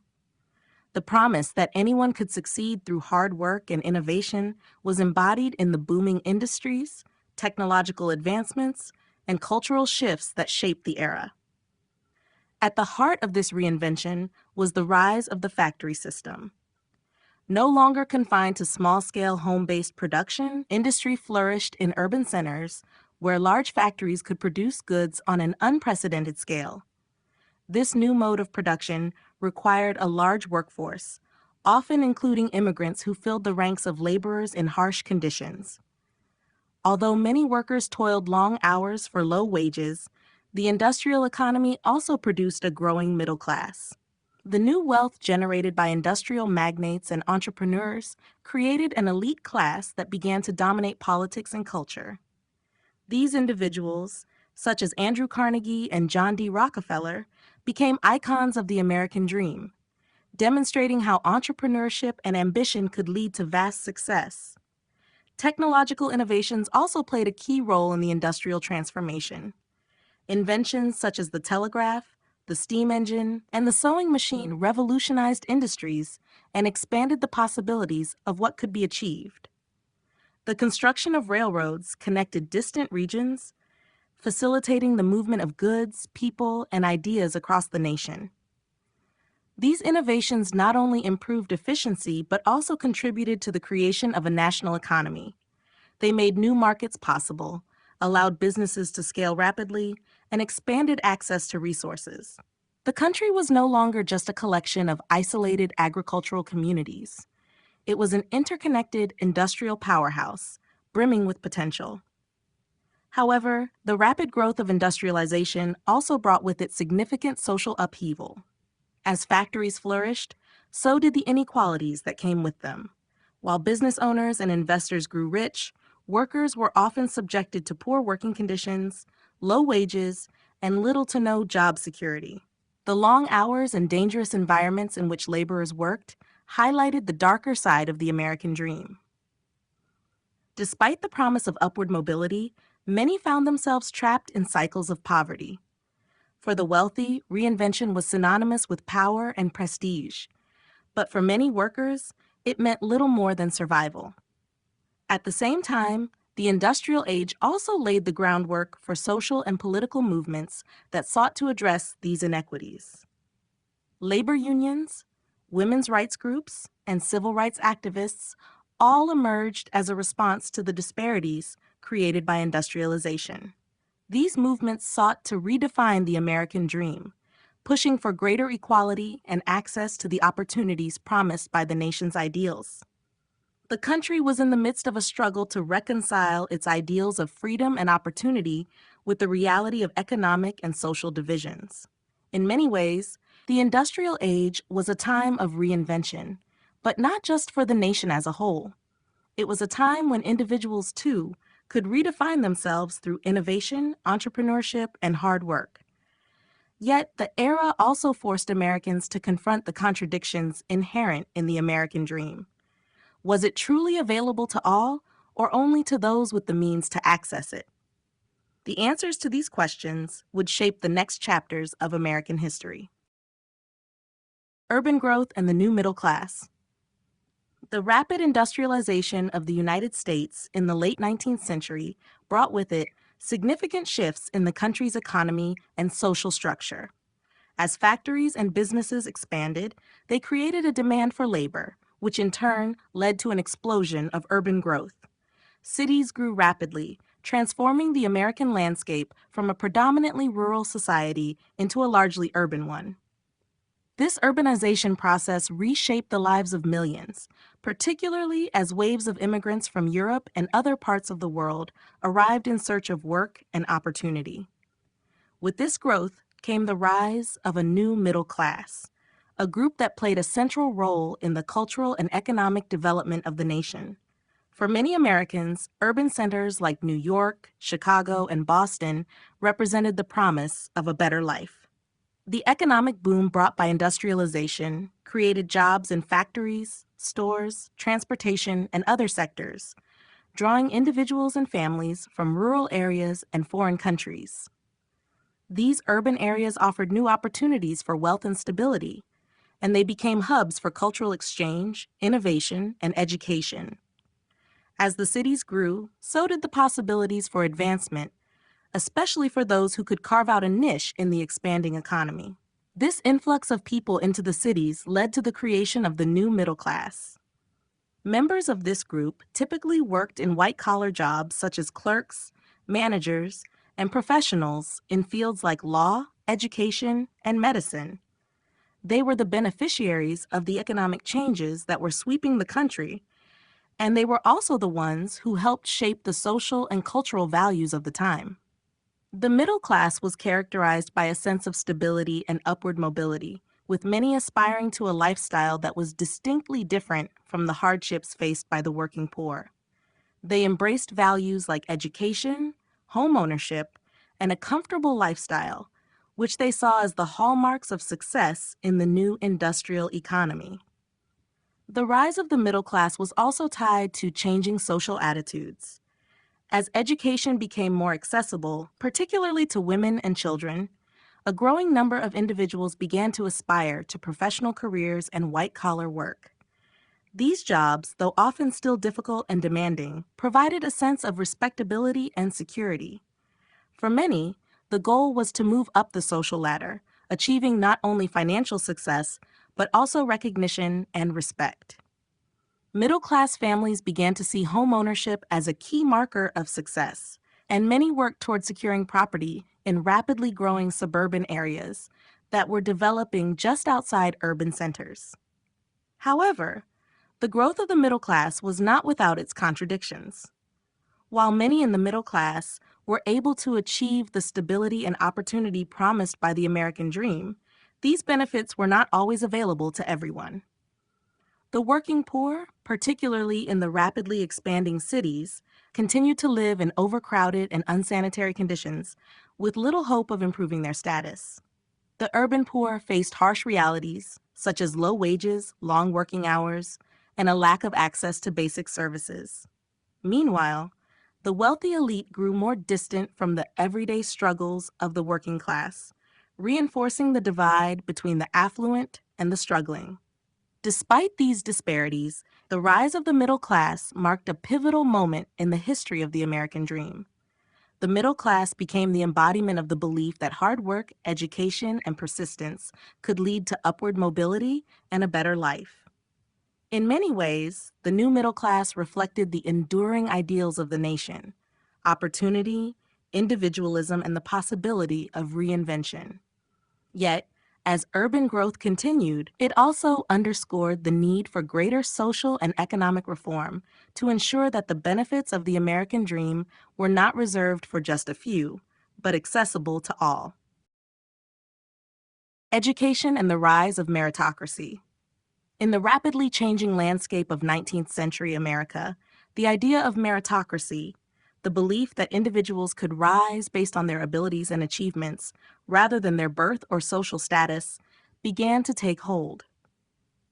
Central to this new vision was education, which came to be seen as the primary means by which individuals could improve their lives and attain success. As the nation expanded and industrialized, the demand for an educated workforce grew, and education became a powerful tool for social mobility. Schools, universities, and vocational institutions were built to provide the knowledge and skills necessary to thrive in an increasingly complex economy. Education, once reserved for the elite, was slowly becoming more accessible to a broader swath of the population, especially in urban areas. The rise of meritocracy was fueled by the belief that anyone, regardless of their background, could succeed through hard work, talent, and education. This idea was rooted in the nation's founding principles: freedom, equality, and opportunity, and became a central tenet of American identity. In many ways, the expansion of education was seen as a practical application of these ideals. Public schools began to proliferate in cities and towns, and institutions of higher learning, such as universities and technical schools, offered new avenues for upward mobility. The belief in meritocracy was embedded in the idea that through education, anyone could achieve success, regardless of their family's wealth or social standing. By the late 19th century, educational reform movements gained momentum, driven by the desire to make schooling available to all children, not just the privileged few. Public education became a key focus for reformers who saw it as essential for the nation's progress. Horace Mann, an early advocate for public education, argued that education was the great equalizer, enabling individuals to overcome poverty and discrimination. With the rise of public schools, children from working class and immigrant families gained access to a basic education, which provided a foundation for entering the workforce or continuing on to higher education. This expansion of education reflected a growing belief that success was a result of individual effort and ability, rather than family heritage or wealth. As the demand for education grew, so did the creation of specialized institutions aimed at meeting the needs of an industrial society. Vocational schools trained young people in skills necessary for factory work, while colleges and universities began to offer degrees in fields like engineering, business, and law, which were essential to the new economy. This proliferation of educational opportunities helped to create a system where individuals could gain the credentials and expertise needed to climb the social and economic ladder. However, access to higher education was still limited by factors like race, gender, and class, with African Americans, women, and poor immigrants often facing significant barriers to entry. Despite these challenges, the rise of meritocracy through education transformed the American dream. It reinforced the notion that anyone could rise to prominence based on their abilities and hard work, even if they started with nothing. It was no longer enough to rely solely on inherited wealth or connections. Success now depended on proving one's worth through education and achievement. This vision of a merit-based society helped to fuel the optimism and drive that characterized the United States during this period. Yet, even as the idea of meritocracy took root, the barriers faced by marginalized groups highlighted the limitations of this ideal. While education expanded, it was clear that true equality of opportunity had yet to be achieved. The belief in meritocracy would continue to inspire generations, but it also served as a reminder that structural inequalities had to be addressed for the American dream to be truly accessible to all. Consumerism and the modern lifestyle. As the United States entered the 20th century, it experienced a dramatic shift in both its economy and its cultural values. The rapid growth of industry, the rise of mass production, and the expansion of advertising created a new consumer culture that was fundamentally different from the previous agrarian society. With the proliferation of goods, services, and technology, Americans were encouraged to buy more than ever before. This shift towards consumerism became a defining feature of modern life, as the idea of success and happiness increasingly came to be associated with material wealth and the accumulation of goods. The modern lifestyle, characterized by a focus on consumption, leisure, and convenience, took hold of American society. The rise of consumerism was closely tied to the advancements in mass production and the expansion of industries that could produce goods on an unprecedented scale. Factories, powered by new technologies like the assembly line, made products cheaper and more widely available. This transformation of production helped fuel an economic boom and led to the development of a culture that prized consumption. Consumer goods like automobiles, household appliances, and clothing became more affordable, and new forms of entertainment, such as cinema and radio, made leisure a central part of American life. The idea of buying the American dream emerged, where material success was not only a personal achievement, but a reflection of one's participation in the growing economy. Advertising played a crucial role in shaping the consumer culture. With the expansion of print media, radio, and later television, advertisers were able to reach millions of people, promoting products as essential for happiness, success, and status. Companies began to focus on creating desires and needs in consumers that they had never thought about before. This cultural shift encouraged individuals to define themselves through the products they purchased and the lifestyle they could afford. The concept of keeping up with the Joneses became prevalent, where social status was increasingly determined by the goods one owned rather than personal achievements or virtues. As consumerism spread, it began to shape the American way of life. The notion of success shifted from self-sufficiency and hard work to the ability to afford the latest products and services. The suburbs, which expanded rapidly during the post-World War II era, became the physical manifestation of this new lifestyle. Houses, cars, and consumer goods became markers of achievement and success. People sought not just to survive, but to live comfortably and to display their success through material possessions. Consumerism brought convenience to everyday life, with innovations like washing machines, refrigerators, and cars transforming daily routines. However, this new lifestyle also brought with it certain challenges. The focus on materialism created a society increasingly defined by what people owned rather than who they were. The emphasis on consumption led to a growing divide between the wealthy and the poor, as not everyone could afford the luxuries promoted by advertising. Additionally, the rise of consumer culture had environmental consequences, as the demand for goods led to increased production, waste, and resource depletion. The pressure to consume also had psychological effects, contributing to feelings of inadequacy or anxiety among those who could not keep up with the expectations set by the consumer-driven society. Despite these challenges, consumerism became a central feature of the American dream. It embodied the idea that happiness could be achieved through the acquisition of goods, and it provided a tangible way for individuals to measure their success. The modern lifestyle that emerged was one defined by convenience, comfort, and the pursuit of material wealth. Yet, as the country moved further into the 20th century, questions about the sustainability of this consumer-driven ideal began to emerge, signaling that the pursuit of material success might not be the ultimate answer to the quest for happiness and fulfillment.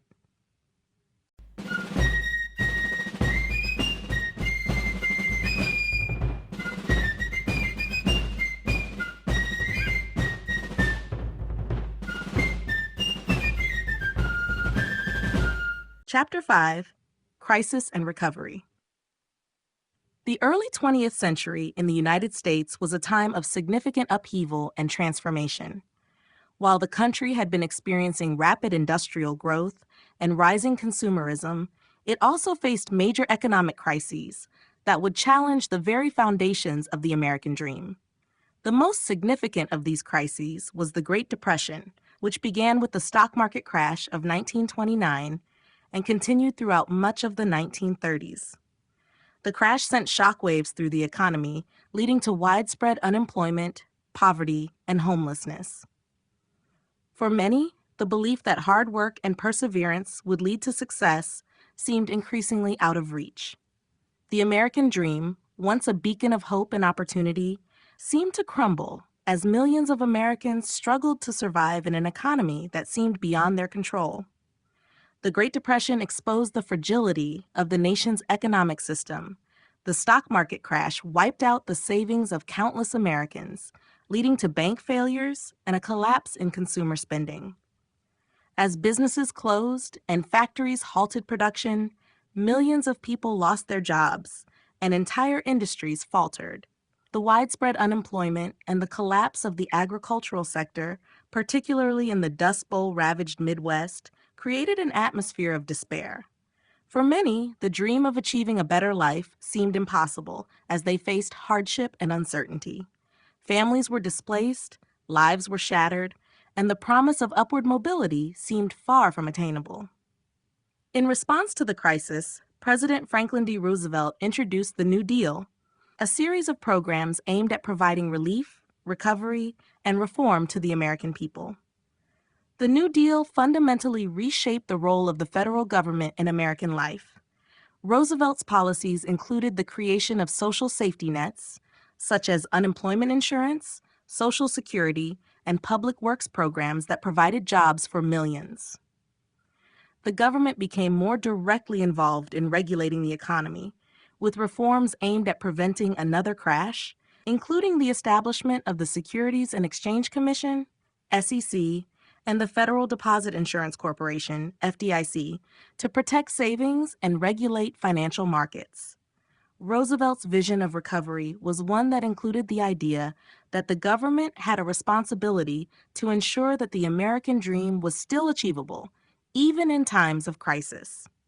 The New Deal was not without its critics, but it provided much-needed relief to those suffering during the Great Depression. It restored faith in the government's ability to act in the interest of the people and demonstrated that recovery was possible, even from the depths of a severe economic downturn.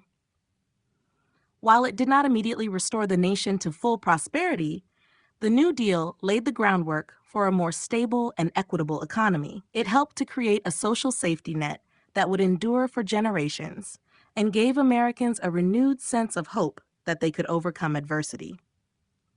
The recovery process continued throughout the 1940s, accelerated by the onset of World War II. The war effort mobilized the American economy, creating millions of jobs and driving industrial production to new heights. The war also led to significant social changes as women entered the workforce in unprecedented numbers and African Americans migrated to cities in search of employment. The war's economic impact helped to pull the country out of the Depression and set the stage for the post-war boom that would follow. While the Great Depression was a time of immense hardship and struggle, it also marked a turning point in the nation's understanding of the American dream. The crisis revealed the limitations of the previous economic system and highlighted the need for a more inclusive and supportive society. The recovery efforts that followed helped to redefine the dream itself, emphasizing that it was not solely an individual pursuit, but a collective effort that required the government, businesses, and individuals to work together to build a more stable and just society. The Great Depression and lost faith. The Great Depression, which began with the stock market crash of 1929, was the most severe economic downturn in American history, lasting well into the 1930s.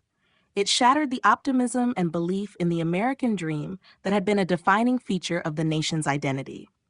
As banks failed, businesses collapsed, and unemployment soared, millions of Americans found themselves in desperate circumstances. The economic security that many had once taken for granted seemed to evaporate overnight, leaving people disillusioned and uncertain about their futures.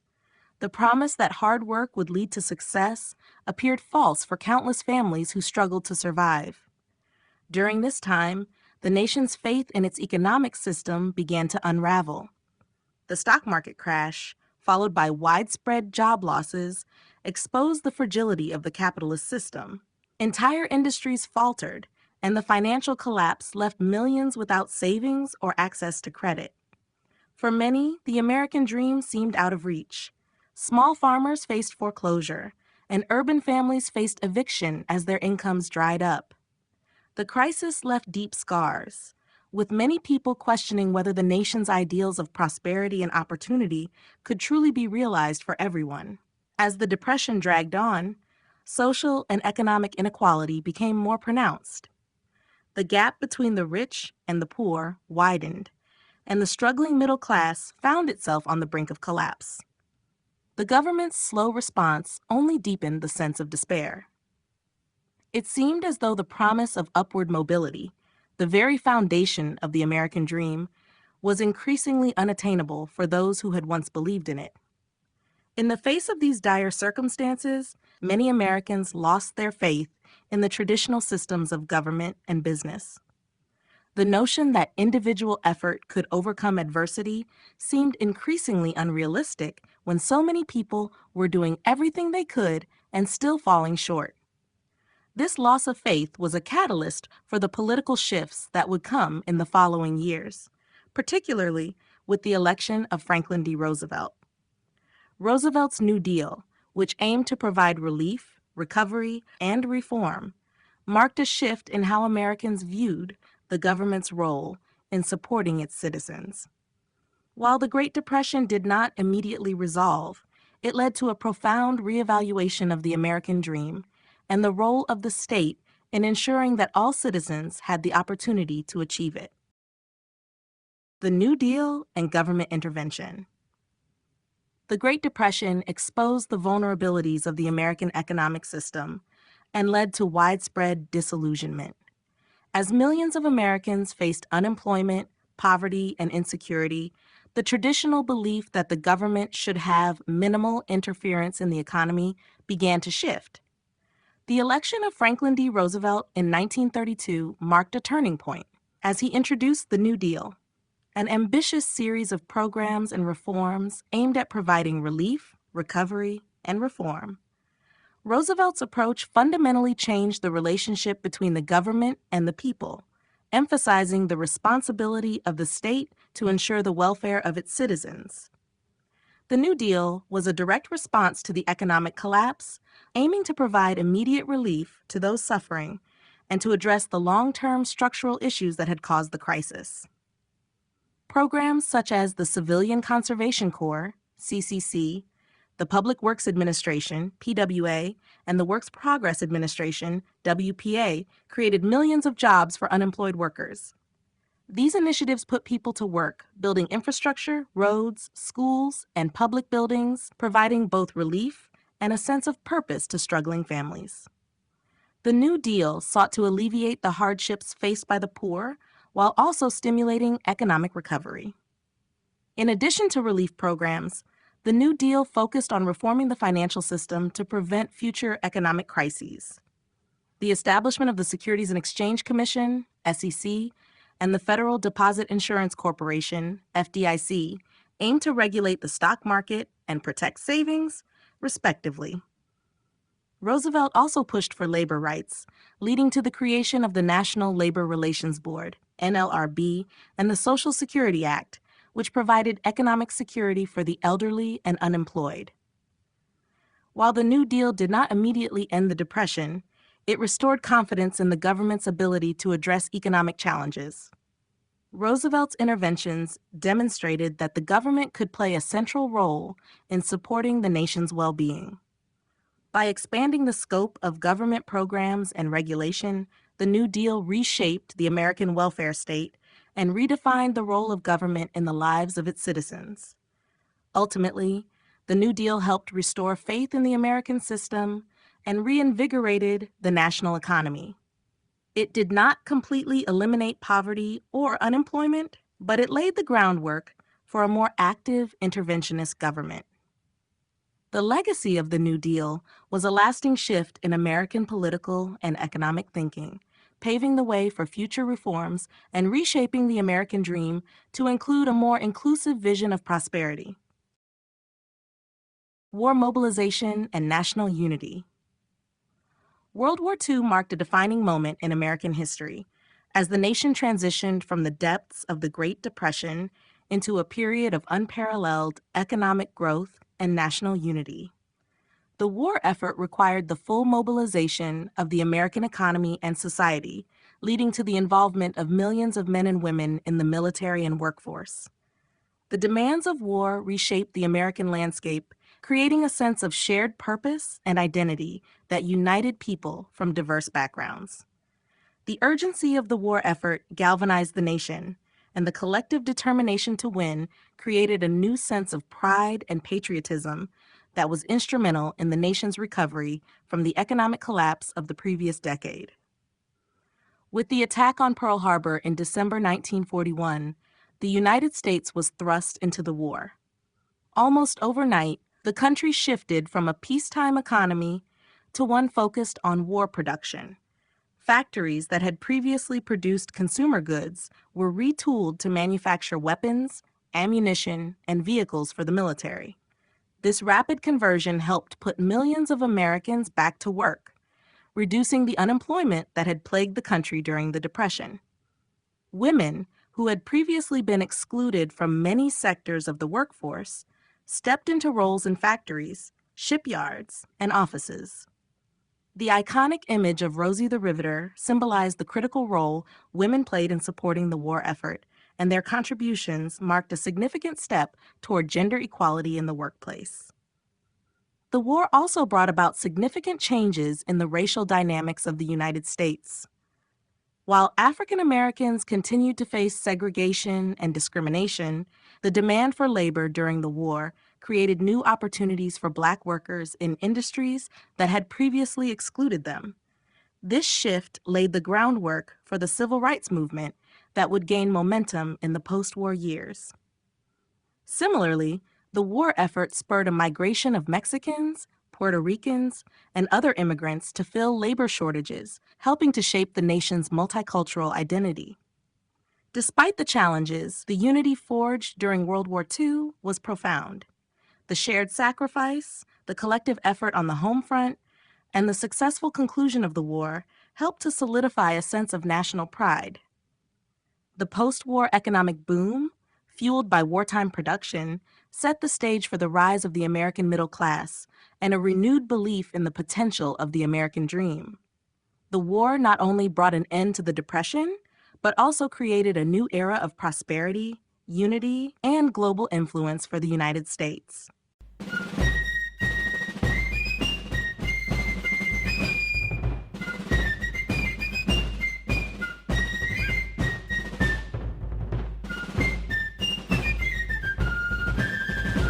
Chapter 6: Post-War Prosperity and Protest.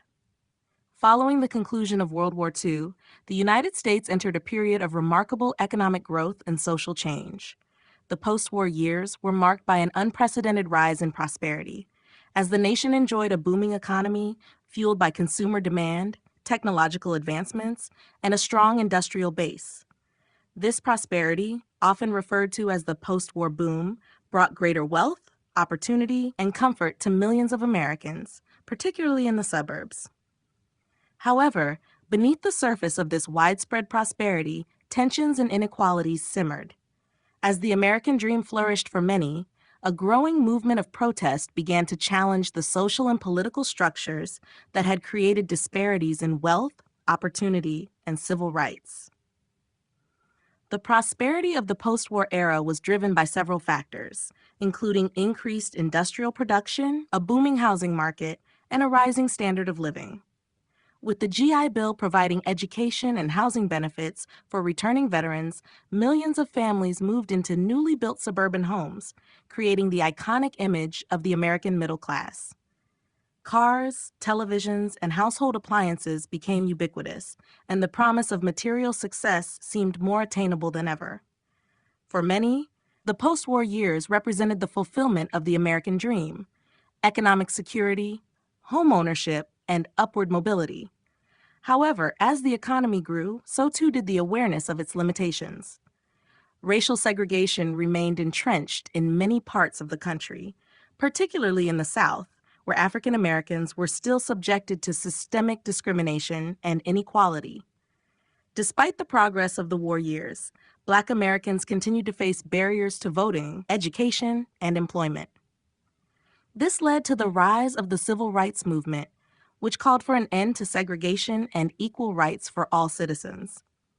Activists like Martin Luther King Jr., Rosa Parks, and Malcolm X became the faces of this struggle, demanding that the American dream be expanded to include African Americans. At the same time, the 1950s and 1960s saw a growing youth movement that began to question traditional social norms. The rise of rock and roll, the counterculture, and protests against the Vietnam War challenged the conformity and materialism that had defined post-war society.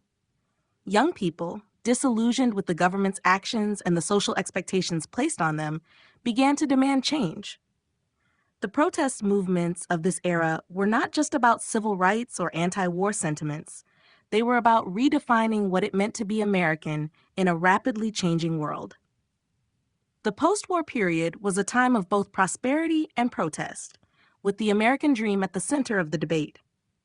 As the nation experienced economic growth, it also grappled with its deep-seated inequalities.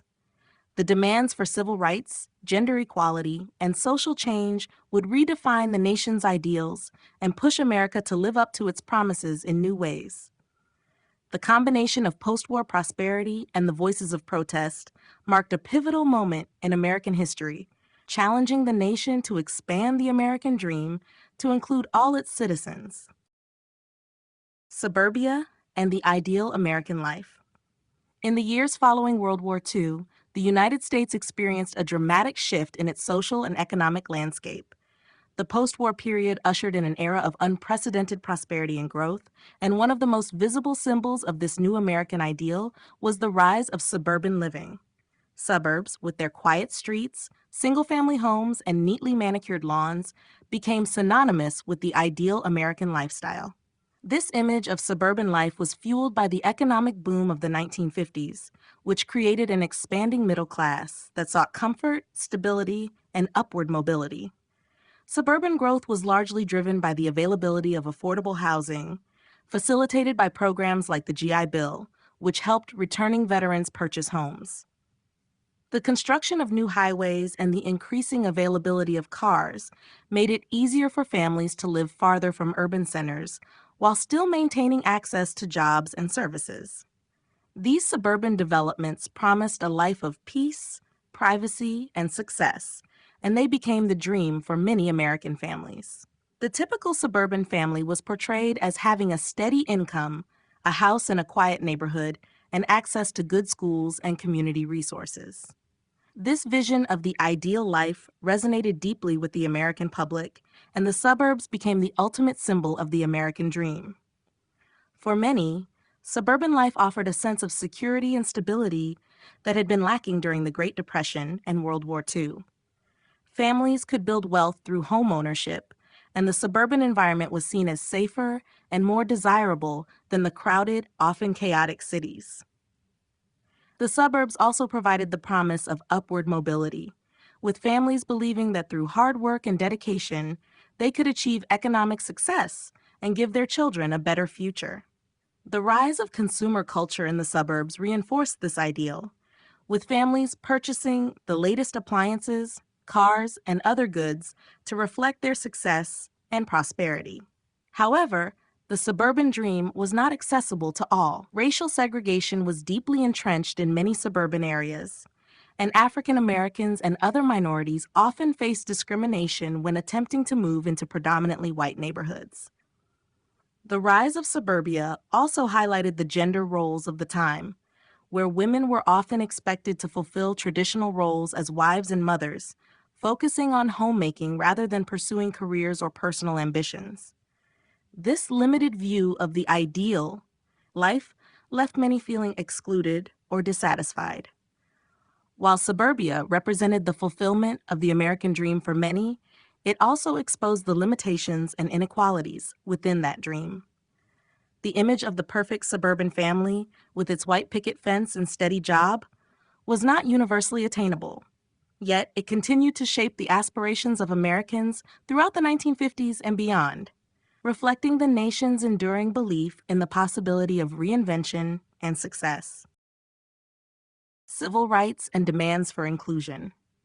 The post-war period in the United States was a time of social upheaval and transformation, particularly in the realm of civil rights.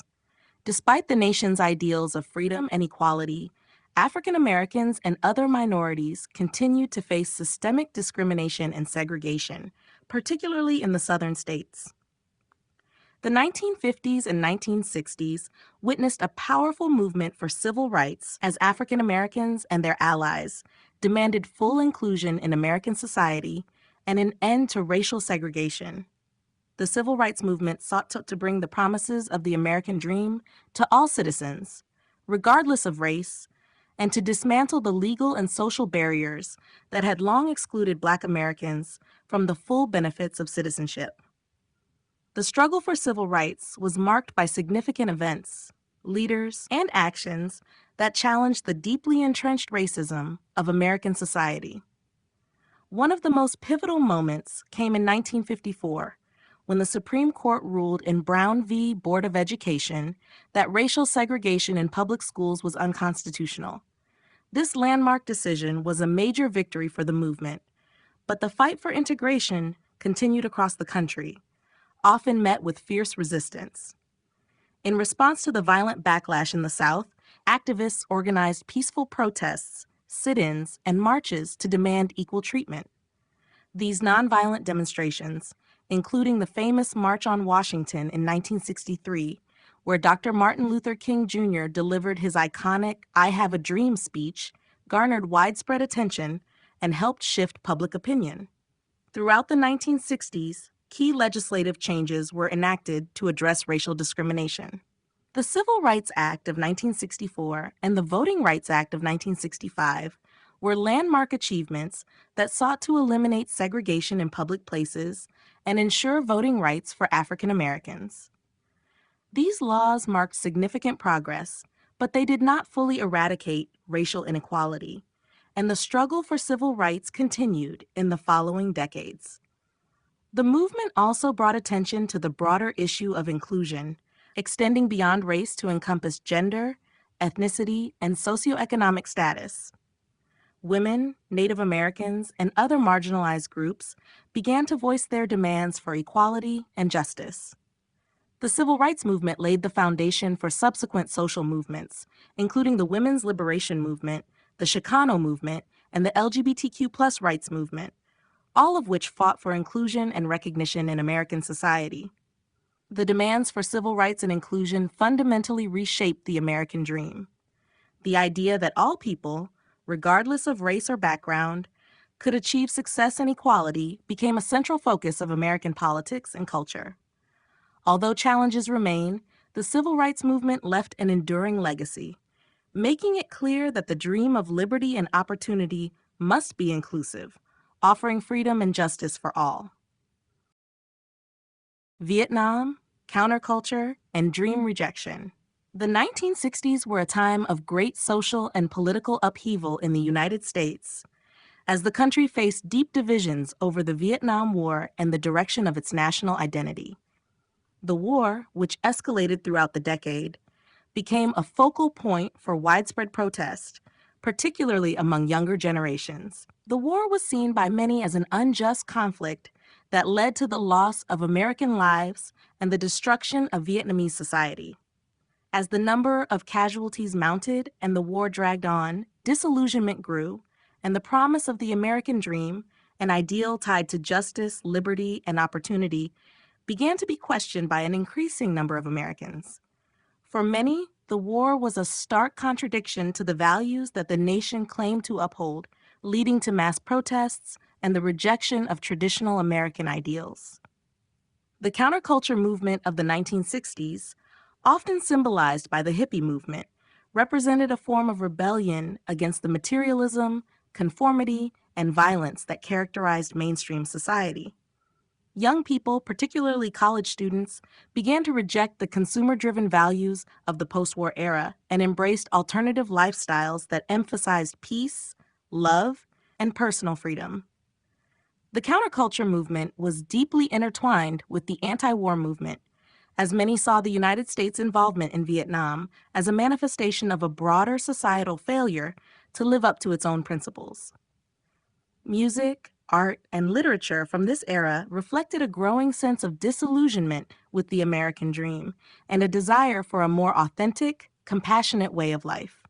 The protests against the Vietnam War reached their peak in the late 1960s and early 1970s.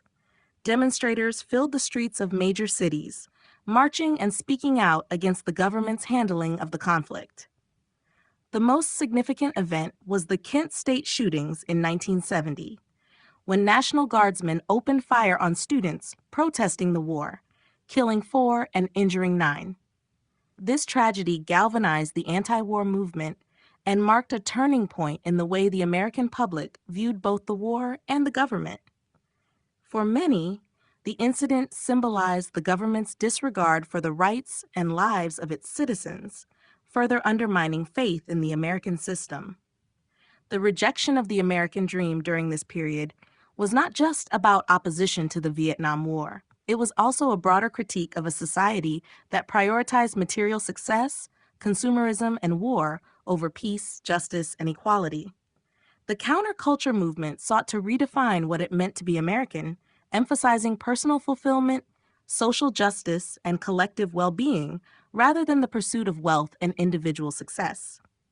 While the war ended in 1975, the cultural shifts of the 1960s left a lasting impact on American society, shaping future generations' understanding of the American dream and its limitations. The rejection of the traditional dream set the stage for new movements that continued to challenge the status quo and call for a more inclusive and just society.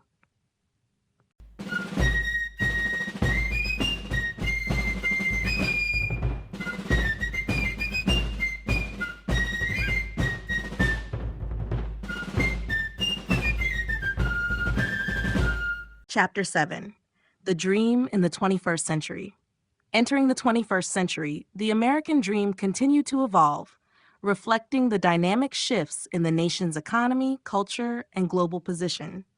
While the dream of prosperity, freedom, and opportunity remained a central part of the national identity, it was increasingly questioned and redefined. The rapid pace of technological advancement, the rise of global competition, and growing social inequalities all contributed to new perspectives on what it means to achieve success in America. The traditional vision of the American dream, based on home ownership, steady work, and upward mobility, was challenged by a changing landscape marked by economic volatility, increasing wealth gaps, and a shifting workforce. The dot-com boom at the turn of the century briefly reignited optimism about new opportunities, particularly in the tech sector. Many Americans saw the rise of Silicon Valley and the increasing importance of technology as a new path to success. Entrepreneurs and innovators like Steve Jobs and Bill Gates became symbols of the new American dream, demonstrating that anyone with the right idea and work ethic could build vast fortunes. However, this optimism was tempered by the reality of the 2008 financial crisis, which exposed the fragility of the economic system. Millions of people lost homes, jobs, and savings as banks failed and the housing market collapsed. The crisis highlighted the widening gap between the wealthy elite and the rest of the population, leading many to question whether the American dream was still attainable for all. In the aftermath of the Great Recession, the dream of upward mobility seemed increasingly out of reach for many. The rise of income inequality, combined with the stagnation of wages for much of the working and middle class, created a sense of frustration and disillusionment. For the first time in decades, many Americans found that their children were less likely to achieve a higher standard of living than they themselves had.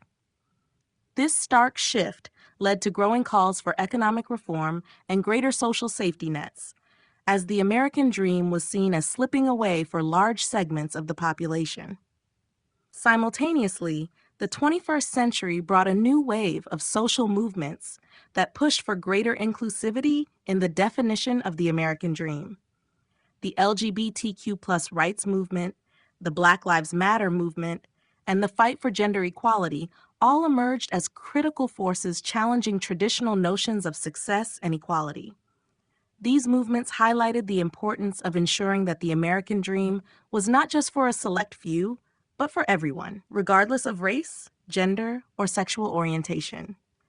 As the nation looks toward the future, the American dream in the 21st century is being redefined by a more diverse, more inclusive vision. While the traditional ideals of prosperity and opportunity continue to resonate, they are now being understood through the lens of equity, sustainability, and social justice. The dream is no longer just about individual success, but about creating a society in which everyone has the chance to thrive. As the country grapples with these challenges, the quest to achieve the American dream remains an ongoing pursuit, one that will require new solutions and a renewed commitment to the principles of equality and justice. Economic shifts and the new inequality. The 21st century has been defined by significant economic shifts that have reshaped the landscape of the American dream. While the United States continues to be a land of opportunity, the nature of that opportunity has changed dramatically. The transition from an industrial economy to a service and technology-driven one has created new avenues for wealth generation, but it has also intensified inequality. Economic growth in recent decades has largely benefited the wealthiest Americans, leaving the middle and lower classes behind. The gap between the rich and poor has expanded, fundamentally altering the way Americans think about success and opportunity. The rise of the tech sector has been a major driver of this economic shift. Silicon Valley, with its high-paying jobs and cutting-edge innovations, has become a symbol of the new economy. For a small group of entrepreneurs, engineers, and investors, the digital age has led to enormous fortunes.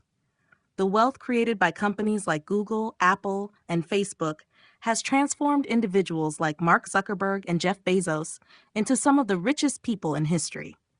This concentration of wealth has sparked debates about fairness and the sustainability of an economy where a handful of individuals control a disproportionate share of the nation's resources. Meanwhile, many workers in traditional industries, such as manufacturing and retail, have seen their wages stagnate or decline. Automation, outsourcing, and globalization have eroded many of the jobs that once provided a stable middle-class life. Workers with skills suited to the old economy have found themselves displaced, and many are struggling to keep up with the rapid pace of technological change. The rise of the gig economy, where workers have less job security and fewer benefits, has also contributed to the growing sense of economic instability. This has created a divide between those who can adapt to the new economy and those who cannot. The widening gap between the rich and poor has sparked growing concerns about the future of the American dream.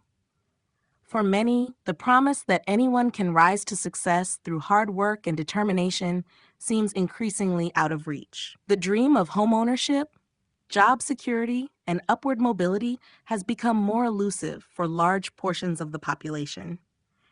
As economic inequality continues to grow, questions about the fairness of the system have become more pressing. The challenge now is to create an economy that offers greater opportunities for all Americans, regardless of their background or economic status, and to ensure that the promise of the American dream is accessible to everyone, not just the privileged few. Immigration, diversity, and redefinition. As the United States entered the 21st century, immigration became an increasingly central issue in the national conversation about identity, opportunity, and the future of the American dream. For centuries, America has been a destination for people from all over the world seeking a better life, and this continued into the modern era. However, in the face of global political and economic changes, debates about immigration and diversity took on new urgency. The demographic landscape of the nation shifted, and the diversity that had always been part of the American fabric became a defining characteristic of the 21st century. Yet, as the country became more diverse, questions about who could truly claim the American dream and how it should be redefined arose. Immigration, particularly from Latin America, Asia, and Africa, reshaped the social and cultural landscape. Immigrants, often arriving with little more than the hope of a better life, sought opportunities in a nation that promised equality and the chance for upward mobility. For many, the American dream remained an attractive and motivating force, but the journey to achieving it was fraught with challenges. Immigrants faced systemic barriers, including limited access to education, healthcare, and employment opportunities. Many faced discrimination and prejudice based on their race, ethnicity, or immigration status, making it more difficult to fully participate in the promise of American society. At the same time, immigration brought new perspectives, talents, and innovations to the United States. Immigrants played key roles in various sectors of the economy, from technology to agriculture to healthcare, helping to drive economic growth and enrich the cultural fabric of the country. The nation's diversity also began to be seen as a source of strength, with multiculturalism being celebrated in some areas as an essential component of American identity. Immigrants contributed not only to the economy, but also to the social and cultural vibrancy of the nation, as new languages, foods, traditions, and ideas became woven into the national experience. Yet, the increasing diversity also prompted a backlash in some segments of society, as nativist sentiments and fears about the erosion of traditional American values gained traction. The debate over immigration policy became increasingly polarized, with some calling for stricter border controls and others advocating for greater inclusion and pathways to citizenship. These debates raised critical questions about what it means to be truly American and whether the American dream could be shared equally by all who called the nation home. As the country grapples with these questions, the definition of the American dream continues to evolve. The challenge is to ensure that the promise of opportunity, freedom, and prosperity is extended to all Americans, regardless of their background. Immigration and diversity have become central to the redefinition of the American dream, forcing the nation to confront its past, acknowledge its complexities, and work toward a future where everyone has the opportunity to achieve their version of the American dream. Technology, globalization, and the future ideal. As the 21st century progresses, technology and globalization are reshaping the American dream in profound ways, creating both new opportunities and complex challenges. The rapid pace of technological innovation, coupled with the interconnectedness brought on by globalization, has created a world where economic, social, and cultural boundaries are increasingly fluid. For some, these changes represent the dawn of a new era of prosperity, where new industries and digital economies offer unprecedented possibilities. For others, however, the effects of globalization and technological advancement have contributed to greater inequality and job displacement, questioning whether the American dream remains achievable for all. Technology has transformed nearly every aspect of daily life, from the way people communicate to how they work and shop. The rise of the internet, artificial intelligence, automation, and robotics has revolutionized industries and opened new markets, creating a digital economy that spans the globe. In many ways, this new economy mirrors the ideals of the American dream: innovation, entrepreneurship, and the ability to reinvent oneself. Silicon Valley, the epicenter of technological development, serves as a modern-day symbol of the American dream, where individuals like Mark Zuckerberg and Elon Musk are seen as examples of what can be achieved through ingenuity and risk-taking. For many, the promise of success in this digital age has inspired a new generation of entrepreneurs and tech innovators who believe that with the right skills and vision, anyone can succeed. However, this rapid technological advancement has also introduced significant challenges. Automation and artificial intelligence have disrupted traditional industries, replacing many low and middle-income jobs and contributing to a widening wealth gap. Workers in sectors like manufacturing, retail, and agriculture have found their jobs increasingly replaced by machines or outsourced to countries with cheaper labor. While the tech sector continues to thrive, many Americans are left behind in an economy that demands more specialized skills and education.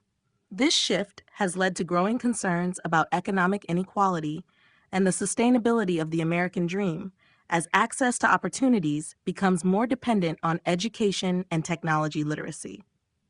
Globalization, the process by which businesses and economies become interconnected across borders, has further complicated the future of the American dream. While it has brought lower prices for consumers, it has also led to the offshoring of jobs and the decline of certain industries. This has created a global economy where the United States is no longer the dominant economic force it once was.